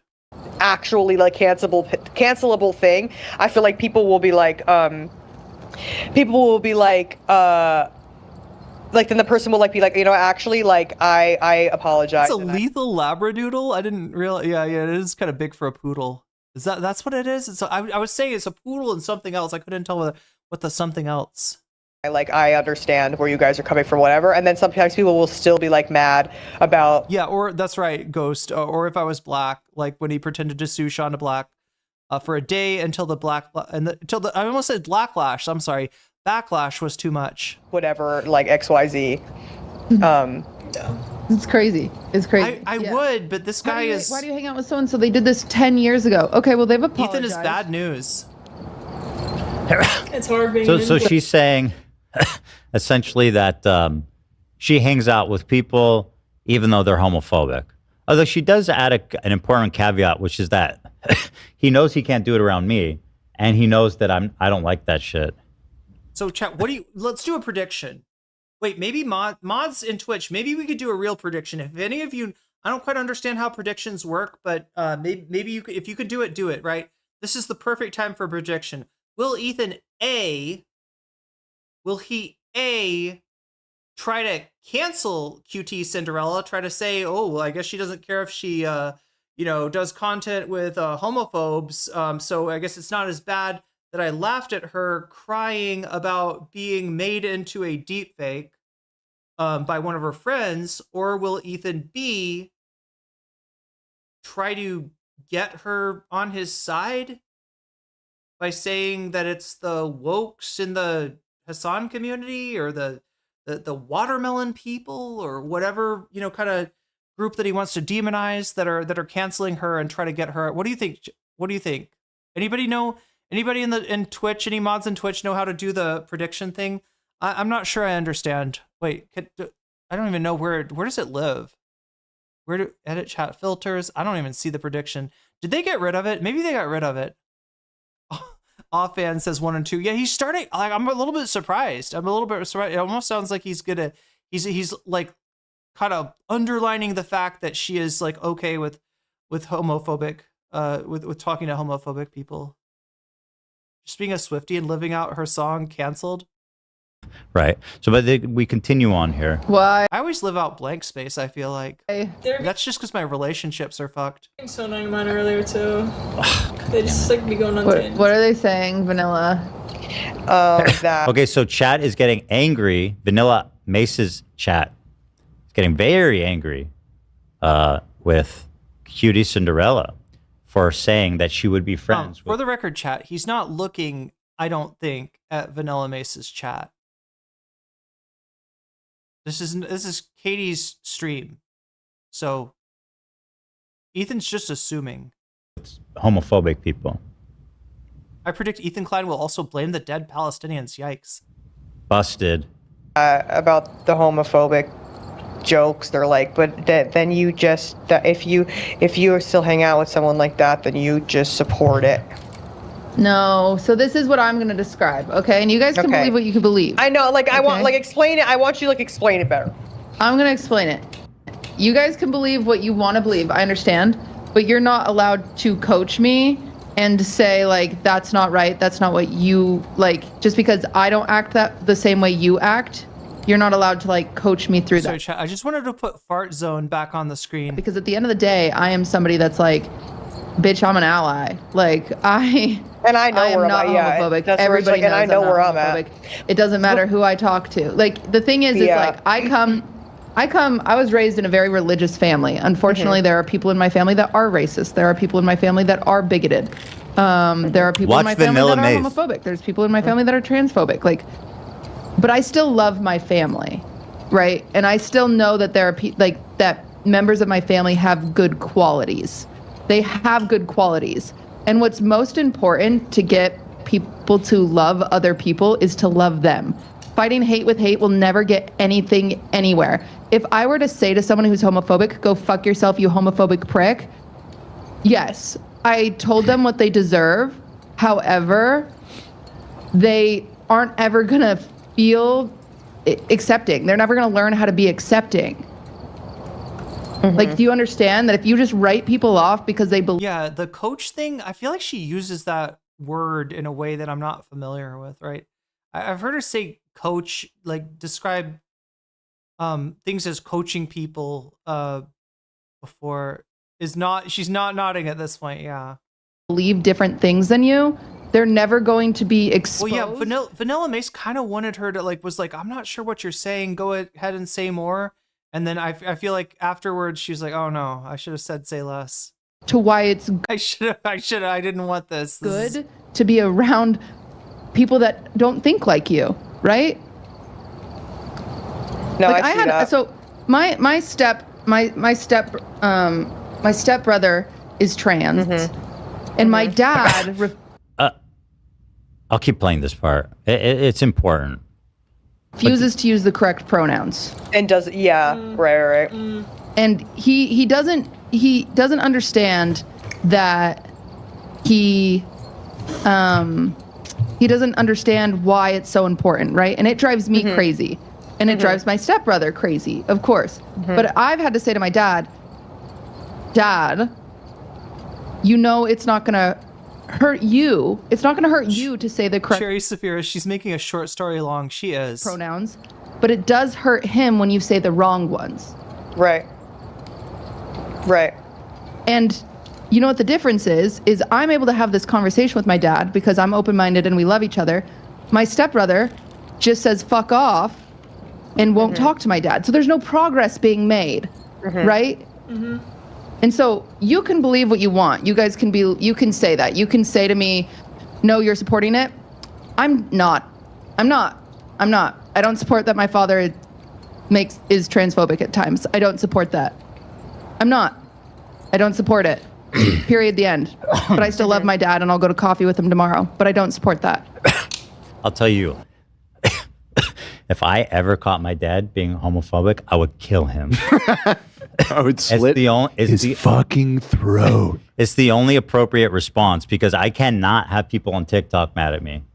Yeah, that's for sure. What TikTok is mad about, not killing your dad. Yep. Isn't his dad fucked up somehow?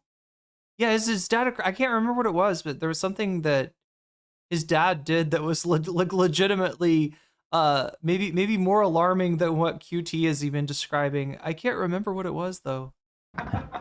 I will kill my own father if he says one gay joke. What was it? Was his mom underage when they met, or was his? I can't remember what it was. Am I mixing him up with Macron? Maybe his dad is kind of. She is friends with trans. Well, she's not talking about. I mean, her dad. She's saying is transphobic, right? And is so transphobic that he won't he refuses to gender. He refuses to he misgenders her stepbrother. His dad is the vector of Giardia. What was the deal with his dad? I remember something. Didn't Ethan's dad? Yeah, when she was underage. I thought, but maybe I'm mixing it up with Macron. His dad met his mom. Okay, so that's a real thing. That's a real Joe Rogan. That's a real thing. That's it. I'm on your guys' side. Trust me. Yeah. And then I'll kill myself. Wait, so does that mean his dad?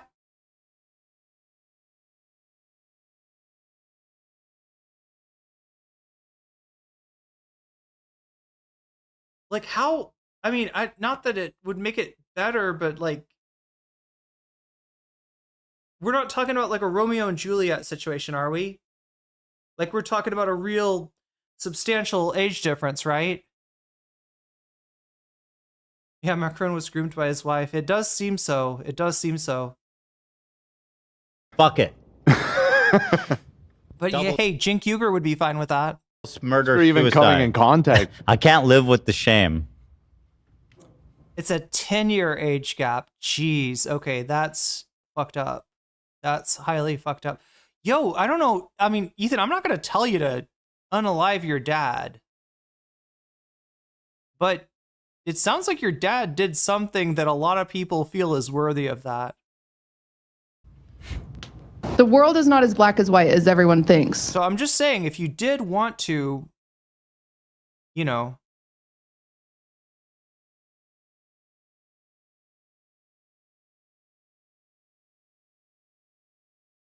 I'm not saying that Ethan should kill his dad.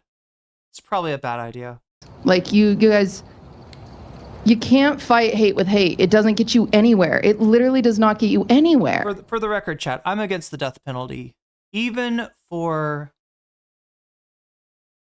creeps.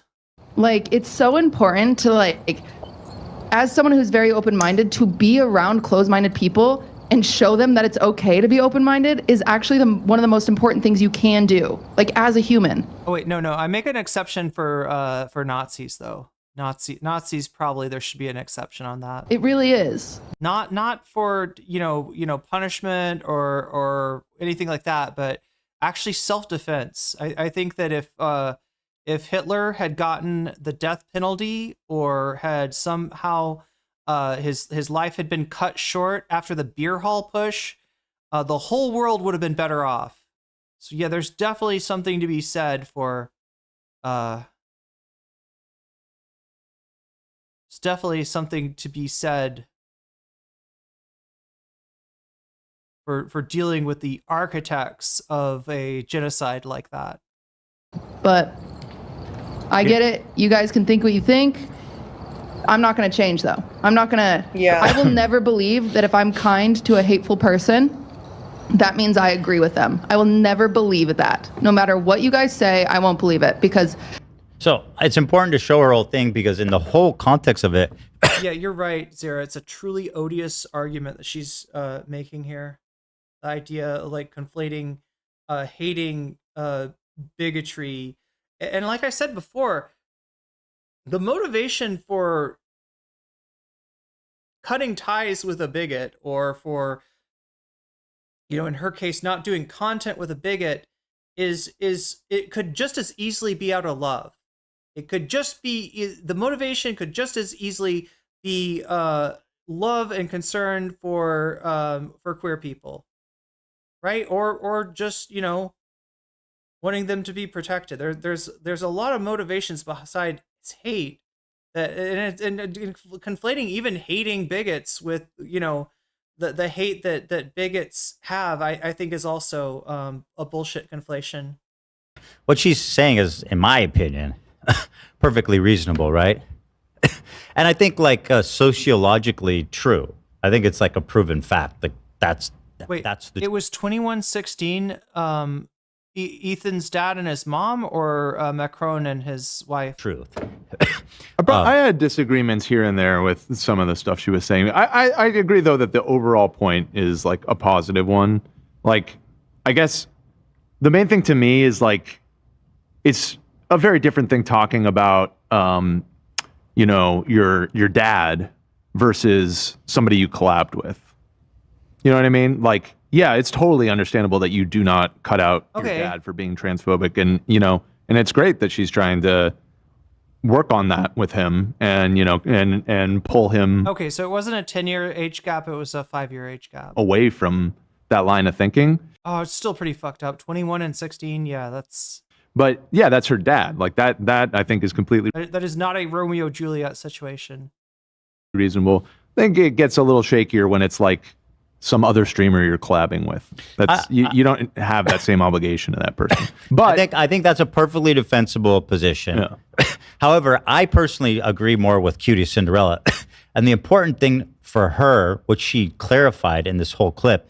Well, I mean, it's understandable, Ethan. I mean, you don't have any black friends, right? So, you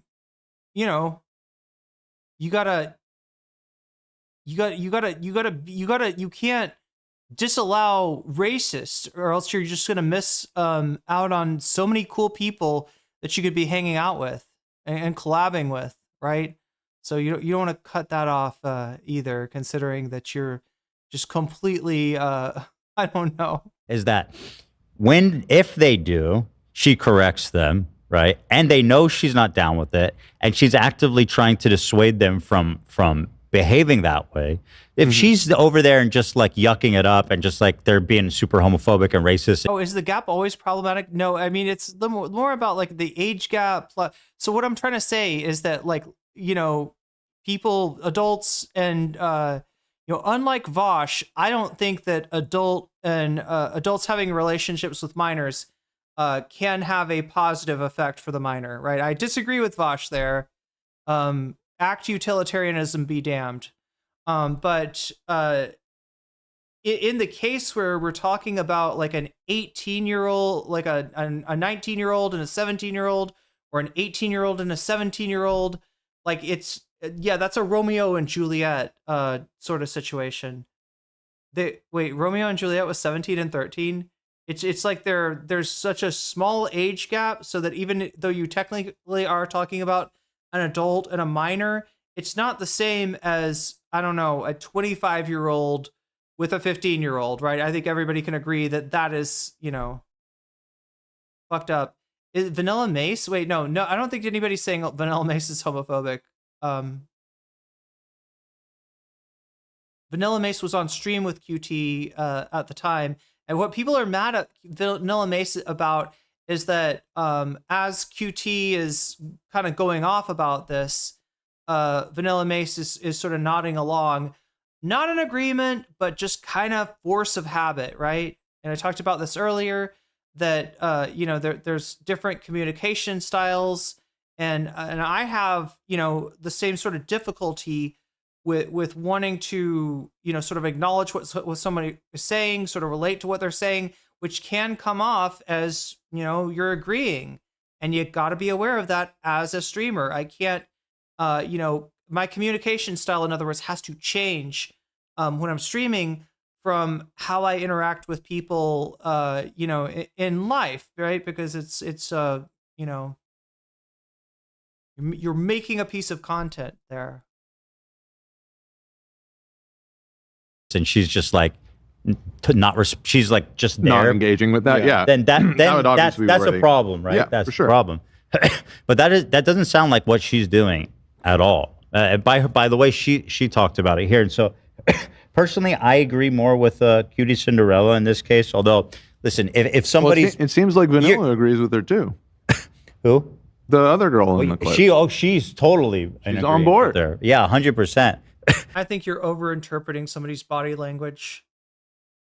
I think that communication styles, especially when it comes to nonverbal communication, vary greatly. And this is, I don't know, I almost want to say this is, and you know, obviously, even within a gender, people have different communication styles. Not every woman has, you know, this communication style, but I feel like what Ethan is doing here is disingenuously reading what I will like typify loosely as a female female communication style through a male communication style lens, right? I think this is pretty disingenuous, especially given that a lot of what VanillaMace is trying to do here is just understand what QT is saying, and once it all comes out, yeah, it's something that Vanilla does not agree with, right? It's something that it's, you know, and once you know the background, that we're talking about, you know, a homophobic member of FaZe, right? It's yeah, definitely not something she agrees with. Yeah, body language typically shows emotion, not agreement or disagreement. This reminds me, there's this story of this dude who converted like dozens of clan members away from white supremacy and out of the clan. Okay, what's his name? Let me look. And he did it by bringing them on Twitch streams to collaborate with. Yeah, famously. What's his name again? Oh yeah, Vosh. That was his name. Yeah, the guy named Vosh, who we canceled a few years ago for his inappropriate lust for underage anime women and in compromising situations with AI horses. Come up. I don't remember his name. I remember this story though. It was in. Has a PhD in body language. I call BS. I say it was in Colorado for some reason. So it's a black dude, right? Who managed to. This guy convinced 200 KKK members to give up their robes. A black dude. That's awesome. Yeah, I think I've heard the story. He let him run the train on him, and then they were like, "Damn,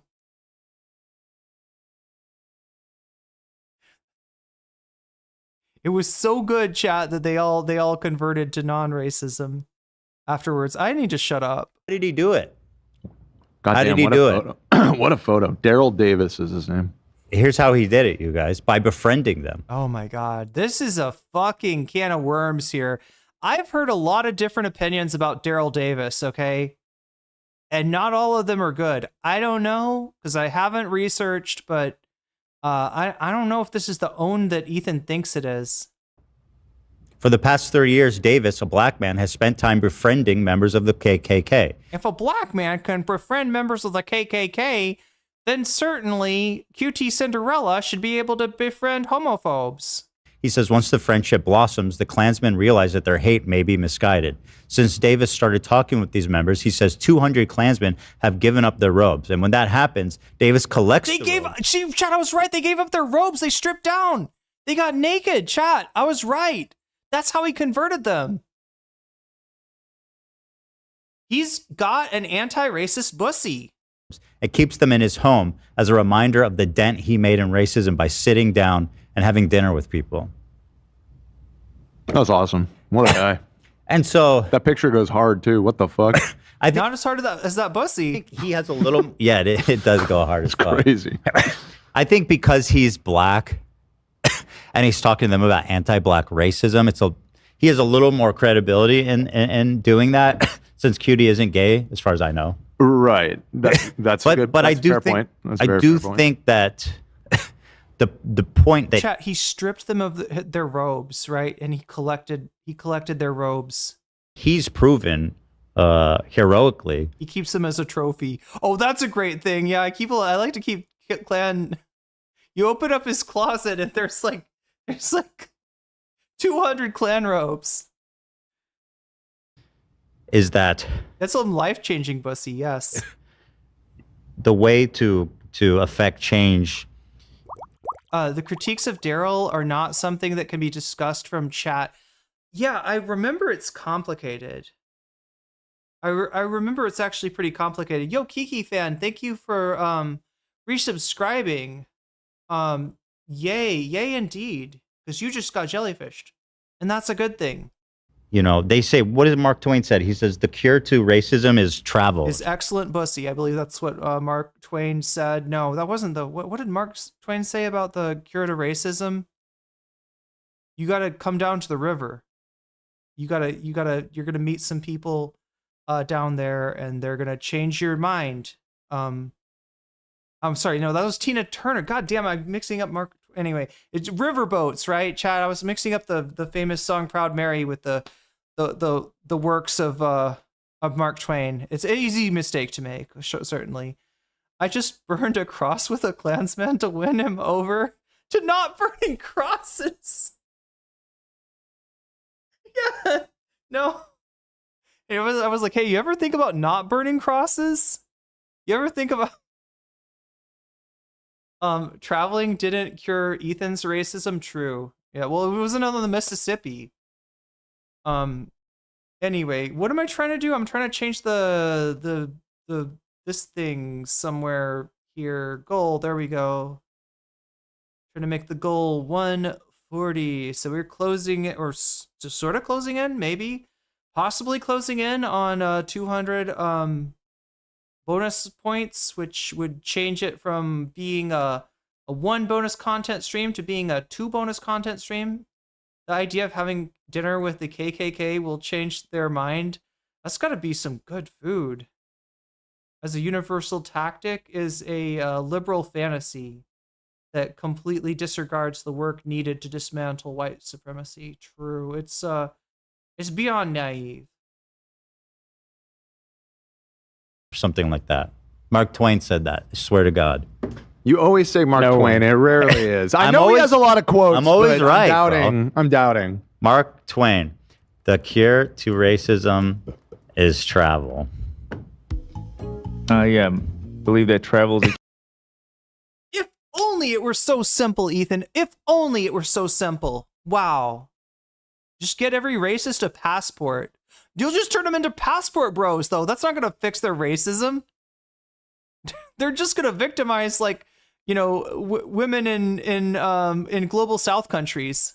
here for prejudice and racism. Once again, killing it with the Twain references. So My Twain references are insane. I'll read it to you. Calm down, Dan. Yeah. That's a good point, Bad Lefty. I feel like Birthright, the travel that Ethan did in Birthright, I feel like if anything, that made him more racist, not less racist. Zara says, I vote Elliot Sang. Elliot Sang it is, Zara. I'm calm, dude. Travel is fatal to prejudice, bigotry, and narrow-mindedness. Many of our people need... And heterosexuality was the other part of the quote that often gets omitted, right? But yeah. Mark Twain knew about that life-changing bussy as well. Sorely on these accounts. Broad, wholesome, charitable views of men and things cannot be acquired by vegetating. Yeah. Mark Twain had a few characters with some really unfortunate names. Like, right? Samuel Clemens. In one little corner of the earth, all in one's lifetime. Life gave him Clemens as a last name, and he made Clement Twain. Clement something. I don't know. Sick. That's a great quote. Mark Twain. Thanks so much for chatting with me. So, the open-mindedness, I fuck with Mark Twain big time, dude. Big time. And by the way, in a microcosm, I don't know if he'd have in high school they stopped teaching Mark Twain or Huckleberry. You gotta understand. Oh no, chat. He's gonna argue for the teacher should teach Huckleberry Finn, and he should, when he's reading it in class, make sure to say the N-word. That's what really makes people anti-racist, is when your teacher calls the character N-word Jim rather than and actually says the N-word rather than saying it the way that I just did. Finn, because it has the N-word in it, is kind of like a perfect analogy for like how people are behaving on TikTok. It's like, you can't fucking What a piece of shit.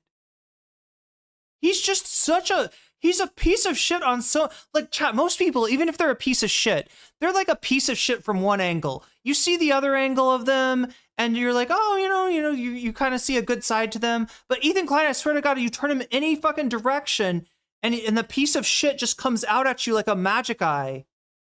Differentiate between someone using the N-word as an insult and a fictional character in a story that was one of the most important. Oh, thanks for reminding us. N-word Jim is not a real guy. Jeez, thanks, Ethan. No. That story, Huckleberry Finn, was a breakthrough in race relations. I don't know that. Yeah, because his travel companion, he's friends with a black kid, was portrayed as this. And that's why the 1900s didn't have a resurgence of the KKK. Oh, wait a minute. But they didn't have like a president screening the most racist movie ever made in the White House. Oh, wait, no, they did. Damn. They didn't have lynching. Oh, wait, no, they had lynching still. Wait, I'm trying to, never mind. As a really great guy. Right, yeah. And a hero and a mentor, which is something that people were not doing in literature at the time. We read it when I was a kid, and I seem to remember they just censored the N-word. I'm just imagining a fucking Ethan Klein doing like some kind of misbegotten say his name campaign with the character that he's talking about here. The character with the slur as his first name. I don't know. This is going to a bad place. He's a literature major. Yeah, and American literature, famously the best literary culture out there. This is the part where QT messes up. Talking to two queer women about how we should deal with homophobia would be different if she made the conversation about sexism, which Lacey... Oh, hey, good point. Yeah, I didn't think of that. I'm sure there's a lot of... Maybe instead of reading Huck Finn, he could have read W.E.B. Du Bois, not pronounced in a French way. It was there when I read it. Because I don't know. I guess it was there when I read it. I was like 11. Maybe it was just there, and I just don't remember. But I think there was even muses. It does seem crazy that it would have been there, but I think there was even musing by Huckleberry Finn being like, "Why am I calling you that? when this and this and that. And you know, it's been too long since I've read any Mark Twain. Is what I'm discovering today. like maybe I got to give him another chance. I'm saying for people to say Mark Twain is racist for using the N-word in his story. Does anybody say that? Or did they say that saying the N-word over and over in your American Lit class in junior year in high school might hit a little different for the black students than it hits for the white students? Might encourage certain behaviors by the white students that make things uncomfortable for the black students. Gives the racist white students almost a permission structure. One might even say a pass to use that word where they will not get in trouble. They can just be like, I'm just talking about a fictional character. God, why are you getting so out of, I'm just talking about a fictional character here. Why are you getting so mad? Get mad at Mark Twain. Don't get mad at me. Mark Twain's the one that made his name, and then they say the N-word for the umpteenth time. Mark Twain was a white man in the 19th century. Yeah, of course he was racist. Yeah. He was inspired to become a lit major when he got to say the N-word in junior. Wait, what did they call it? I guess they wouldn't call it junior English or whatever. Story. It's so narrow-minded because his story was a landmark anti-racist writing. Chat, are we the first to kind of feature this?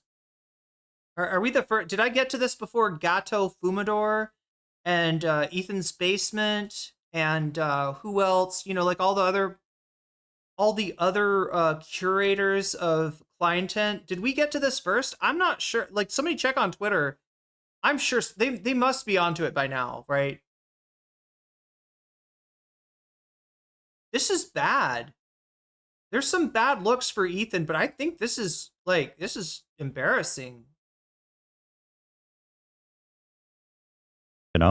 How did there's gotta be some pushback from even the Fupa Troopas, even the chat, right? The whatever chat is not like from literally from DGG, whatever chat are not Dan Saltman's bots.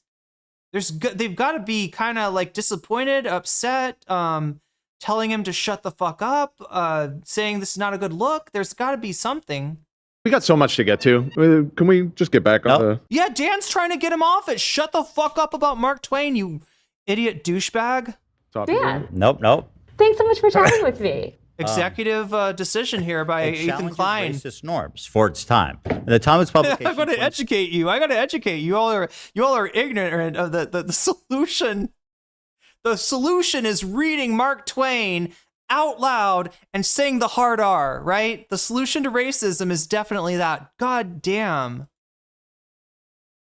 The pink does not suit his. Yeah, I was going to say it's not really his color.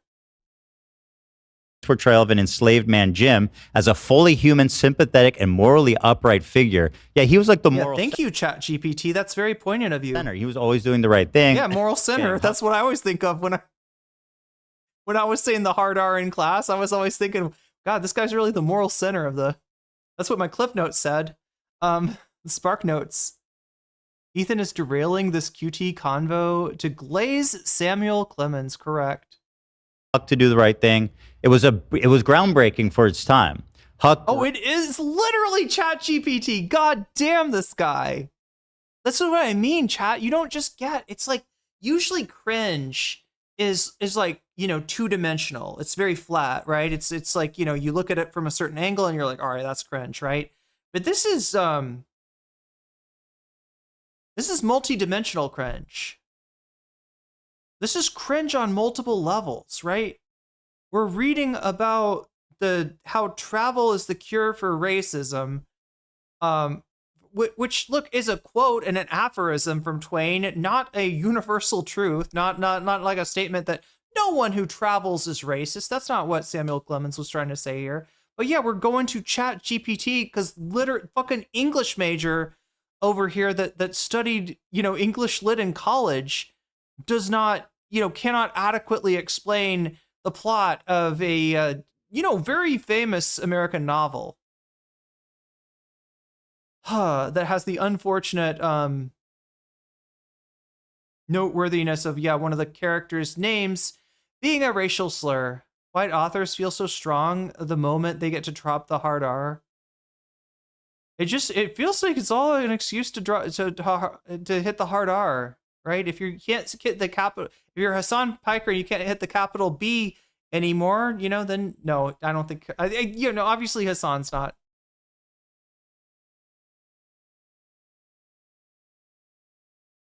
Well, look, as much as Hasan might sound, like Bull Connor from time to time, hitting that hard B, putting some stank on it, we can always count on ETHAN Klein to sound much worse. There we go. I think he's still Hasan's friend. Look at that. He's taken a bullet for Hasan. Growing recognition of Jim's humanity, culminating in his decision to help Jim escape slavery. Yes, chat. Jim was a human. Did you know that? A black man was a human. Amazing. Wow. Thanks, Mark Twain. I didn't realize that because I don't have any black friends because I'm ETHAN Klein and I'm too busy poisoning my dog with cheese to... Oh, okay, shut up. Even though he believes he'll go to hell for it. Directly confronted the moral hypocrisy of slavery and the racism embedded in the 19th century American society. In this way, the novel challenges the dominant racial attitudes of the post-Reconstruction era by exposing the cruelty and absurdity of racism. That's how I learned it. And so from ChatGPT, which wasn't around when you were in school. What are you talking about? It's something like that and being like, oh, Mark Twain's racist. You learned it from Cliff Notes. Come on. Can't read that book. Was that why it was removed? Because I think it's just because it has that word in it. Right. Well, I think I don't think that the thing was like nobody should read Mark Twain. I think the thing was like if you make this something in high school that you're reading out loud, then that's going to be really uncomfortable. For black kids who are probably already hearing more N-words than with a hard R than they need to now have to deal with this in class. Might be for reasons like Avery's telling me right now. Maybe it was because it's Bakersfield, but my teacher had whoever was reading it say the N-word even if they were white instead of skipping it. That's pretty hardcore. There are some teachers that really do, they're sticklers about the hard R when it comes to that. Remember, clear as day. See, I feel like it was probably just removed because it just made so many awkward situations like that. When you teach that book. Chat, we got to get this mole. We got to make this shit happen. We got to make this shit happen. We got the mole. Somebody get me in touch with this guy. Dan Sverdlov has the opportunity to do the funniest thing ever. It's the teacher's obligation to treat it with the sensitivity. I will give you the opportunity, should you be willing, Dan, to snark and still collect a paycheck. And the wholesale explanation of the use of the word and the weight of the word. And it's an incredible teaching opportunity for kids to learn about racism and slavery. Yeah, some kids don't know how to pronounce the N-word with the hard R. This is a great learning opportunity for them. And from a really impactful, I guess I hear what you're saying. But like, I guess I hear what you're saying because that's where my paycheck comes from. Making people say the N-word is bananas. Obviously, I don't know what goes on in Bakersfield. Yeah, I remember one of my classmates. He was Indian, but he pretended to have like a strong Indian accent to mess with our teacher. He didn't have that accent, but I remember him reading that book out loud for the class, and he's like, "Should I read that word?" And she's like, "Yeah, you could." And he read it in an Indian accent, and I have it that's stuck in my head now. But yeah, it was crazy. Yeah, I don't necessarily think things have changed so much, honestly, since I was a kid. Like, I don't think anyone was even like, let's not say it. I was in AP, Dan, not to flex, but we were a very serious conversation about this book in advance. That's why I have to look it up on ChatGPT now because I was an AP English student. In the advanced courses there, Dan. You were reading Huck Finn in an AP class? Yeah, seriously. Oh my God, he is our mole. He's our man inside, chat. Can you not? It's like a 6th grade reading level book.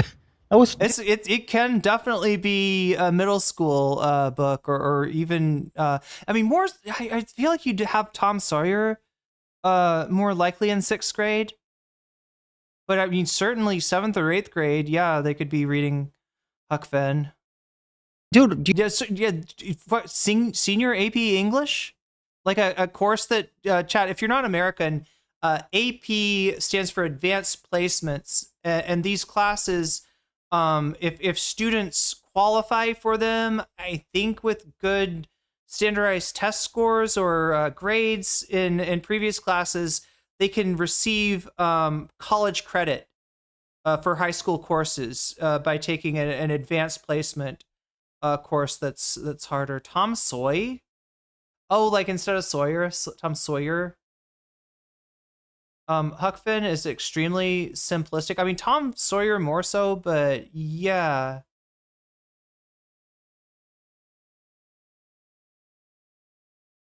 You see? Yeah, maybe for you when you're. Did I say Sawyer? I did, didn't I? I say like lawyer. You're like, oh yeah, I guess I don't maybe understand anything. I Mark guess- Twain's an idiot. It's because I'm trying to avoid the Sawyer lawyer. And I hate him. Trying to avoid that never said southern any of accent. that. This was AP Not a lit. single. Yeah. Yeah. Well, how did you score on your AP test? I got a What were we reading in AP Lit? I mean, I don't think it's anything to brag about or anything. Like, what, a little bit of the Fairy Queen? I got a 3. That's not terrible. I got a 4 on my math one. 3 is the lowest you can get that's passing. Or no, sorry. Yeah, I passed. I got a 4 on history. Nice. I got a 3 on lit. Nice. I was also an AP, Ethan. Yeah. AP English. Yeah. And do you agree with me? And we read Thomas Pynchon, Ethan.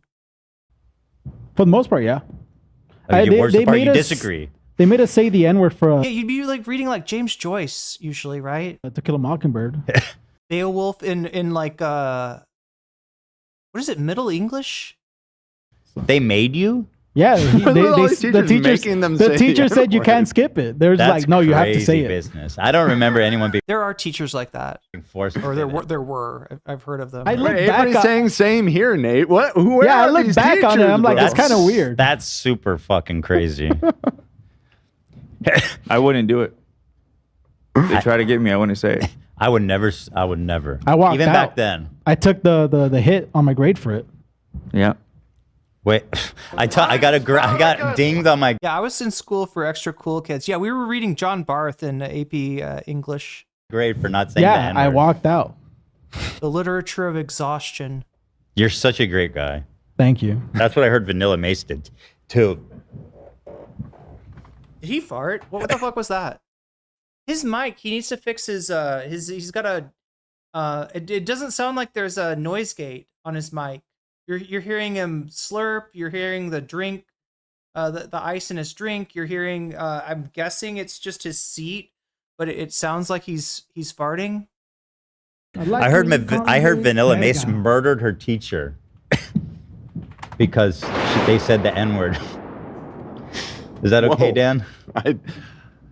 Sometimes I stop listening for just like a second to deal with something else, and I like snap back Yeah, all my teachers are dead. into the conversation. I'm like, how the fuck did we I was get saying vanilla And I kill with my cunt. Oh my god. so anti-racist. I'm sorry for the liquid sky drop there, chat. that when they were reading One person in chat though really appreciated that reference. Well, that's, I mean, kind of based. They you got know? arrested, and Shout then the out judge Vanilla. was like innocent, deserved.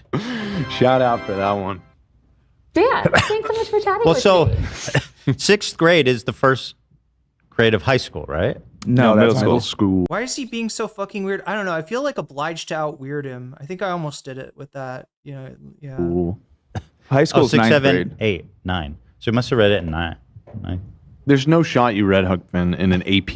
No, class. but we That had a seems great. really. I feel like we had a very in-depth analytical conversation about it. Okay, fair. I mean, you may have. You know, I mean, maybe you don't Racism isn't comedy, and that's why Ethan isn't funny. care about race. Okay, but I took my time to read that book. Okay. So I didn't have to commit suicide. Are there? Yeah, we have a sponsor actually. Segue from suicide over on to gamer subs. They're cool. I'll tell you one thing that doesn't make me want to off myself. That's gamer subs. Wait, sit here silently for 1 minute. Let's not push it. Though. Yeah, I mean, like, what do you mean? Let's watch a little more, and we'll go back to the ad. At the end of the day, if I'm around a racist person. I'm just not racist. I'm not. Me, I am not. Anybody who watches QT and is like, that is a good look, I am behind this person. Like, you know, talk about like, I feel like even QT is maybe unconsciously cognizant that none of this is a good look. You look at VanillaMace now, right? Ethan was saying that when VanillaMace nodded, that is that's a sign of agreement. No, this is VanillaMace saying, why the how did I get here? How did I get here? They are, yes. But how am I supposed to help them ever? By cutting them off? No. I think she's making mistakes here. She's getting too defensive. She's getting too defensive. She's going too aggro about it. It's not coming across well. If even ETHAN Klein can say that you're getting too defensive, you are getting too defensive. Even though, again, this is the king of defensiveness. And I think I get the sentiment and yeah, Katie also looked very yeah, absolutely. Mostly agree with her, but I don't think she's approaching it with the sensitivity it needs. I think overall she's right. But she can kind of almost take her own advice on this, where it's like, you shouldn't be so defensive. You should be conciliatory and acknowledge that while you disagree, they have you understand where they're coming from, right? Right. And that opinion. But the point I'm getting to is that VanillaMace is a giant fucking rat. Let's thank our sponsor. Rat. I want to thank our great, wonderful sponsor, GamerSubs. Okay, is that the segment? Is that going to do it for us today, or does he literally try to drag GamerSubs through more mud? Oh no, chat. He goes on to talk more. Can we be done with this though? I feel like, yeah, it is. How many hours have I? Oh my God, no, we got to be done with this. Chat, I'm looking at the poll. Okay. I'm seeing Shonda Black in first place. I'm looking at the donos. I am also seeing why the random hate. Oh no, it's not random at all, Sarah. I doubt I still have this open, but VanillaMace got gifted a. Here, I do have it open actually. VanillaMace was gifted some free Teddy Fresh merch. An outfit or something, or maybe more, and this was Vanilla's reaction. So, you know, you were let down by the lack of pushback. Here's a based moment. Who hit me up today on Instagram? Teddy Fresh. They said, hey, we'd love to send you some stuff. How about do I need like media training now that I'm like have more people in here? How about oh brother, this guy stinks. Out of your freaking mind. The clip of you talking about Teddy Fresh is going viral on Reddit. Wait, what is that? The Sims? H3 fans are gonna come after you. Oh, fuck! The millennial who only wear color block pastel, they're gonna come for me? Fuck! Please, even if Ethan wasn't a raging frigging lunatic, I still would never wear fucking Teddy Fresh. Just so butt-ass ugly. Who hit me up today on Instagram? Beautiful. No notes. All right, well, with that, chat, I think it's time to get to Sean's based rant. Are you ready? After all this bullshit, are you ready for something based?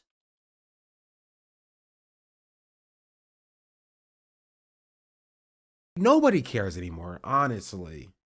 Like, we have arrived at a position, right, that, like, the Sims 2 streamers have stopped caring, but the audience has gotten more and more radical. Like, the audience demands more progressivism, more radical behavior, right? It's kind of like, it mirrors what you see with the Democratic establishment and the Democratic base. You have the Democratic establishment who thinks that they can just do what they used to do and still succeed. And the base is like, no, we actually want more. No, we're anti-genocide. No, you must move to where we are, or we're going to not support you. And now the audiences are doing the exact same thing for streamers, right? Streamers think that they can just do what they did in 2020 or 2025. It's not 2025 now. 2020 or 2020. The fucked up thing about Ethan is like, I know that there's more gold in them Thar Hills. And we could sit there with a pickaxe and mine it all day if we wanted to. And we could come home with stacks of 64 gold ingots, you know, just filling our inventory, right? But yeah, like I have streamed for 7. I've got to stop streaming so long. It also makes the VODs unapproachable. When people see a VOD and it says 8 hours, even 7 hours, even 6 hours, they just like, they're like, you know, I want to know about this subject, but goddamn, I'm not waiting through 6 hours to see it. So thank you, MC. And thank you everybody who posts in the comments timestamps. That's really helpful. And people watching the VODs really do appreciate that. So thank you for doing that. I need to get some time to actually cut segments out and make them stand alone. Or 2022 and just like go live, play games, chop it up with people on Among Us or whatever. And then they'll like succeed and they'll make a bunch of money and then their audience will just suck it up, right? That's not where we are anymore as a society. Like in the same way that like audiences for Hollywood movies are demanding like pro-Palestinian actors, right? Or pro-Palestinian sentiment from the actors in these movies. And if you don't express your sentiment for Palestine, they're like, look, you get out of here, which honestly, they're not wrong to do. But like the executives in Hollywood at large is just not keeping up with how fed up people are as a whole. Because usually it's not this bad. Usually it's, you know, here's what the take was that I had, right? People utilize streaming and Hollywood and music as escapism, right? There are the woes of their life as working class people under capitalism, and they would go to these forms of entertainment to escape from the woes of real life. However, society, especially American like society, has deteriorated so far that there is no escape, right? You know, like your neighbors are being kidnapped outside of their homes. Feel me? Your trans siblings are being systematically removed from society, right? There's a genocide going on, being funded by the tax money that you are, you know, that the government is taking from you. And they won't even give you things like healthcare. They won't even fix your roads. And so you're just like, there is no escapism, right? There is nowhere for me to go. And now you open up your stream, you open up twitch.tv and you look up your favorite streamer to watch when it was, oh, everybody's playing Among Us. And you see them, right? Multi-millionaires completely ignoring the fact that, you know, your cousin just got taken by ICE. You feel me? Completely ignoring the fact that you see a genocide happening and you think that's reprehensible, but they're just, oh, we're gonna play power washing simulator or whatever. You know what I mean? We're gonna play water park simulator or whatever, you know? And so you see that and you're like, how out of touch can you be, right?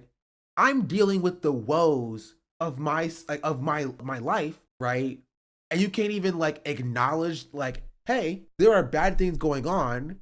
I acknowledge that, right? If you want to get away from that, come here, right? You're just like, hey, there are no bad things going on. Feel me? What a great life we live, right? And people see that and they're just like, what are we doing? What are we doing? So I have a theory about this because so many streamers are upset about viewership dropping. I know something that changed, but political streamers are still doing well. It really does seem like people can't pretend anymore. Yeah. That's true. It's true. And people take their anger out for either if their viewership dropping or for their audience being more hostile towards their content and their lack of, you know, their lack of coverage about current events, right? Or their lack of morals. Yeah. And they take that out on the political content creators, right? On the political streamers. They look at us and they're like, y'all did this. Right? Namely, they look at Hasan, to be entirely fair. They're not looking at me. You feel me? They're looking at Hasan. They look at Hasan and they're saying, you did this. You know? It's your fault. You feel me? it can't be me. It can't be the fact that my audience has shifted, right, and acknowledged that a genocide is occurring, and they want me to do that as well. No, it must not be that. It must be that Hasan's audience, their wokeness has infested and invaded, into the wider streaming landscape. And if only there wasn't politics on the platform, everything. Yeah, chat. It's like when you get on a flight, and if the flight, if there's most flights, if there's an onboard movie, even if you don't like the movie, even if you've already seen the movie, you're gonna, nowadays it's more like you got a selection, you got a selection of movies that, it's like embedded into the seat and stuff. So it's not, but who is he talking about? Just general streamers? He's talking, I guess, about Twitch more than anything. That during the lockdown, games like Among Us were really popular. People wanted to see their parasocial faves play, Among Us, to kind of escape from, you're in this lockdown, you don't know how long it's going to last. And you need something to kind of take the edge off, right? And to simulate human interactions, which you're not really experiencing as much. So yeah, people getting together to do Among Us streams, stuff like that was really popular at the time. And now, like I was saying, like you can watch the in-flight entertainment when the flight is smooth, right? Because you're escaping boredom. You're on the flight for however many hours, and you don't want to be bored, so you get involved in whatever, like that, like, I don't know, it's like the Adam Sandler 9/11 movie or something comes on, and you're like, all right, I don't like Adam Sandler, this is a ridiculous movie, but I'm gonna watch it anyway. But then it's totally different than if you got turbulence, you got a storm outside, there's like some kind of gremlin on the wing of the airplane tearing out the engine, right? You're on a boat and there's an iceberg coming up. You're not going to be as interested in the entertainment, right? When you're seeing an iceberg straight ahead of you, and so many people are seeing that iceberg straight ahead of them, and they don't know. Their concern is, what are we going to do? How are we going to be okay? And the streamer's like, I don't know. I'm playing Among Us. I'm if you're talking about Twitch royalty, I'm a millionaire. I'm not concerned. Let's play some video games, chat. Let's talk about some low consequence shit. And yeah, no, people are not as here for that as maybe they were during the height of the pandemic.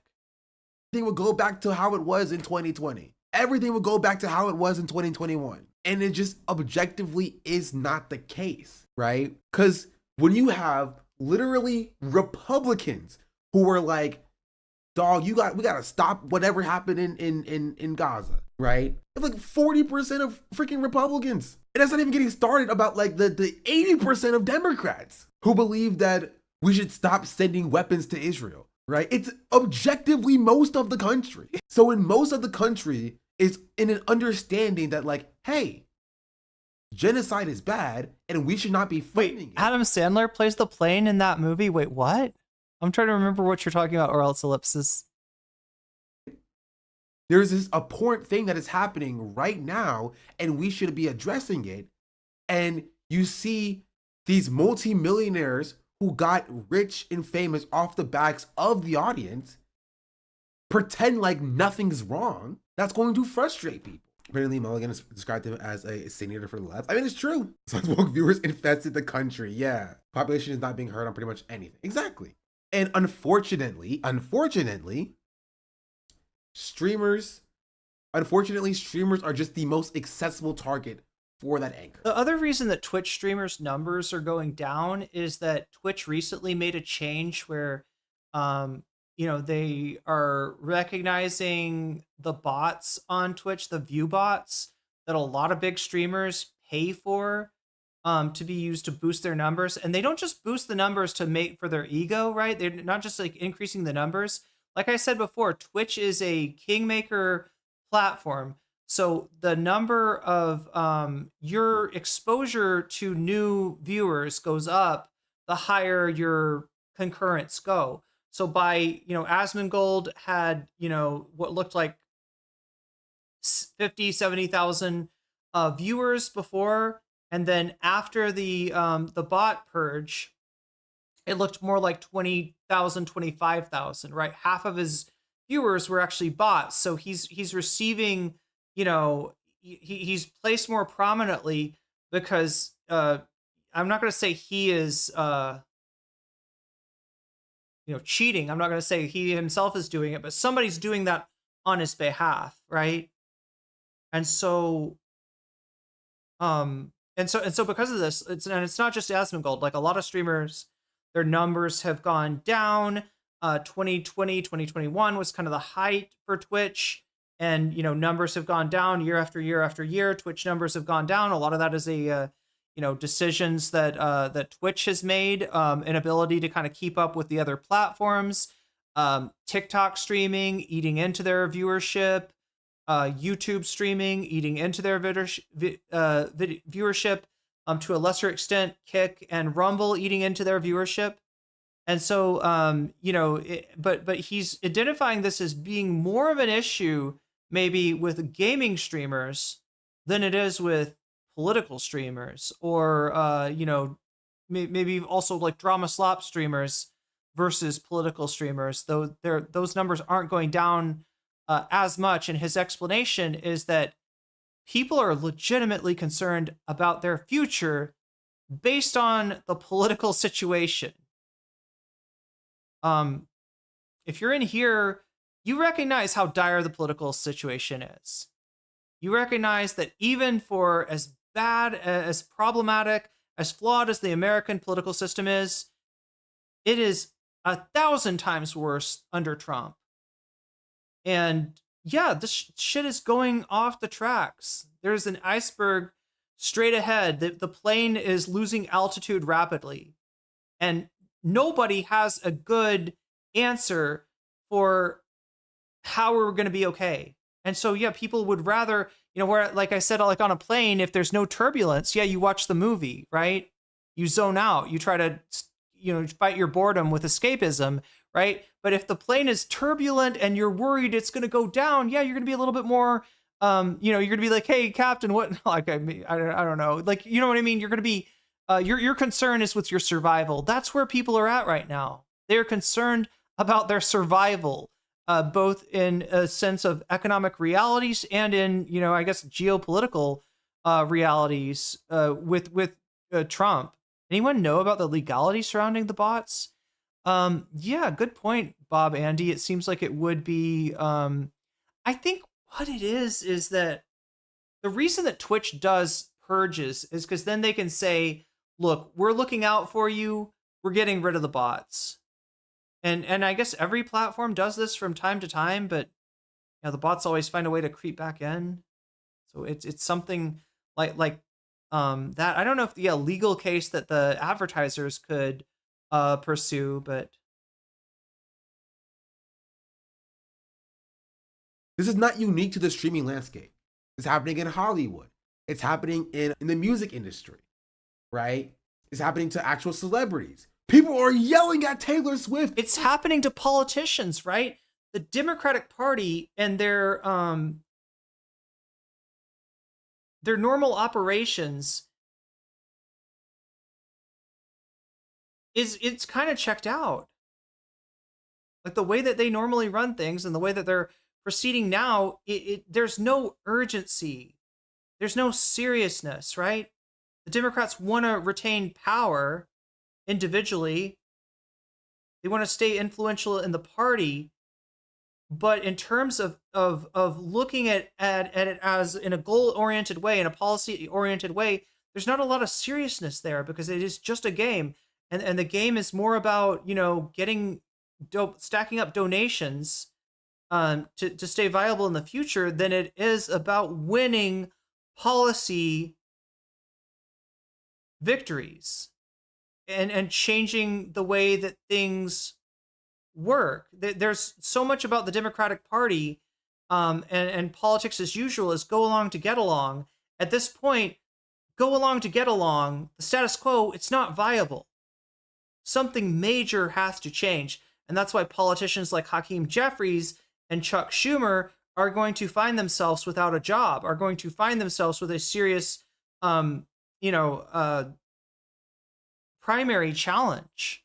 Whereas politicians like Zoran Mamdani and to maybe a lesser extent AOC and Bernie are, although I guess Bernie not running after this time. Politicians like that are, that's what people want. That's who people want to hear from, right? That's who's able to pull out a crowd. Not Chuck Schumer, not Hakeem Jeffries, and certainly not, chat, Kamala Harris, who nobody wants to see again, or Hillary Clinton, who people want to see even less. Swifties are mad. Yeah, even boomers are seeing through it. Absolutely. Are angry. The Swifties are yelling at her. The Swifties are calling her a mediocre white woman who doesn't use her platform well. If that's not indicative of where people are, I don't know what is. And unfortunately for streamers, they are just the most accessible targets for that anger. They are literally the most accessible celebrities. Right? Yeah, think about another celebrity that has like performs on a platform where they're literally receiving their feedback is like visible to everybody watching, right? I don't know if it exists. I mean, yeah, as a celebrity, what you can get yelled at on Twitter, maybe. You can get bad articles written about you. But the feedback's not as immediate and as present as the kind of interaction you can have with a live streamer. Streamers are the only millionaires that you can directly talk to. I can't see this. You might have sent me a private tweet, or you might have sent me a tweet from somebody who's blocked me. So no, I think it's private, or it's deleted. So I have no idea what it is. Chatter. You need to send a screenshot or something in an imgur. But does that make sense? Does that make sense as to like why things are so or feel so different now? Because I saw this tweet from Abe that literally asked that question. Why does streaming feel so different now? I think also Cidion had I don't know what Abe's Twitter is. Oh, I figured it out. Oh, here. That's the part that bothers me. It's these streamers who don't have moral fortitude to speak out because they don't want to risk getting hate, having a platform and not using it out of fear. And then just get out. Yes, that this is how a lot of people feel as well. But I think that's a part of the same conversation, right? That's the same thing about like streamers just not meeting the moment. The audience has this expectation about like, it is moral to speak out against the genocide, and you're not doing that, right? We're here. Now the question is, wait, there we go. I figured it out. I can do this. Now I can. Yeah. Abe said, what is happening lately? I'm just trying to have fun and play games with my friends. Now I have to find the Sydney tweet, or I don't know if it's a screenshot or something. It was with the same sentiment, but I've seen it a lot. I've seen people being like, why is it different? Why does it feel different? Why does streaming feel different than it did in the past, right? And it's just that like people don't want escapism. How much do you think the COVID lockdown led to this? Like I feel like online spaces got drastically more toxic since then. No, I think it's the opposite, right? The space was only like this, like to have fun, play video games. I gotta say it felt a lot more toxic to me in 2020, 2021, right?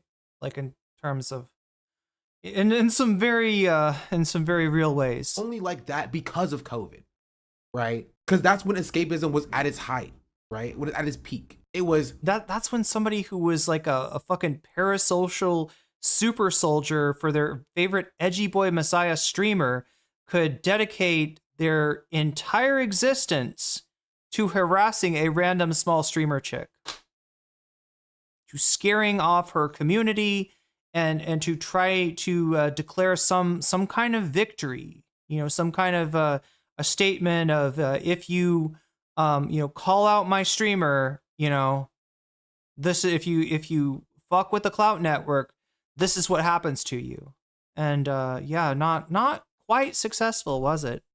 We're all trapped inside. Not that I'm trying to poke that beehive anymore, if it still exists. Essentially, we want to see people have fun. We want to see people do the things that we can't do, right? And that is how streaming got to the point where it was. Like at the height. It was, this virus is keeping us all inside. Let's see what's happening in other people's lives, right? And so that was the escapism, you know? But now, right, we are now 5 years removed from the start of the lockdown, and we are in the midst of a fascist takeover where the Republicans hold all three branches of government. The Democrats are doing nothing to stop them. You're seeing massive deportations. You're seeing bipartisan genocide from both parties when Joe Biden was in office and now when Trump is in office, right? With our tax dollars, and we can't get universal health care. We can't get student forgiveness. We can't have our roads fixed. We can't fix housing, right? The plane is losing altitude rapidly. There's an iceberg straight ahead, and nobody seems to know what to do with it about it. Nobody's got an answer that seems like it'll work. Prices are skyrocketing. Tariffs are affecting everything. Like, there is no escape, right? You have a cutting snap. The government currently right now shut down. Like, everything is significantly worse. And then you open up your streaming like site thinking, right? Thinking you want escapism. People open up Twitch thinking, I want escapism. Please give me escapism. But they don't realize until they are watching these streams that are like, I don't want escapism actually, right? They're watching these streams and they're like, this is not making me feel better, right? This is not putting food on my table, right? This is not going to make Snap, you know, or extend the time limit for Snap, you know? This is not going to make it easier for me to buy a house. This is not going to... Yeah, so let me get in some news while I can. The SNAP benefits are set to expire. They're set to run out of money. Now, that's not because there's no money for SNAP. It's because the Trump administration refuses to use the money that was set aside for a situation just like this, a government shutdown, refuses to use that money. Right? Donald Trump is going to he's going to flip the starvation switch.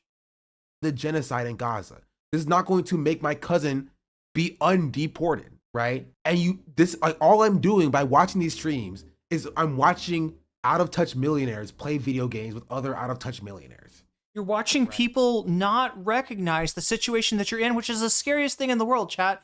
Look, I mean, like, you know, do you remember being a kid and, I don't know, thinking that there was something under your bed, like a monster in your closet or something like that, trying to get your parents to pay attention to it, only to have them not take it seriously? Now, that was okay.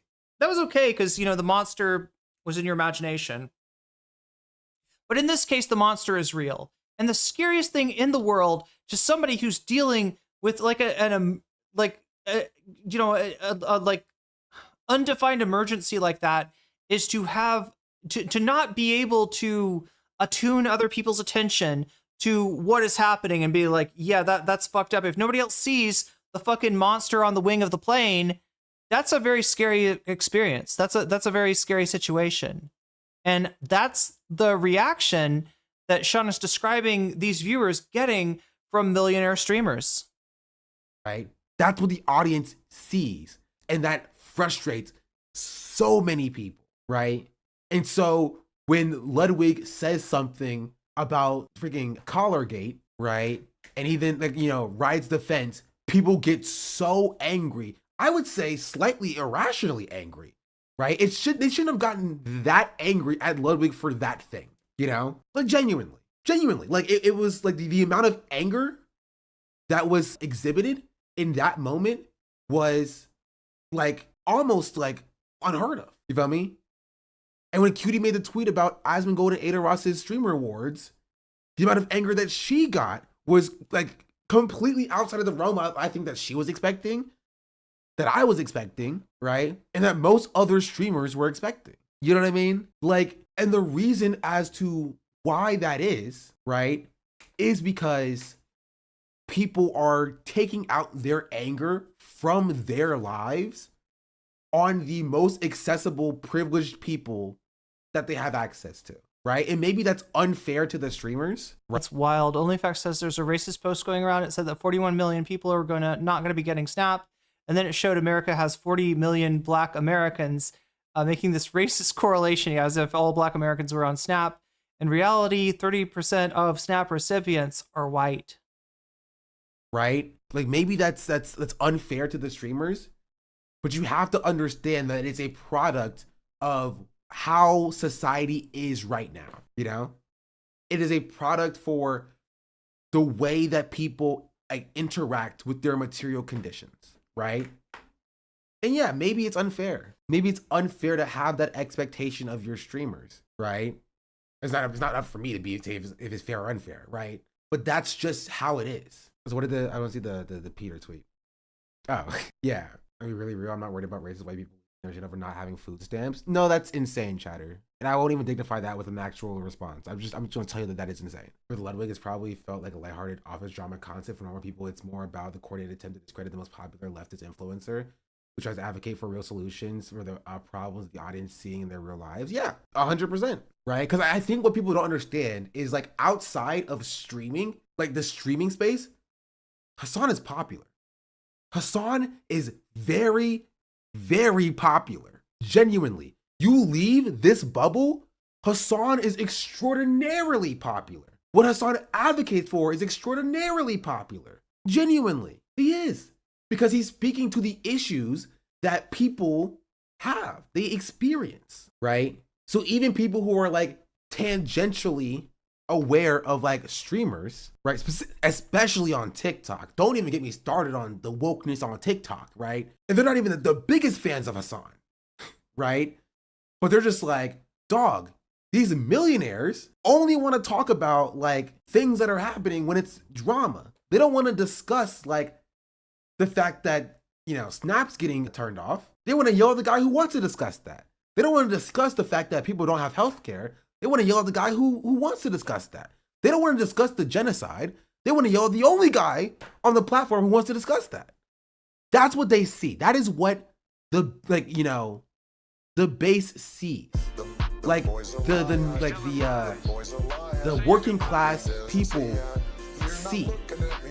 Even if they're not like directly Hasan fans, they'll be like, yo, I don't like Hasan, but like I hate all of these other streamers because they're out of touch millionaires who don't understand what I'm going through with in my life. You know what I mean? Yeah, Zara. Snap is almost like a part-time job on top of whatever you're already doing just to keep the benefits. And yeah, in a lot of places there's like a work requirement for Snap that and that's not as much of the problem as the documentation of your work or your, you know, job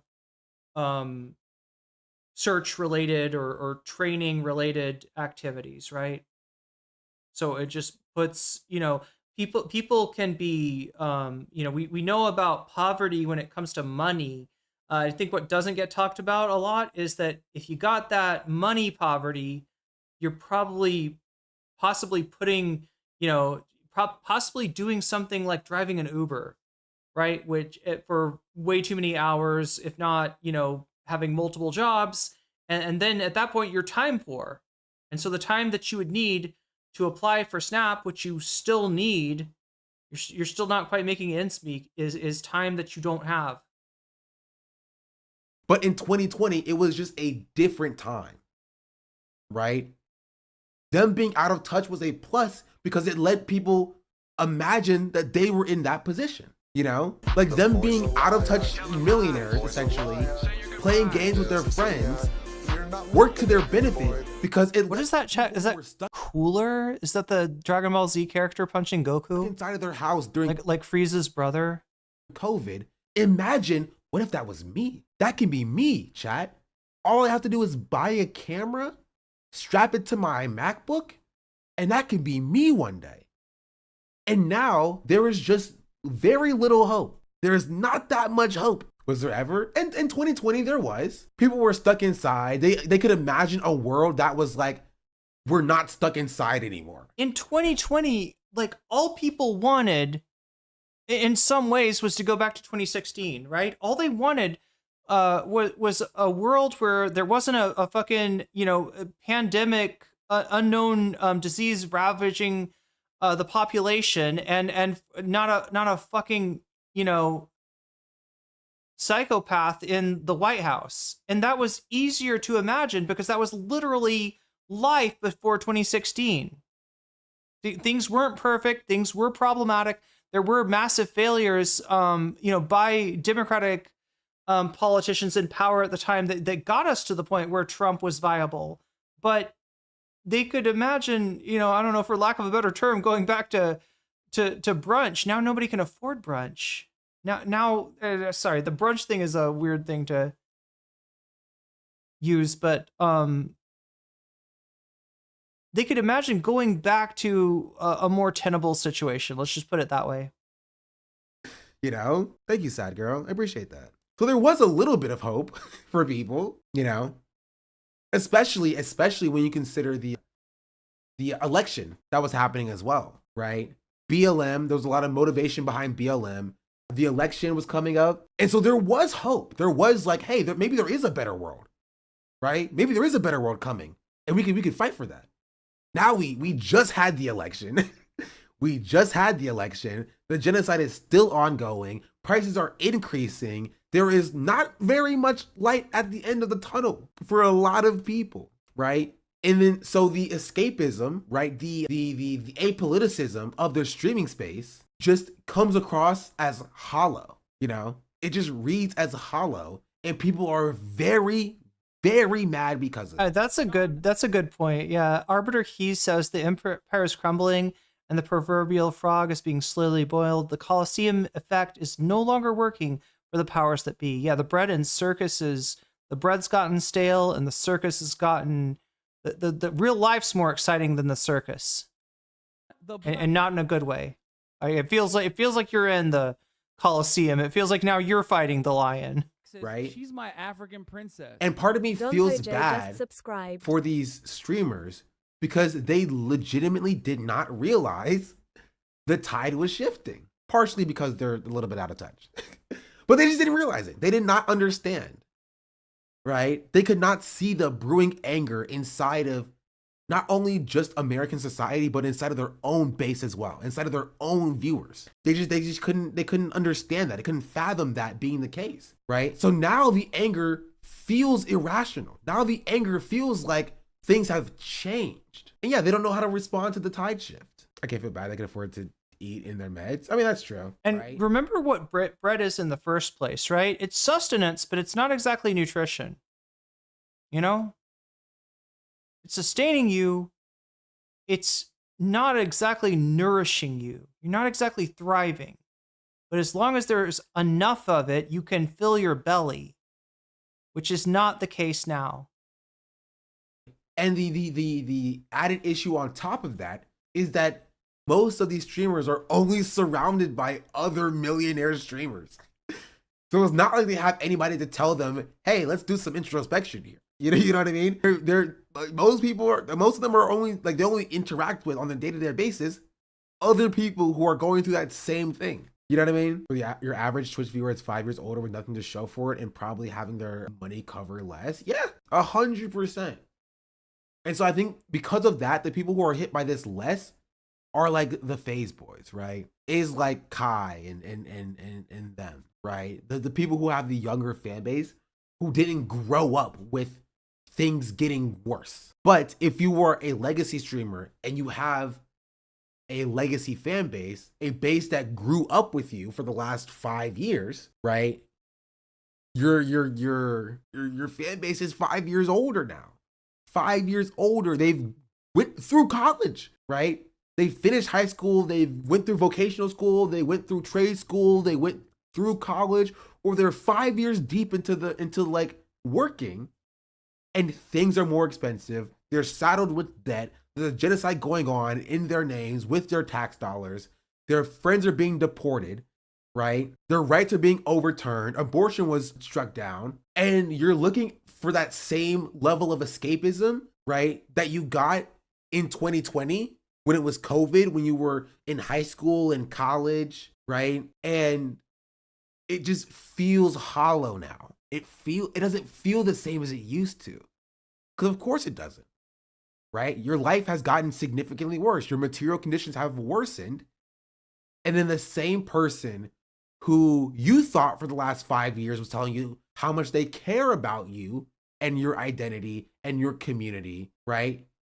And you feel as though they're seemingly ignoring your plight and your struggles, right? That's going to frustrate you. You know what I mean? That's going to upset you.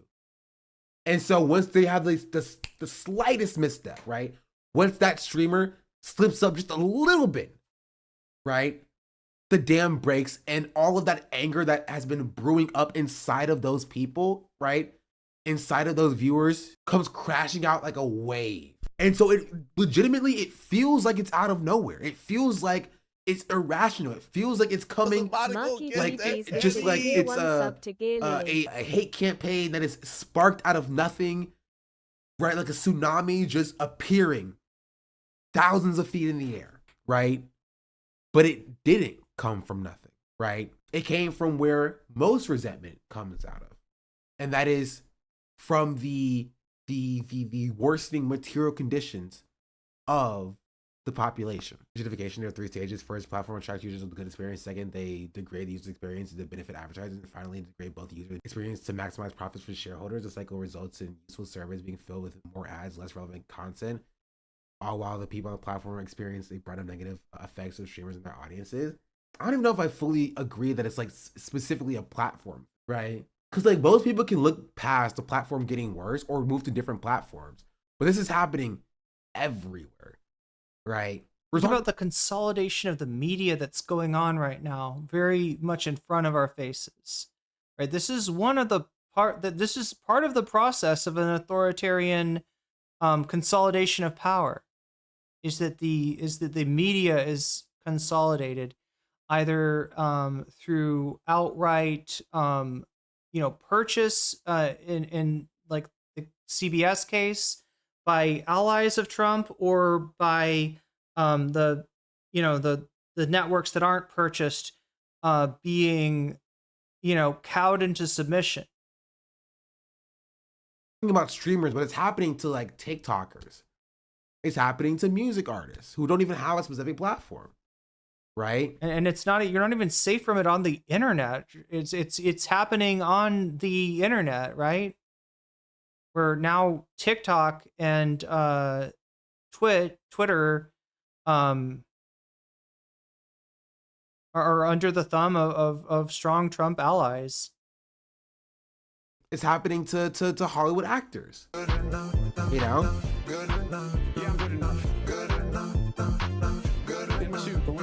I mean, we have lines down the block at food banks because of the shutdown, and now Snap, but our whole country is building a ballroom and buying private jets while we kidnap and blow up civilians. Seeing people that don't know what it's like to struggle or hurt, who can afford that to check out is enraging. Yeah, 100%, exactly. Also, the streaming space, it rewards shallow exploitation of others for content, and it's more transparent now than ever. That's true, right? And so I think, and this is why I think Ludwig got so much hate for that clip, right? I think partially because like there were Hasan fans who were just like, "Wow, man, you're a bad friend. This is not a good friend thing to do," right? I think that was a part of it, but I think another part of it, I think the most important part of it, was Ludwig very openly saying, "Yeah, dog, this is a fucking paycheck to me. You know, like this is a paycheck. You know, I get my money. I care about. It's a job. I'm not coming to his funeral." I mean, some people got upset with Demon Mama when she, when she scumbagged me. I've said it before. We were never that good friends. We were never friends, like outside of streaming. We did content together, but yeah, it is, it is still scumbag behavior, and it's recognized, at least by some people, as such. About my money, it's all that matters to me. And I think people saw that and they were just like, "Oh, bro, fuck this dude," you know? Because even like if like Ludwig, you're not gonna continue to be friends with Hasan outside of streaming. You're not gonna go to each other's funerals. I don't know. Actually, like mentioning that shit on stream, it kind of hits differently. It kind of hits differently. What people are recognizing is that you were there to do content with him during the good times when it was advantageous for you, and the second that dynamic changes, even if it is in his fence-sitting way, he's kind of shivving Hasan. Have to worry about how you're going to feed yourself and your family, your kids potentially, when Snap gets cut, how you're going to survive in a world where, you know, the gas is just inexorbitantly expensive, so you can't even drive to work anymore. You've gotten fired from your job, and the job market is so abysmal that you can't find another job, you know, and like all of these things are just happening around you, and your family's being deported, or your friends are being deported. ISIS is like literally killing people in your neighborhood, right? You open up Twitter, which you shouldn't do, but you open up Twitter anyway, and you see Homeland Security tweeting at freaking Hood Edits or whatever. I don't remember what his name was. And you're just like, we live in a joke country. What is happening? You have no health care. You have student debt. Hood genius. Thank you. Hood genius. You have so much student debt. You can't buy a house. You know, you can't afford your parents' medication. And you look online and you just see like rich people being like, dog, I do this for a paycheck. You know, I care about my money. You feel me? Like that will frustrate you. Like it's a paycheck. As you become more successful, you almost certainly become less connected to normal people who struggle now. I don't know that is avoidable. I mean, it is avoidable if you just are aware of, you know, of your privilege, right? And you are aware of the shifting tides, you know? Like it is callous, right? You have to be aware that things are shifting, things are changing. People are angry, right? And you speak to that anger, right? You at least acknowledge that anger. Hey guys, I see what's happening with the ICE raids in LA. You know, it's happening right down the street from me. And it sucks. I'm sorry. Nobody should have to live in fear that their family who's lived here for years is going to be taken away and separated from them. That's it. That's literally all you have to say. Like I said this in the video that I made about this, right? Hey, this is my video. Wait, hold on. It's right. Okay, not this one. It's I thought this was the video, but it's not this one. It's here. ICE protests in LA. Why silence from creators is dangerous. You should watch my video on this, chat. I talk about it. What creators are saying, and talk about why I think it's important for creators to speak out on these issues, and why I'm so tough on creators to speak out on these issues, deeper than just this one specific instance. This person said that Tina talked about this for a while, that it was like a discussion, and this was just the ending part of the discussion. I am curious to see the full discussion. But we'll start with a long time ago. Okay, sorry, you're good, Chad. I was confused. I was trying to figure out how it was, you know, how it involved this. No worries with this. Of course, you know, I brought it up because I want you guys to know that I don't frick with it, obviously. And I think sometimes it can be comforting to know that, like, the person that you're watching or supporting, you know, still wants you around and doesn't want you to, like, have your family torn apart or have everything you've, like, worked up to just be, like, ripped from you. So I just want you to know that I don't stand with it. That's about all. And of course, you know, if you have like as MLK says, silence is betrayal. Yeah, I mean, like, silence is one thing, but, you know, in a lot of cases here, we're literally talking about, you know, profiting from your downfall. And it's not, and you know, with somebody that you've been there for when it wasn't convenient, or it might have been convenient for you to scumbag them. Yeah, I mean, that does, I don't know, I don't want to call it, you know, a betrayal, because that implies some kind of like abiding underlying friendship that was broken. It's just, you know, you do the right thing, you know, you defend somebody against bullshit attacks because it's the right thing to do. Not because they're your bestie and you agree with everything that they say, because you recognize the injustice of the situation and the fact that it's not anyway, chat, I am way too tired. I've been streaming for 8 hours and 30 minutes. I'm gonna call it at this point. Here is the video if you want to watch the rest of it, which I would suggest you do, because Sean's kind of popping off now. Sean's really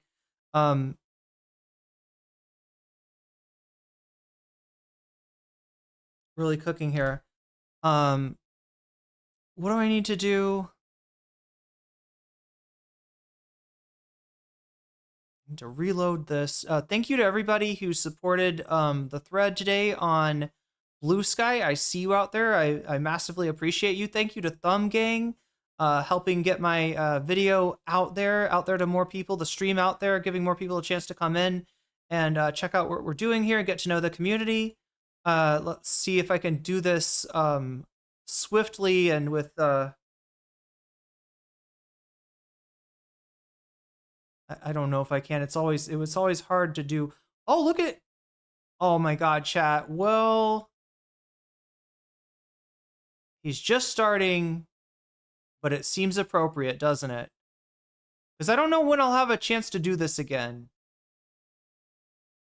I don't expect any like recognition or shout out or anything like that, because he's literally just, he's just gone live, but we are using his content, so I will send a raid his way. We're gonna raid Sean to Black right now.